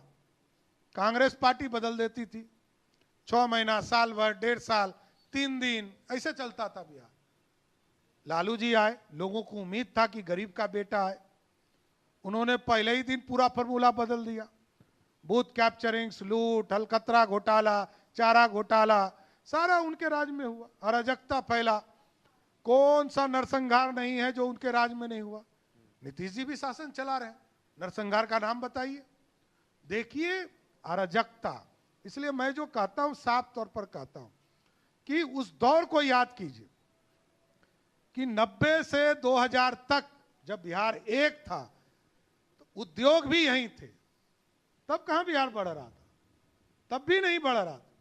लेकिन नीतीश जी के राज को देखिए, 20 साल राज हुए, 14 साल ऐसे हैं जिस 14 साल में डबल फिगर में बिहार का जीडीपी रहा, ग्रोथ रेट रहा। यह है बढ़ता हुआ बिहार। और लालू जी के 15 साल को निकाल लीजिए, एक को बार डबल डिजिट छुआ हो तो हम बता दीजिए। यही है विकास model. You have to deliver, आपको काम करना पड़ेगा। नीतीश कुमार जी काम के लिए जाने जाते हैं, नाम के लिए नहीं जाने जाते। अच्छा, सम्राट जी को गुस्सा क्यों आता है? आप पर आरोप लगता है कि आप गुस्से में कुछ भी बोल जाते हैं। नहीं, कुछ नहीं, एकदम साफ साफ बोलता हूं। अच्छा, मैंने ऐसे कहा, भाषा का प्रयोग कर देते हैं जी, एकदम साफ साफ बोलता हूं। मैं फिर बोलता हूं, बोलिए। नहीं, विरोधी आपके कह कर गए। मैं वही बोलता हूं जो सच्चाई होती है। मैंने कहा पंजीकृत अपराधी, मैंने मेरा कहा चोर शब्द, यही मैं कहता हूं और साफ साफ बोलता हूं, सीना तान के बोलता हूं। जिसको लड़ना है लड़ ले, बिहार की जनता देख रही है। वो तो बोल के गए कि विधायक तो उन्होंने बनाया, आप तो कभी चुनाव उसके बाद जीत नहीं पाए। देखिए उनको कौन, अरे बउआ तो अभी हाईवे किया है, मैंने कहा बउआ भी आया। और आपको जानना चाहिए, मैं उस परिवार से हूं जहां निर्दलीय लोग एमएलए जीत के आते रहे। लालू जी की उत्पत्ति कैसे हुई है पता है? जनता पार्टी जनसंघ के सहयोग से, भाजपा के सहयोग से एमपी बने, भाजपा के सहयोग से मुख्यमंत्री बने। कैसे बने? वो अपने बन गए क्या? नीतीश जी ने मुख्यमंत्री बनवाया और भाजपा ने सहयोग किया, इसलिए बिहार के मुख्यमंत्री हुए। लेकिन बिहार की जनता नहीं जानती थी कि ये गरीब का बेटा इस तरह का लुटेरा निकलेगा। चलिए, बिहार की जनता अब तय करेगी कि अगले सरकार में कौन मुख्यमंत्री होंगे, कौन उप मुख्यमंत्री होंगे और किसकी सरकार बनेगी, ये आने वाला समय बताएगा। फिलहाल के लिए बहुत बहुत शुक्रिया और शुभकामनाएं सम्राट चौधरी जी। एक बार जोरदार तालियां सम्राट जी के लिए। सम्राट जी, मैं आग्रह करना चाहूंगी आप मंच पर बने रहिए। एक छोटा सा मोमेंटो हमारी ओर से। हिमांशु जी, मैं आपको स्टेज पर बुलाना चाहूंगी।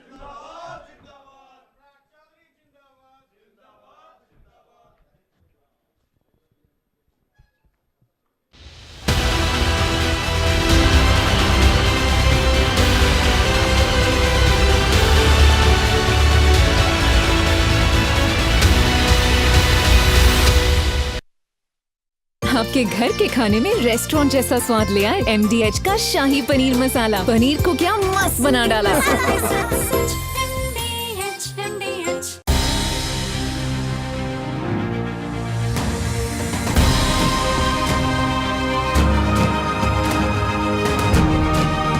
MDH का किचन किंग किचन में हो तो हम सब कुछ बना सकते हैं। बैंगन का भरता, आलू गोभी, भिंडी मसाला और भी बहुत कुछ। MDH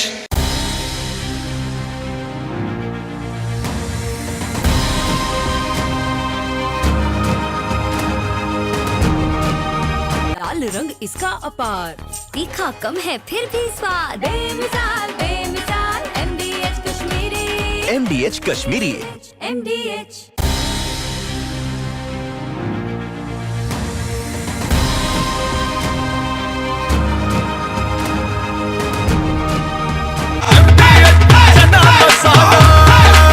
अब छोलिया हो या लोबिया, सफेद चने या काले चने, सब कुछ मजेदार बने। MDH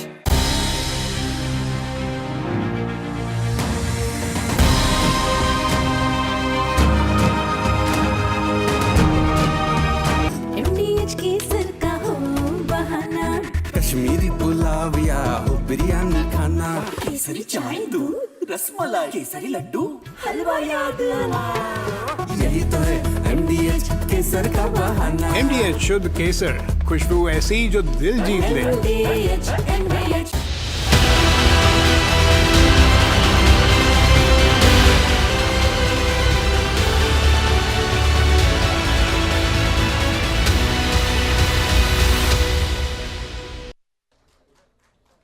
बहुत स्वागत है तेजस्वी जी आपका। और अब इस सेशन को आगे बढ़ाएंगे राकेश जी और उदय। Over.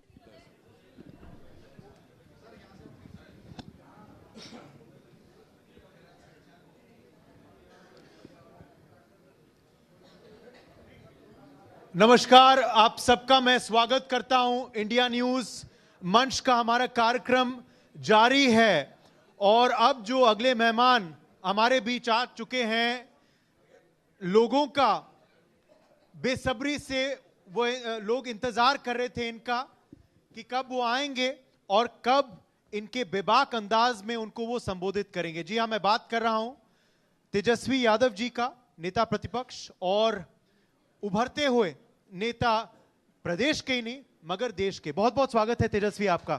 Thank you for joining us on India news मंच। थैंक यू वेरी मच, आपका बहुत बहुत शुक्रिया।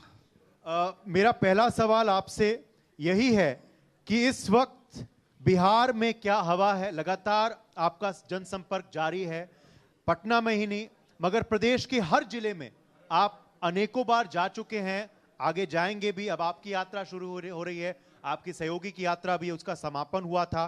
तो इस वक्त बिहार में किसकी हवा है और बिहार के मतदाताओं के मन में तेजस्वी क्या चल रहा है इस वक्त? देखिए, 20 साल से यहाँ मुख्यमंत्री नीतीश कुमार जी हैं, एनडीए की सरकार है। 11 साल से केंद्र में एनडीए की सरकार है, नरेंद्र मोदी जी प्रधानमंत्री हैं। हम अपना आंकड़ा नहीं, जो नीति आयोग का जो आंकड़ा है, सबसे गरीब बिहार राज्य है। सबसे ज़्यादा बेरोजगारी बिहार में, सबसे ज़्यादा पलायन बिहार में, प्रति व्यक्ति आय और प्रति व्यक्ति निवेश सबसे कम बिहार में, शिक्षा चिकित्सा में सबसे फीसदी बिहार में।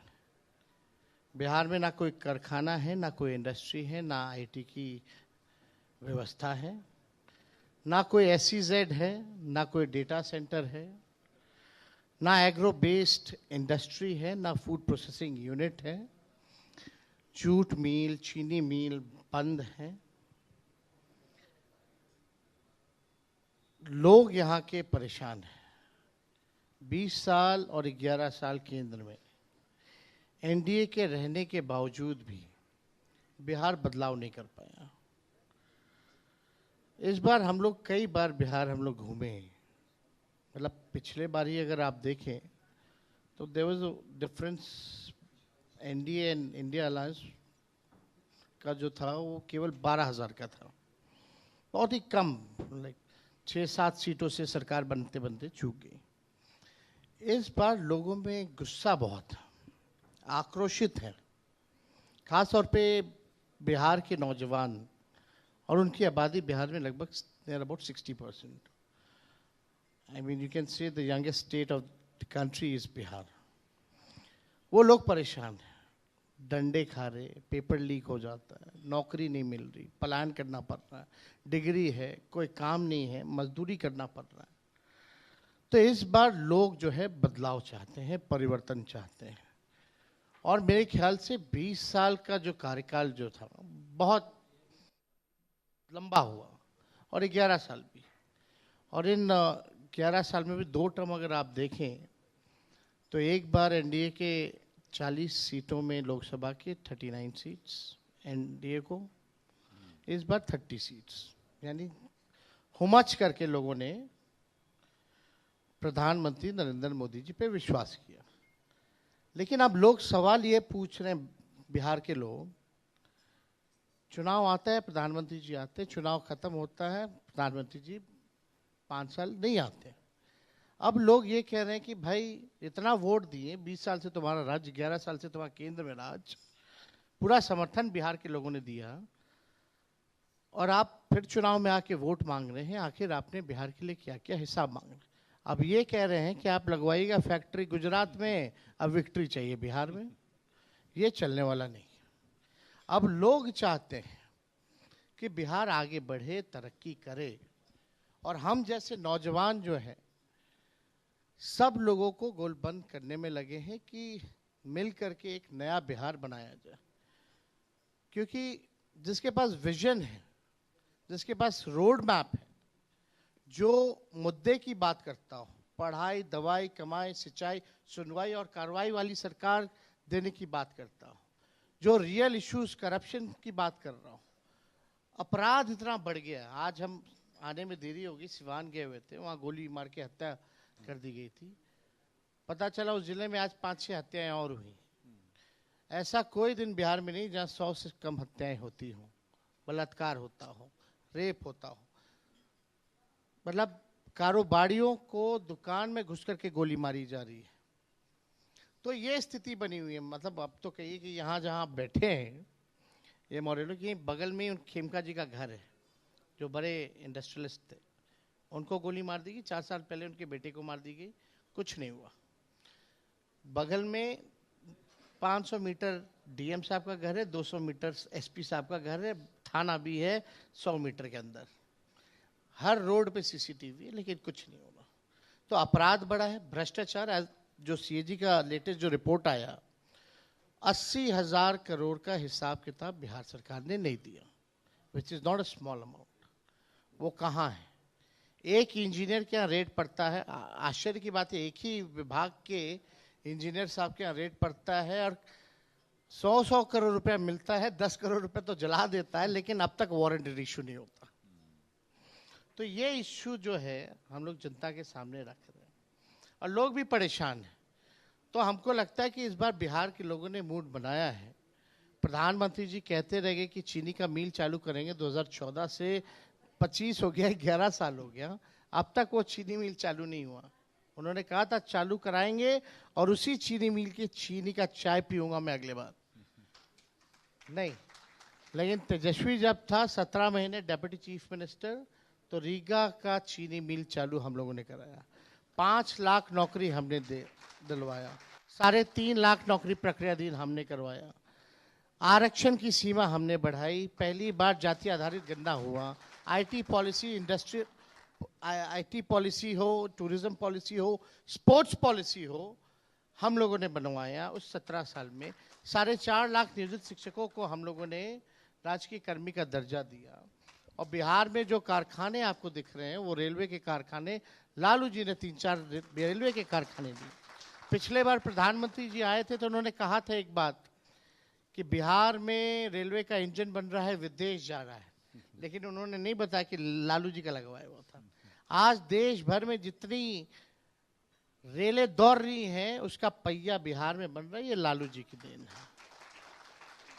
7 यूनिवर्सिटीज लालू जी ने बनवाया, आज देखिएगा, भले ही ये लोगों ने बिल्डिंग ढांचा तैयार कर दिया हो, चाहे मेडिकल कॉलेज का हो या कुछ नई यूनिवर्सिटी का हो, लेकिन सबसे ज़्यादा लोग पढ़ाई वही पुराने यूनिवर्सिटीज़ में करा रहे हैं और सबसे ज़्यादा इलाज भी पुराने मेडिकल कॉलेज में करा रहे हैं। ये सच्चाई है। तो लोग अब जान रहे हैं कि क्या स्थिति है। और इस वजह से परिवर्तन चाह रहे हैं जैसा तेजस्वी नहीं, यहाँ चूहा काट देता तो पुल गिर जाता है। चूहा काट देता है तो बांध टूट में छेद आ जाता है। चूहा अस्पताल से मरीज का आंख लेके चला जाता है और चूहा करोड़ों लीटर शराब पी जाता है। तो यहाँ असल में राज चूहों का है। जितने चूहे हैं वही राज कर रहे हैं। तेजस्वी, आरजेडी कैंपेन चला रही है कि बदलाव का चेहरा तेजस्वी। आप क्या नया मॉडल ऑफ गवर्नेंस देने जा रहे हैं जो नीतीश नहीं दे पाए अभी तक? देखिए, हमने तो अभी कई 8-9 महीने से लगातार हम बिहार की जनता को बता रहे हैं कि अगर हमारी सरकार बनेगी तो हम पेंशन बढ़ाएंगे, हम माई बहन मान योजना लाएंगे, हम 200 यूनिट फ्री में बिजली देंगे, डोमिसाइल लागू करेंगे, हम युवा आयोग का गठन करेंगे। ये बातें हमने कही और ये सरकार वही कर रही है। जो नीतीश जी कहता था कहाँ से पैसे ला के नौकरी देगा, अपने बाप के पास से लाएगा, आज वो भी कह रहे 1 करोड़ नौकरी हम देंगे। 20 साल से क्या कर रहे थे आप? जब तेजस्वी आया तब आपको देना पड़ा 5 लाख नौकरी, 3 लाख नौकरी प्रक्रियाधीन। और बताइए, इतना कॉपी कर रहा है ये सरकार। हमने बोला 200 यूनिट तो ये 125 यूनिट बिजली फ्री करती है। पेंशन हमने बोला 1500 तो ये 1100। युवा आयोग का भी, डोमिसाइल का भी और माई बहन मान योजना का भी इन लोगों ने अब 10,000 फैसला किया कि अब लोगों को देंगे। तो 20 साल से ये कहाँ था विजन? अब लोग यही सवाल पूछ रहे हैं ना कि भाई ये सरकार तो नकलची सरकार, जो तेजस्वी कह रहा है वही सरकार को करना पड़ रहा है योजनाओं का। तो हमारे पास तो हमने कहा है भाई अब रुक जाते हैं, थोड़ा नोटिफिकेशन हो जाने दो, तब जो है और हमारा क्या विजन है हर एक सेक्टर के लिए, हर एक वर्ग के लिए, कि हम क्या लोगों के लिए करेंगे। तो उसमें अभी तो हम लोगों ने बस ऐसे ही छेड़ा था, वो तो जान रहे थे लोग कॉपी करेगा। तो असली अभी वेपन में तीर और है। अभी इनको नचाने का सामान है हमारे पास। अच्छा तेजस्वी, एक महत्वपूर्ण जो नारा दिया जा रहा है एनडीए की ओर से, जंगल राज की वापसी का नारा फिर गूंज रहा है। आपके पास कोई ठोस रणनीति है जो कि इसको काट सके? जंगल राज किसको कहते हैं? हत्या हो रही, लूट हो रही है, भ्रष्टाचार हो रहा है, इलाज नहीं हो रहा, पढ़ाई नहीं हो रहा, कारखाने नहीं लग रहे, ये तो है जंगल राज। रिटर्न की बात क्या कर रहे हैं? जो जंगल राज देने वाले हैं वही बोल रहे हैं कि जंगल राज आ जाएगा। चलो ठीक है, इफ यू सेइंग कि भाई क्राइम बढ़ गया, तो how you gonna see the difference? You should have a data. NCRB की डेटा क्या कहते हैं कि 2005 से लगातार अपराध जो है बढ़ा है। अब आप बताइए, मेरे घर के बाहर 4 राउंड गोलियां दागी गई, अभी तक कोई गिरफ्तार नहीं हुआ। मुख्यमंत्री के आवास के बाहर गोलियां चलती हैं, कुछ नहीं होता। पुलिस का एनकाउंटर हो जाता है, कुछ नहीं होता। और यहाँ के पुलिस के बड़े बड़े अधिकारी कहते हैं ये सीजन है, अभी किसान लोग खाली बैठा है तो अपराध बढ़ता है। बताओ, मतलब ये कौन सा बेतुका बयान, तर्क? जब हमने यही सवाल पूछा बीजेपी के नेताओं से आज, तो उनका जवाब ये था कि हाँ, हम मानते हैं कि अपराध हो रहा है जो गलत है, मगर कार्रवाई भी हो रही है। पहले कार्रवाई नहीं होती थी, ये कहना था। जितने नेताओं से आपने पूछा होगा गिरिराज मंत्री थे उसमें। अरे कोई हो, इसा पटना के चौराहा पे दिन रात तो बैठे रहता था। कुछ हुआ? बता दो कुछ हुआ हो तो। कुछ नहीं हुआ आज तक। क्या इनके बच्चे पढ़ते नहीं थे? क्या उस समय वुमेन्स कॉलेज नहीं चलता था? जेडी वुमेन्स कॉलेज नहीं पढ़ाई होती थी? ये सब एक प्रोपेगेंडा है, आएंगे तो जंगल राज आ जाएंगे। आप उनसे पूछिए, जब तेजस्वी 2 बार डेप्यूटी चीफ मिनिस्टर बना, 17 महीने के लिए एक बार 18 महीने के लिए, तो सब लोग पटना में निकलना बंद कर दिया था क्या? ये सब बेकार की बात है। मतलब अपना हिसाब नहीं ना। वहाँ बताओ जंगल राज 2005 में भी, 10 में भी, 15 में भी, 20 में भी, 25 में भी। अरे तुमने क्या किया ये ना बताओ। अगर तुमको लगता है पहले जंगल राज था तो ऐसी 20 साल में व्यवस्था कर देते किसी माइकल लाल में दम नहीं जो जंगल राज वापस ले आए। क्यों नहीं किया? ये बेकार की बातें। और आप बताओ, मुख्यमंत्री के आवास में बैठे रहते क्रिमिनल। मुख्यमंत्री जो है क्रिमिनलों को जेल से बाहर निकालने का कानून बनवाते हैं, वो बढ़िया है। आप देखिए ना क्या स्थिति बनी हुई है। जहां AK-47 धाए धाए धाए धाए धाए धाए चलता है, ये लोग पॉलिटिकल डील करा करके आओ भैया बाहर तुमको निकलवाएंगे, तुम मेरा चुनाव में मदद करो।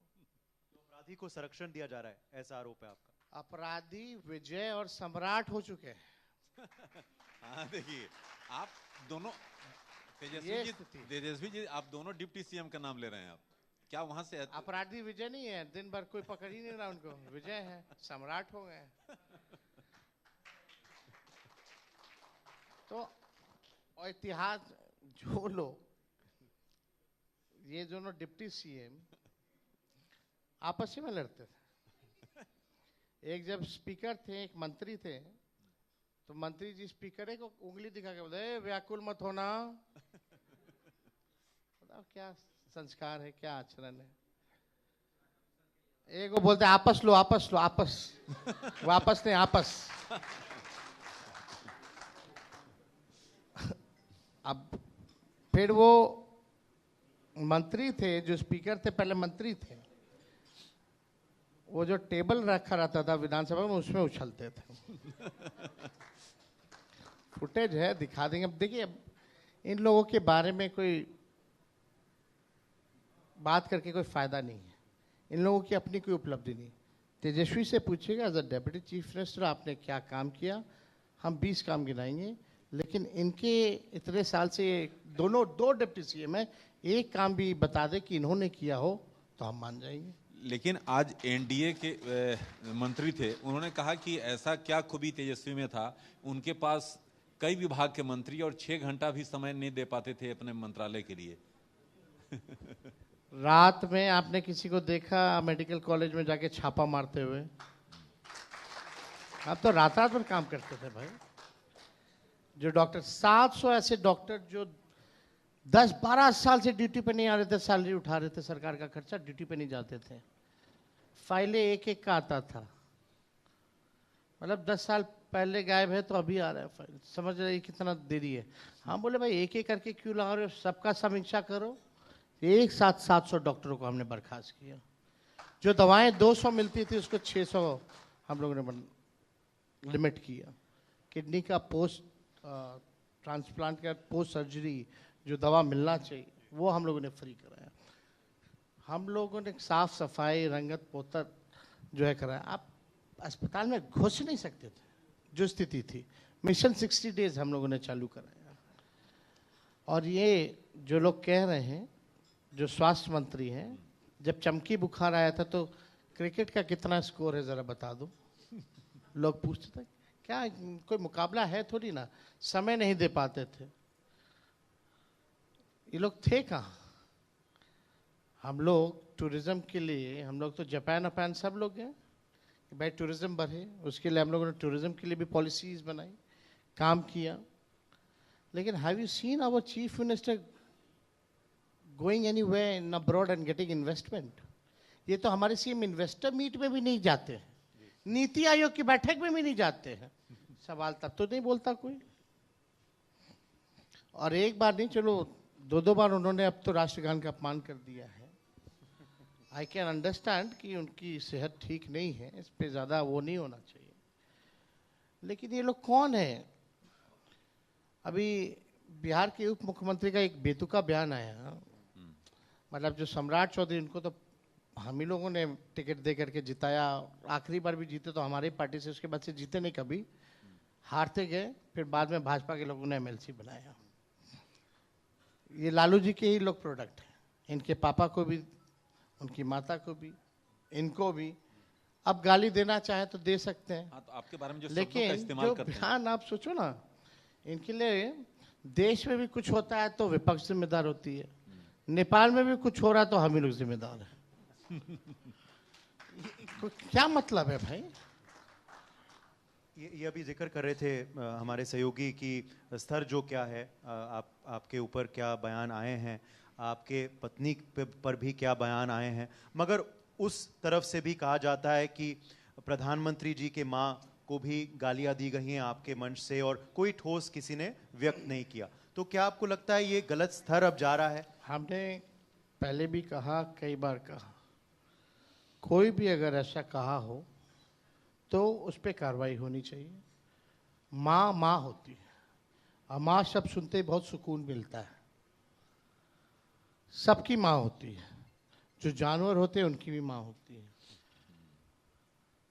तो आप समझिए, अगर कोई माँ पे टिप्पणी करे तो हम लोग इसको एंटरटेन नहीं करते, इसका कठोर विरोध हम लोग करते हैं।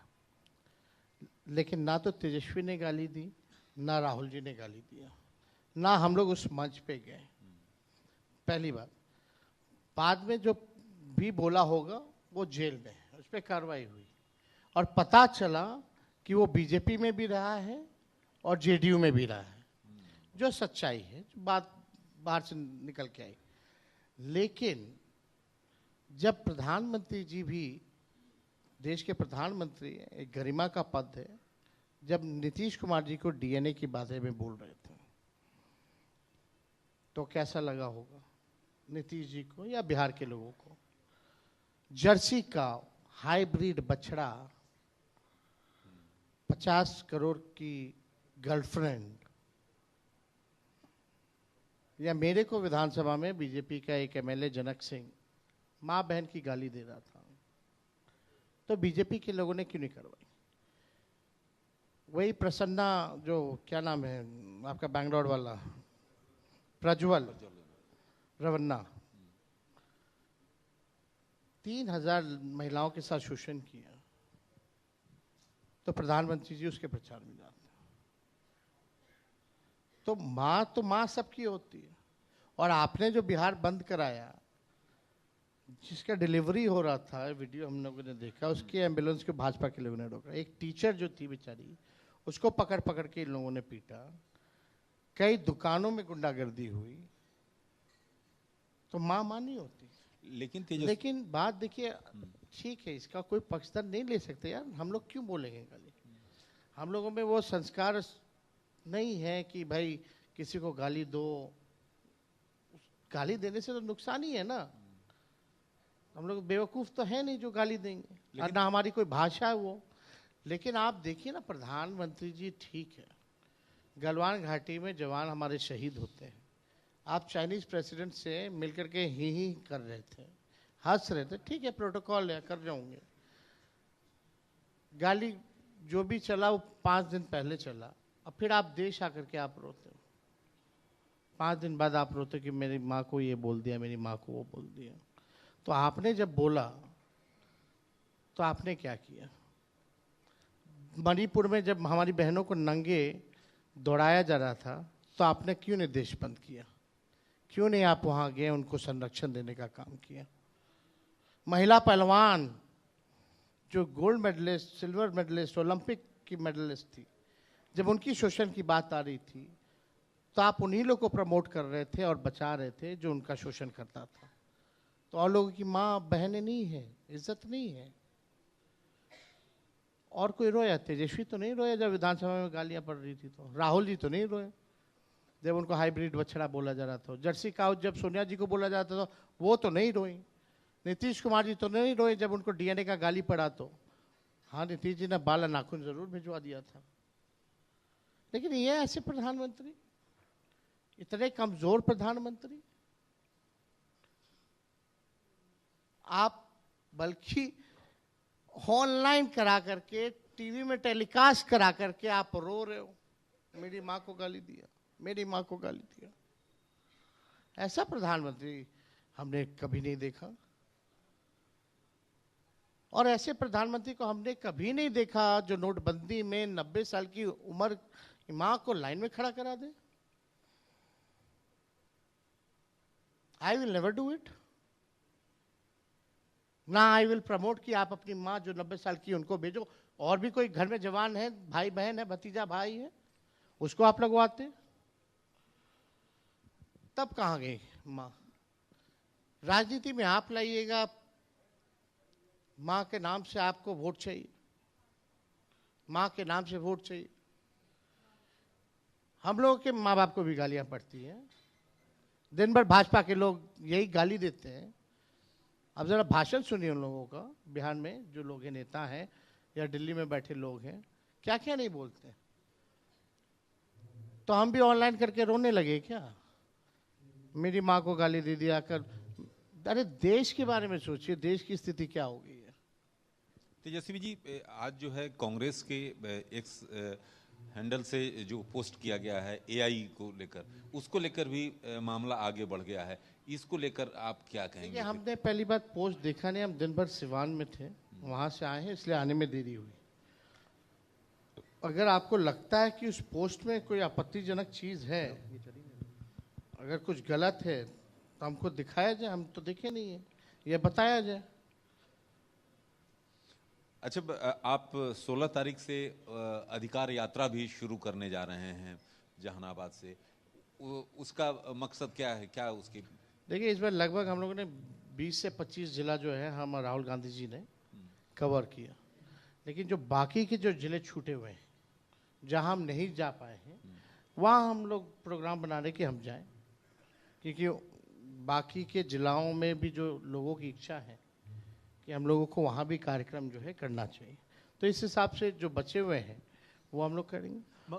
मगर अभी जो जिक्र हुआ हमारे सहयोगी द्वारा कि आपकी पार्टी जो कैंपेन चला रही है कि बदलाव का चेहरा तेजस्वी, यानी कि कहीं ना कहीं आपकी पार्टी कह रही है कि मुख्यमंत्री चेहरा तेजस्वी यादव है। आज हमारे मंच पे वीआईपी के अध्यक्ष आए, उनको कोई परहेज नहीं था, उन्होंने कहा भाई हमारे मुख्यमंत्री चेहरा तेजस्वी यादव हैं। मगर कांग्रेस पार्टी के नेता क्यों हिचकिचा जाते हैं ये कहने से? नहीं, कांग्रेस पार्टी का ये है कि भाई एक बार सब तय हो जाए, सीट शेयरिंग हो जाए, तब किया जाए। तो हमको लगता है कि ज़्यादा दिन तो अब बचे हैं नहीं। Soon we gonna announce it कि कौन क्या होगा, कौन किस सीट पे लड़ेगा, कौन मुख्यमंत्री होगा, कौन डिप्टी सीएम होगा, क्या हमारी रणनीति होगी। लेकिन आप बिहार में लोगों से जाके पूछिए, जनता से जाके पूछिए कि वो किसको मुख्यमंत्री बनाना चाहता है, वो जवाब मिल जाएगा। और मुख्यमंत्री के जहां तक सवाल होता है, तो देखिए जो सिंगल लार्जेस्ट पार्टी होता है उसी का लगभग जो है वो होता है। मगर बीजेपी तो कह रही है देखो हम सिंगल लार्जेस्ट पार्टी इस बार थे, मगर फिर भी हमने नीतीश जी को ही बनाया। उनकी मजबूरी है ना, हम लोगों ने भी तो बनाया था नीतीश जी को दो बार, एक बार नहीं, दो बार हम लोगों ने बनाया। अब 2 बार हो गया, अब तो नहीं होने वाला है, आगे नहीं होगा। अच्छा तेजस्वी, अब अखिलेश जी देखिए आ गए यहाँ, कांग्रेस के बड़े नेता हैं, अब यही जवाब देंगे, यही आज ऐलान कर देंगे शायद इस मंच। देखिए हम ही को बोल रहे हैं, हम बोले भाई जब तय हो जाएगा तब बोल दिया जाएगा, क्या दिक्कत है उसमें। बाकी जब आपको पूछना होगा पूछ लीजिएगा, वो बता देंगे। कब तक आपका सीट शेयरिंग फॉर्मूला तय हो जाएगा?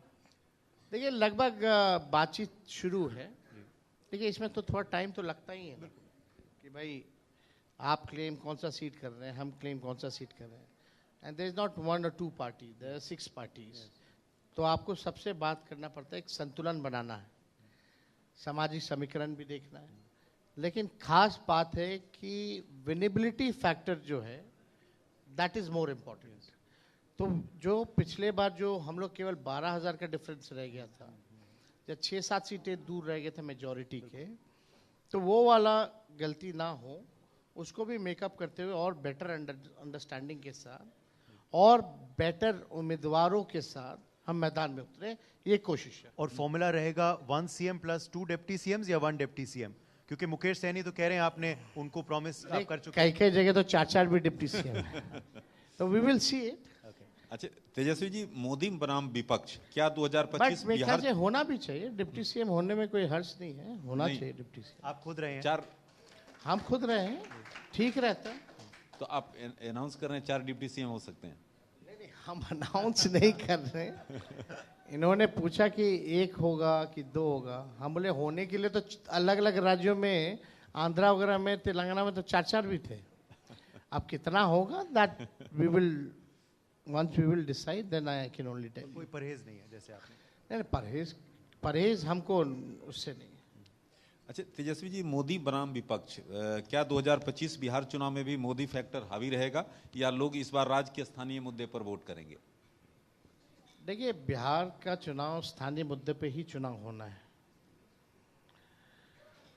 यहाँ कोई घटना होती है तो मोदी जी तो आने वाले हैं नहीं, ना आते हैं। हम ही लोगों को जाना पड़ता है, हम ही लोग आवाज़ उठाते हैं। तो जो लोकल इश्यूज हैं, अब बताइए, हास्यास्पद है, बिहार फ्लड से परेशान रहता है, स्पेशली नॉर्थ बिहार।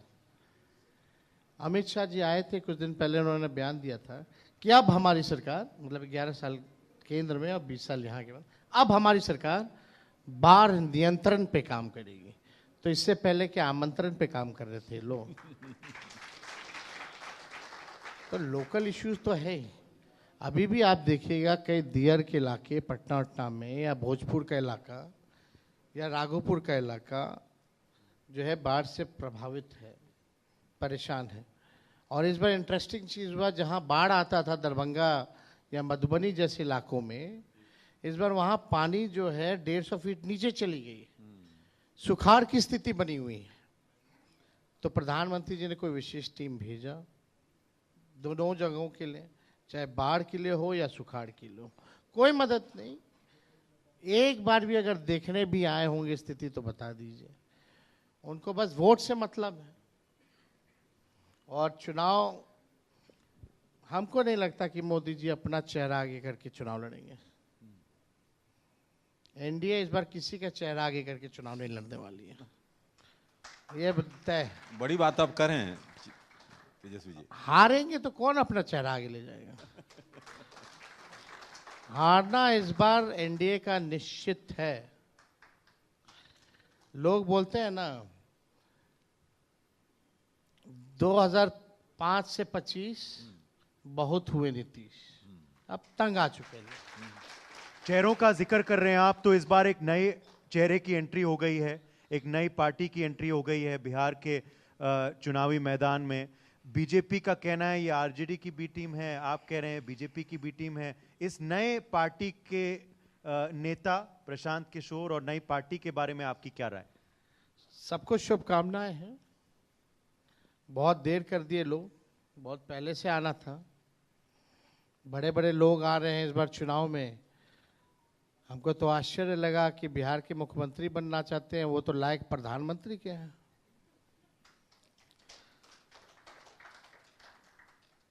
खैर, कई दल चुनाव के समय बनती हैं और चुनाव के बाद जो है दुकान बंद हो जाता है। तो कुछ इसी तरह का दल है जो चुनाव के बाद बंद होने वाला है। मगर आपने अभी कहा कि मार्जिन कभी कभार बहुत करीब रह जाता है, जैसे पिछली बार रहा। ये कभी कभार चिंता हो जाती है अगर नए दल आ जाते हैं कि वोट कहीं ना कहीं कट जाते हैं किसी पार्टी के, ये चिंता है? अब कटे ना कटे, बिहार की जनता किसी भी कीमत पे ठोक करके बीजेपी को बाहर आउट करेगी, ये एक बात तय है। तेजस्वी जी, अब बीजेपी की ए टीम आए, बी टीम आए, सी टीम आए, डी टीम आए, अमित शाह जी के कहने पे बहुत पार्टियां बनती हैं, बनाए। अमित शाह जी के खास मंत्री यहाँ करके डिस्ट्रीब्यूटिंग करें, बहुत अच्छी बात है। बिहार में कुछ चलने वाला नहीं। तेजस्वी जी, बिहार में जातीय समीकरण हमेशा हावी रहता है। आपके हिसाब से 2025 में युवा और महिलाएं जाति से ऊपर वोट करेंगी क्या? एकदम 2020 में किया गया था।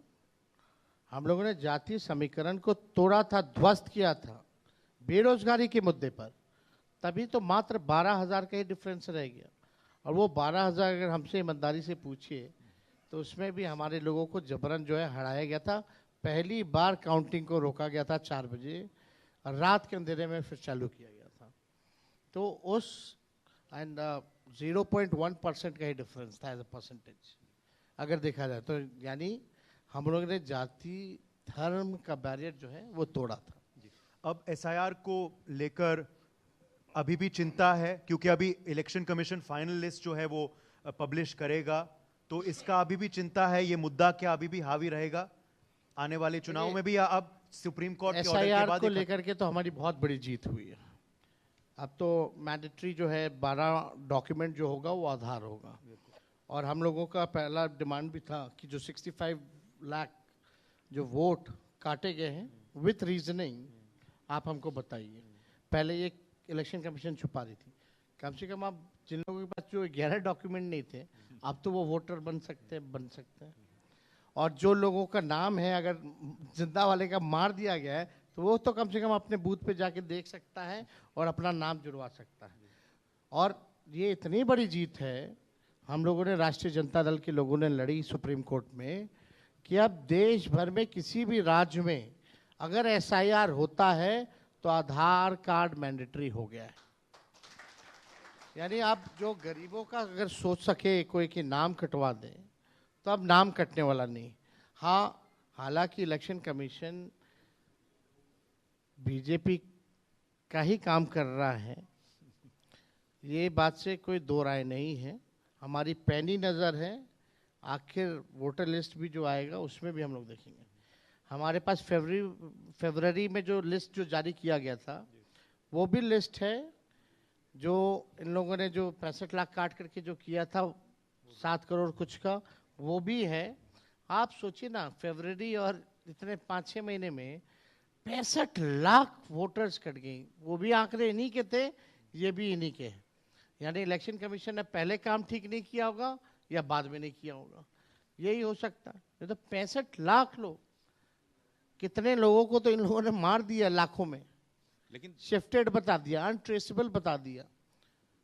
तेजस्वी जी, लेकिन उन्होंने तो इलेक्शन कमीशन ने समय दिया था कि अगर भूल चूक करना है तो उसमें आपको समय, पर्याप्त समय है।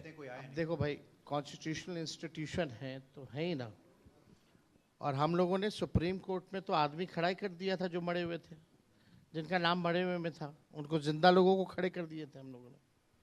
योगेंद्र यादव जी ने किया था, मेरे कॉन्स्टिट्यूंसी के थे वो, और हमको पता है कि कैसे लोगों को हम लोगों ने ट्रेस किया, क्योंकि उस समय तक कोई डेटा नहीं था, छुपाया गया था। आखिर में 2 रैपिड सवाल हो जाएं तेजस्वी जी। हम बिहार आए हैं दिल्ली से, तो बिहार का कौन सा डिश चख के जाएं? फेवरेट बिहारी डिश आपका क्या है? देखिए, हर एक डिश बिहार में बढ़िया है। दल पिट्ठी भी आपको अच्छा लगेगा, और दल पूड़ी, दाल पूड़ी जो होता है वो भी अच्छा होता है। लिट्टी चोखा तो है ही, वो तो सब जानते हैं, लेकिन ये सब जो डिश है ये सब छुप जाता लिट्टी चोखा के आगे। तो हम जानबूझ के वही नाम बताए जो छुपे ना, कम से कम देश को पता चले। आजकल तो फुर्सत के पल बिल्कुल नहीं मिल रहे आपको, और ना मिलेंगे अब नवंबर तक, मगर जब फुर्सत के पल मिल जाते हैं। मेरे को पूरा फुर्सत है, जनता ही मालिक के बीच में रहना फुर्सत है। मैं वही कहने वाला था, फुर्सत के पल जब मिलते हैं क्या करना पसंद करते हैं आप? बेटी के साथ खेलते हैं। अब वो अलग ही, आपकी शादी हुई है यार, क्यों? हम चिराग जी को बोलते कर लीजिए, अच्छा नहीं लगेगा, यू विल फील गिल्टी। हाँ, अब बिहार अगली बार आइए तो बायोडाटा तो हमको मिल ही जाएगा आपका, यहाँ लड़की वगैरह देख लेते हैं। मेरे रास्ते रहिएगा ना, हम कास्ट और रिलीजन पे नहीं गए, मेरा इंटर रिलीजन है, तो मेरे कैटेगरी चलेगा, ठीक है। आएंगे इसके बाद आपके पास। चलिए, फिलहाल के लिए शुभकामनाएं, और उम्मीद करते हैं कि बिल्कुल भी फुर्सत के पल ना मिले आपको, आपका कैंपेन बहुत अच्छा जाए। All the very best for the upcoming elections आपको। एक बार जोरदार तालियां। तेजस्वी जी, मैं रिक्वेस्ट करूंगी आप मंच पर बने रहिए। हिमांशु जी, मैं आपको बुलाना चाहूंगी, हमारी ओर से एक छोटी सी भेंट, छोटा सा मोमेंटो। लगातार हमारा कवरेज सुबह से ही जारी है, और तमाम दिग्गज हमारे साथ इस मंच पर जुड़े। तेजस्वी यादव जी को आपने सुना, और अब बिहार की राजनीति के तेज तर्रार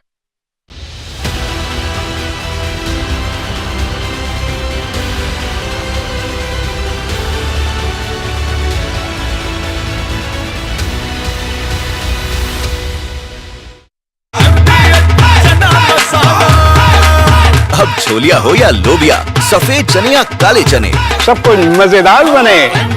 MDH।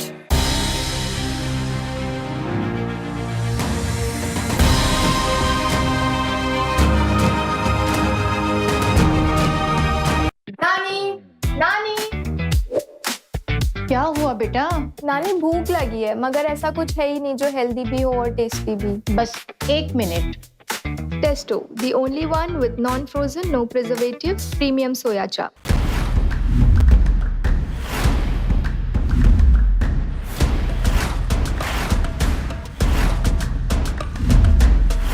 लाल रंग इसका अपार, तीखा कम है फिर भी स्वाद, बेमिसाल बेमिसाल MDH कश्मीरी।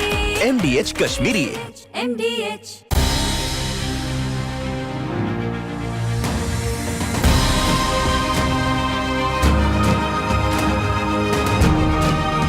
MDH का किचन किंग किचन में हो तो हम सब कुछ बना सकते हैं। बैंगन का भरता, आलू गोभी, भिंडी मसाला और भी बहुत कुछ। MDH।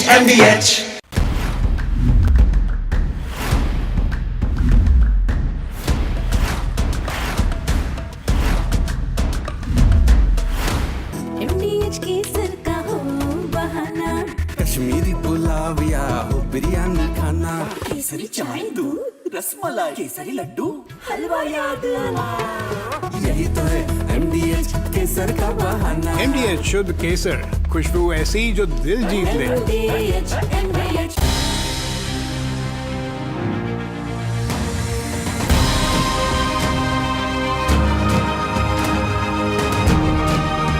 आपके घर के खाने में रेस्टोरेंट जैसा स्वाद ले आए MDH का शाही पनीर मसाला। पनीर को क्या मस्त बना डाला।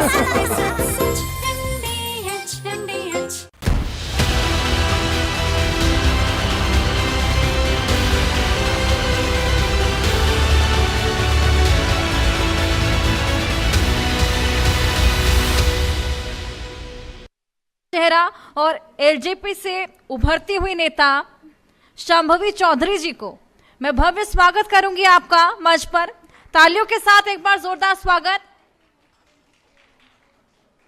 और शांभवी जी से खास बातचीत करने के लिए आएंगे हमारे वरिष्ठ सहयोगी उदय जी, और वो जानने की कोशिश करेंगे, सियासी नफ्स को टटोलने की कोशिश करेंगे और किस तरीके से इन मुद्दों से पार पाया जाएगा, किस तरीके से कास्ट इक्वेशन से उभर कर बाहर आया जाएगा। ऐसे तमाम सवालों के जवाब। ओवर टू यू उदय। शुक्रिया हर्षा आपका, और मैं स्वागत करता हूं हमारे दर्शकों को जो जुड़ रहे हैं हमारे संग इस खास अगले सत्र में।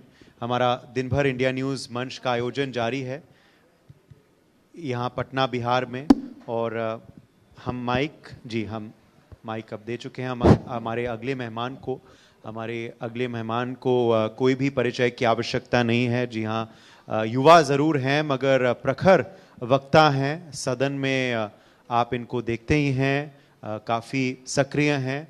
मैं बात कर रहा हूँ एलजेपी रामविलास पार्टी की सांसद शांभवी चौधरी। बहुत बहुत स्वागत है इंडिया न्यूज़ मंच पे। बहुत बहुत धन्यवाद आपका, आपने इतना खूबसूरत परिचय दिया। और यहाँ उपस्थित सभी दर्शकों को मेरा नमस्कार है। आपके इंडिया न्यूज़ के तमाम दर्शक जो अभी इसको लाइव देख रहे होंगे उन सबको मेरा प्रणाम है। आपको लगता है अब तो खैर साल से ज़्यादा हो गया है कि आप सांसद बने, ये जो कहा जाता था कि अरे युवा हैं, one of the youngest MPs हैं, यही आपका परिचय होता था हर जगह। क्या आपको लगता है अब वो थोड़ा सा टूट गया है? अब आपको लोग देख रहे हैं एज अ सीरियस नेता, दे आर जजिंग यू आपकी सक्रियता के लिए, जो सदन में देखा गया है, जो संसद के भीतर और बाहर जो मुद्दे आप उठा रहे हैं उस पे अब लोग सवाल कर रहे हैं, नॉट कि आप यंग हैं और आप पहली बार आई हैं संसद में।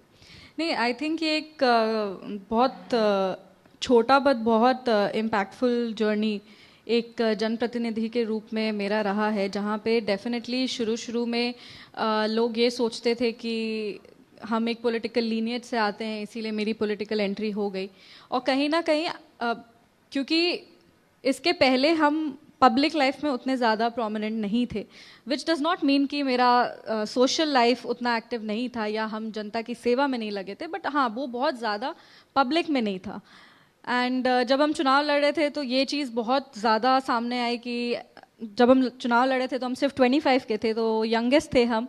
फिर बिहार में सेकेंड लार्जेस्ट मार्जिन से समस्तीपुर की जनता ने हमें जिता के सदन में भेजा, और फिर वहाँ से मेरा इंटेंशन ये नहीं था कि मतलब I just wanted to do my best. हमको कुछ उसका फाइट नहीं था कि हमको अपना इमेज चेंज करना है, पर हाँ जब आप एक ऐसे चीज़ से आइडेंटिफाई हो जाते हो कि आपको जो मिला है वो आपकी पॉलिटिकल लीनियज के वजह से मिला है, तो जिम्मेदारी और ज़्यादा बढ़ जाती है ये करने की कि नहीं, हम लोग में भी वो क्षमता है, और वो क्षमता को दिखाना आई थिंक वो सबसे ज़्यादा बड़ा चीज़ था। उस जिम्मेदारी को हम और गंभीरता से आने वाले समय में निभाना चाहेंगे। अभी बहुत छोटा सफ़र तय किया, अभी बहुत लंबा सफ़र मेरा बाकी है, पर जिस तरीके से जनता का आशीर्वाद, जनता का प्यार मिला है, आई होप कि ये जर्नी और इम्पैक्टफुल रहे और बिहार के लिए कुछ अच्छा कर पाएँ। ये बस मेरा एक कह सकते हैं जो एंड गोल होता है लाइफ में, वो यही है कि बिहार बदले, बिहार अच्छा हो, यही मेरा गोल है। अच्छा, इससे पहले कि मैं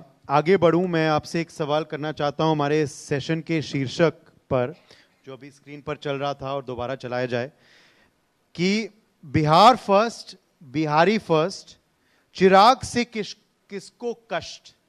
तो आपको क्या लगता है, चिराग पासवान से सबसे ज्यादा कष्ट किसको हो रहा है, किस पार्टी को, किस नेता को? आई थिंक अगर हमारे राष्ट्रीय अध्यक्ष श्री चिराग पासवान जी की बात करें तो अभी के जो स्थिति है, राजनीतिक स्थिति, उसमें ये ज़रूर कहा जा सकता है कि तेजस्वी यादव जी को कहीं ना कहीं चिराग पासवान जी से बहुत ज़्यादा तकलीफ हो रही है, क्योंकि दोनों युवा चेहरे हैं। और अब ये चीज़ निखर कर सामने आ रहा है कि जहाँ तेजस्वी यादव जी युवाओं की बात करते हैं, वहीं पे वो युवाओं को प्रतिनिधित्व नहीं देना चाहते हैं, वो नहीं आगे युवाओं को लेके आते हैं, वो उनको कार्यकर्ता के रूप में, समर्थक के रूप में एक्सेप्ट करते हैं, पर जनप्रतिनिधि के रूप में उभरने नहीं देते हैं। वहीं हमारे राष्ट्रीय अध्यक्ष श्री चिराग पासवान जी, उनके दिल में ऐसी कोई इनसिक्योरिटी नहीं है, कोई ईर्ष्या का भाव नहीं है। जहां वो युवाओं की बात करते हैं, वो युवाओं को प्रतिनिधित्व का मौका भी देते हैं। जब वो अपनी MY समीकरण की बात करते हैं, उसमें वो महिला और युवा की बात करते हैं। और आप देख सकते हैं कि लोकसभा ही नहीं, बाकी जब संगठनात्मक काम भी हुए हैं पार्टी के, संगठन, हम सब जानते हैं कि लोकसभा में उन्होंने युवाओं को और महिलाओं को टिकट दी। अपने पार्टी में 5 जब उनको सांसद उतारने थे, उसमें से 4 उन्होंने युवा को दिए, 5 में से 2 महिला, विच इज इक्विवेलेंट टू 40%। तो नारी शक्ति वंदन अधिनियम का पालन अगर किसी ने किया तो वो हमारे राष्ट्रीय अध्यक्ष श्री चिराग पासवान जी ने किया। पर जब हम लोग युवा शक्ति बोलते हैं, पर युवा नेतृत्व के लिए कोई पार्टी नहीं बात करती है। वो लोक जनशक्ति पार्टी रामविलास ही है जो युवा नेतृत्व की भी बात करती है। युवाओं को लुभाने के लिए आजकल रील्स भी बना रहे हैं तेजस्वी यादव, आजकल डांस भी कर रहे हैं, काफी युवाओं को अपने साथ भी लेकर चलते हैं, तो कहीं ना कहीं युवा इम्पैक्ट नहीं होगा इस सबसे? नहीं, देखिए, जब वो युवाओं को लेके चलते हैं, युवाओं के साथ डांस करते हैं, युवाओं के साथ मंच साझा करते हैं, तो युवा को ये आत्मसम्मान की लड़ाई में जिताया किसने? वो NDA की सरकार ने ना उनको जिताया। आज अगर युवा को बिहार में सुरक्षित महसूस हो रहा है, आज अगर युवा बिहार में आगे बढ़ रहे हैं, आज अगर युवा को लग रहा है कि हाँ, हम रात के 12 बजे मरीन ड्राइव पे डांस कर सकते हैं, तो ये आत्मसम्मान, ये शक्ति, ये सुरक्षा का भाव युवाओं को दिया किसने? ये NDA की सरकार ने दिया। और हम यही सोचते हैं कि जब तेजस्वी यादव जी युवा के साथ समय बिताते होंगे तो शायद उनको बदलते बिहार का चेहरा दिख रहा होगा। जहां पे इतने सारे युवा RJD और कांग्रेस की कार्यकाल में बिहार को छोड़ करके चले गए, आज वो सारे युवा बिहार में गर्व के साथ रहते हैं। ये बदलते बिहार की चेहरा है, और हमको लगता है कि जब वो युवाओं के साथ डांस करते तब शायद उनको ये बदलता हुआ चेहरा दिखता हो। 40% टिकट जो हैं, जैसे आप कह रहे थे कि तेजस्वी चिराग पासवान ने LJP के सांसदों के का जो कोटा उनको मिला था प्रत्याशियों का, वो महिलाओं को दे दिया, यानी कि ऑलमोस्ट हाफ। आधी आबादी जो है महिलाओं की बिहार में, वो कहीं ना कहीं किस तरफ जा रही है? क्योंकि हम देखते हैं शांभवी, हमने देखा ये महाराष्ट्र में और मध्य प्रदेश में, ये 2 उदाहरण हैं मेरे अभी जहन में, और भी हो सकते हैं, जहां अचानक महिला वोटर जो है वो बिल्कुल ही एक तरफा मतदान उनने बीजेपी के लिए किया और फिर बाजी पलट गई, NDA सत्ता में आ गई, एंड कुछ विश्लेषक जो थे वो भी आश्चर्यचकित हो गए। तो ये जो आधी आबादी है बिहार में, ये कहीं ना कहीं किस तरफ जा रही है? आपको एक महिला नेत्री द्वारा क्या लग रहा है? देखिए, जब हम हमारे राष्ट्रीय अध्यक्ष श्री चिराग पासवान जी की बात करते हैं तो डेफिनेटली वो एक ऐसे युवा नेता हैं जो across I think gender barriers हो या कास्ट बैरियर्स हो या रिलीजन का बैरियर्स हो, उसको पार करके उनका जो समर्थन है वो हर जाति, हर धर्म और हर वर्ग के लोग के साथ आता है। पर जब हम आधी आबादी की बात करते हैं, और आधी आबादी किसके साथ है स्पेसिफिकली, तो इसमें कोई शक नहीं है कि आधी आबादी मजबूती के साथ एनडीए के साथ ही है। जब हम महिलाओं की बात करते हैं, महिलाओं के संरक्षण के लिए, महिलाओं के सशक्तिकरण के लिए, मुझे 3 कारण दे दीजिए। हम लोग अगर शुरू से शुरू करें तो पहला क्रेडिट हमारे माननीय मुख्यमंत्री श्री नीतीश कुमार जी को जाता है जब हम लोग महिलाओं की सशक्तिकरण की बात करते हैं, क्योंकि आपको याद होगा कि 2005 के बाद उन्होंने 2 बहुत एग्जेम्पलरी पॉलिसीज लॉन्च की थी। एक था साइकिल योजना और एक था पोशाक योजना। जो बच्चियां होती हैं स्कूल में, उनके एनरोलमेंट को बढ़ाने के लिए उसको यूज़ किया गया था। उसको कि जो बच्चियां हैं वो स्कूल जाएं, उनको प्रोत्साहित करने के लिए वो स्कीम को लाया गया था। वो एक ऐसा स्कीम था जो बिहार को अंतर्राष्ट्रीय स्तर पर स्थापित किया। यूनाइटेड नेशंस जैसी संस्थानें हैं जो आज भी उस योजना के बारे में लिखती हैं। अगर हम लोग ग्रामीण महिलाओं के सशक्तिकरण का बात करें, अगर ग्रामीण महिलाओं को आत्मनिर्भर बनाने के लिए किसी ने काम किया तो वो एनडीए की सरकार ने की, जीविका दीदी के माध्यम से। आज हम सब जानते हैं कि जीविका दीदी का समूह जो है वो इतना बड़ा हो गया कि ग्रामीण महिलाओं को आत्मनिर्भर आर्थिक स्वतंत्रता सिखाता है। तो ये एक बहुत ज़रूरी चीज़ है। जहाँ पहले 2005 के पहले महिलाएं प्रताड़ित हो जाती थी अपने पति से 100 रुपए 200 रुपए मांगने के लिए, आज वही महिला इतनी सशक्त है कि उनके पति उनसे आगे कहते हैं कि 200-300 रुपए है तो हमको दे दो। तो ये बदलाव एनडीए की सरकार ने बिहार में सुनिश्चित किया। अगर हम लोग बात करें बेसिक स्किल डेवलपमेंट की, तो दीदी की रसोई एक ऐसा योजना है जिससे जो बेसिक स्किल्स होता है महिलाओं के पास, जैसे कुकिंग स्किल्स होते हैं या फिर किचन में काम करना है, वो एक इनबिल्ट स्किलिंग हो जाता है महिलाओं का। तो उसको एंटरप्राइज करना, उसको एंटरप्रेन्योरशिप की तरफ ले जाके दीदी की रसोई जैसी योजनाओं का स्थापना करना, जिससे 10,000 महिलाएं आज सशक्त हो रही हैं। अलग अलग कैंटीन्स में, गवर्नमेंट कैंटीन्स वगैरह में वो काम कर रही हैं।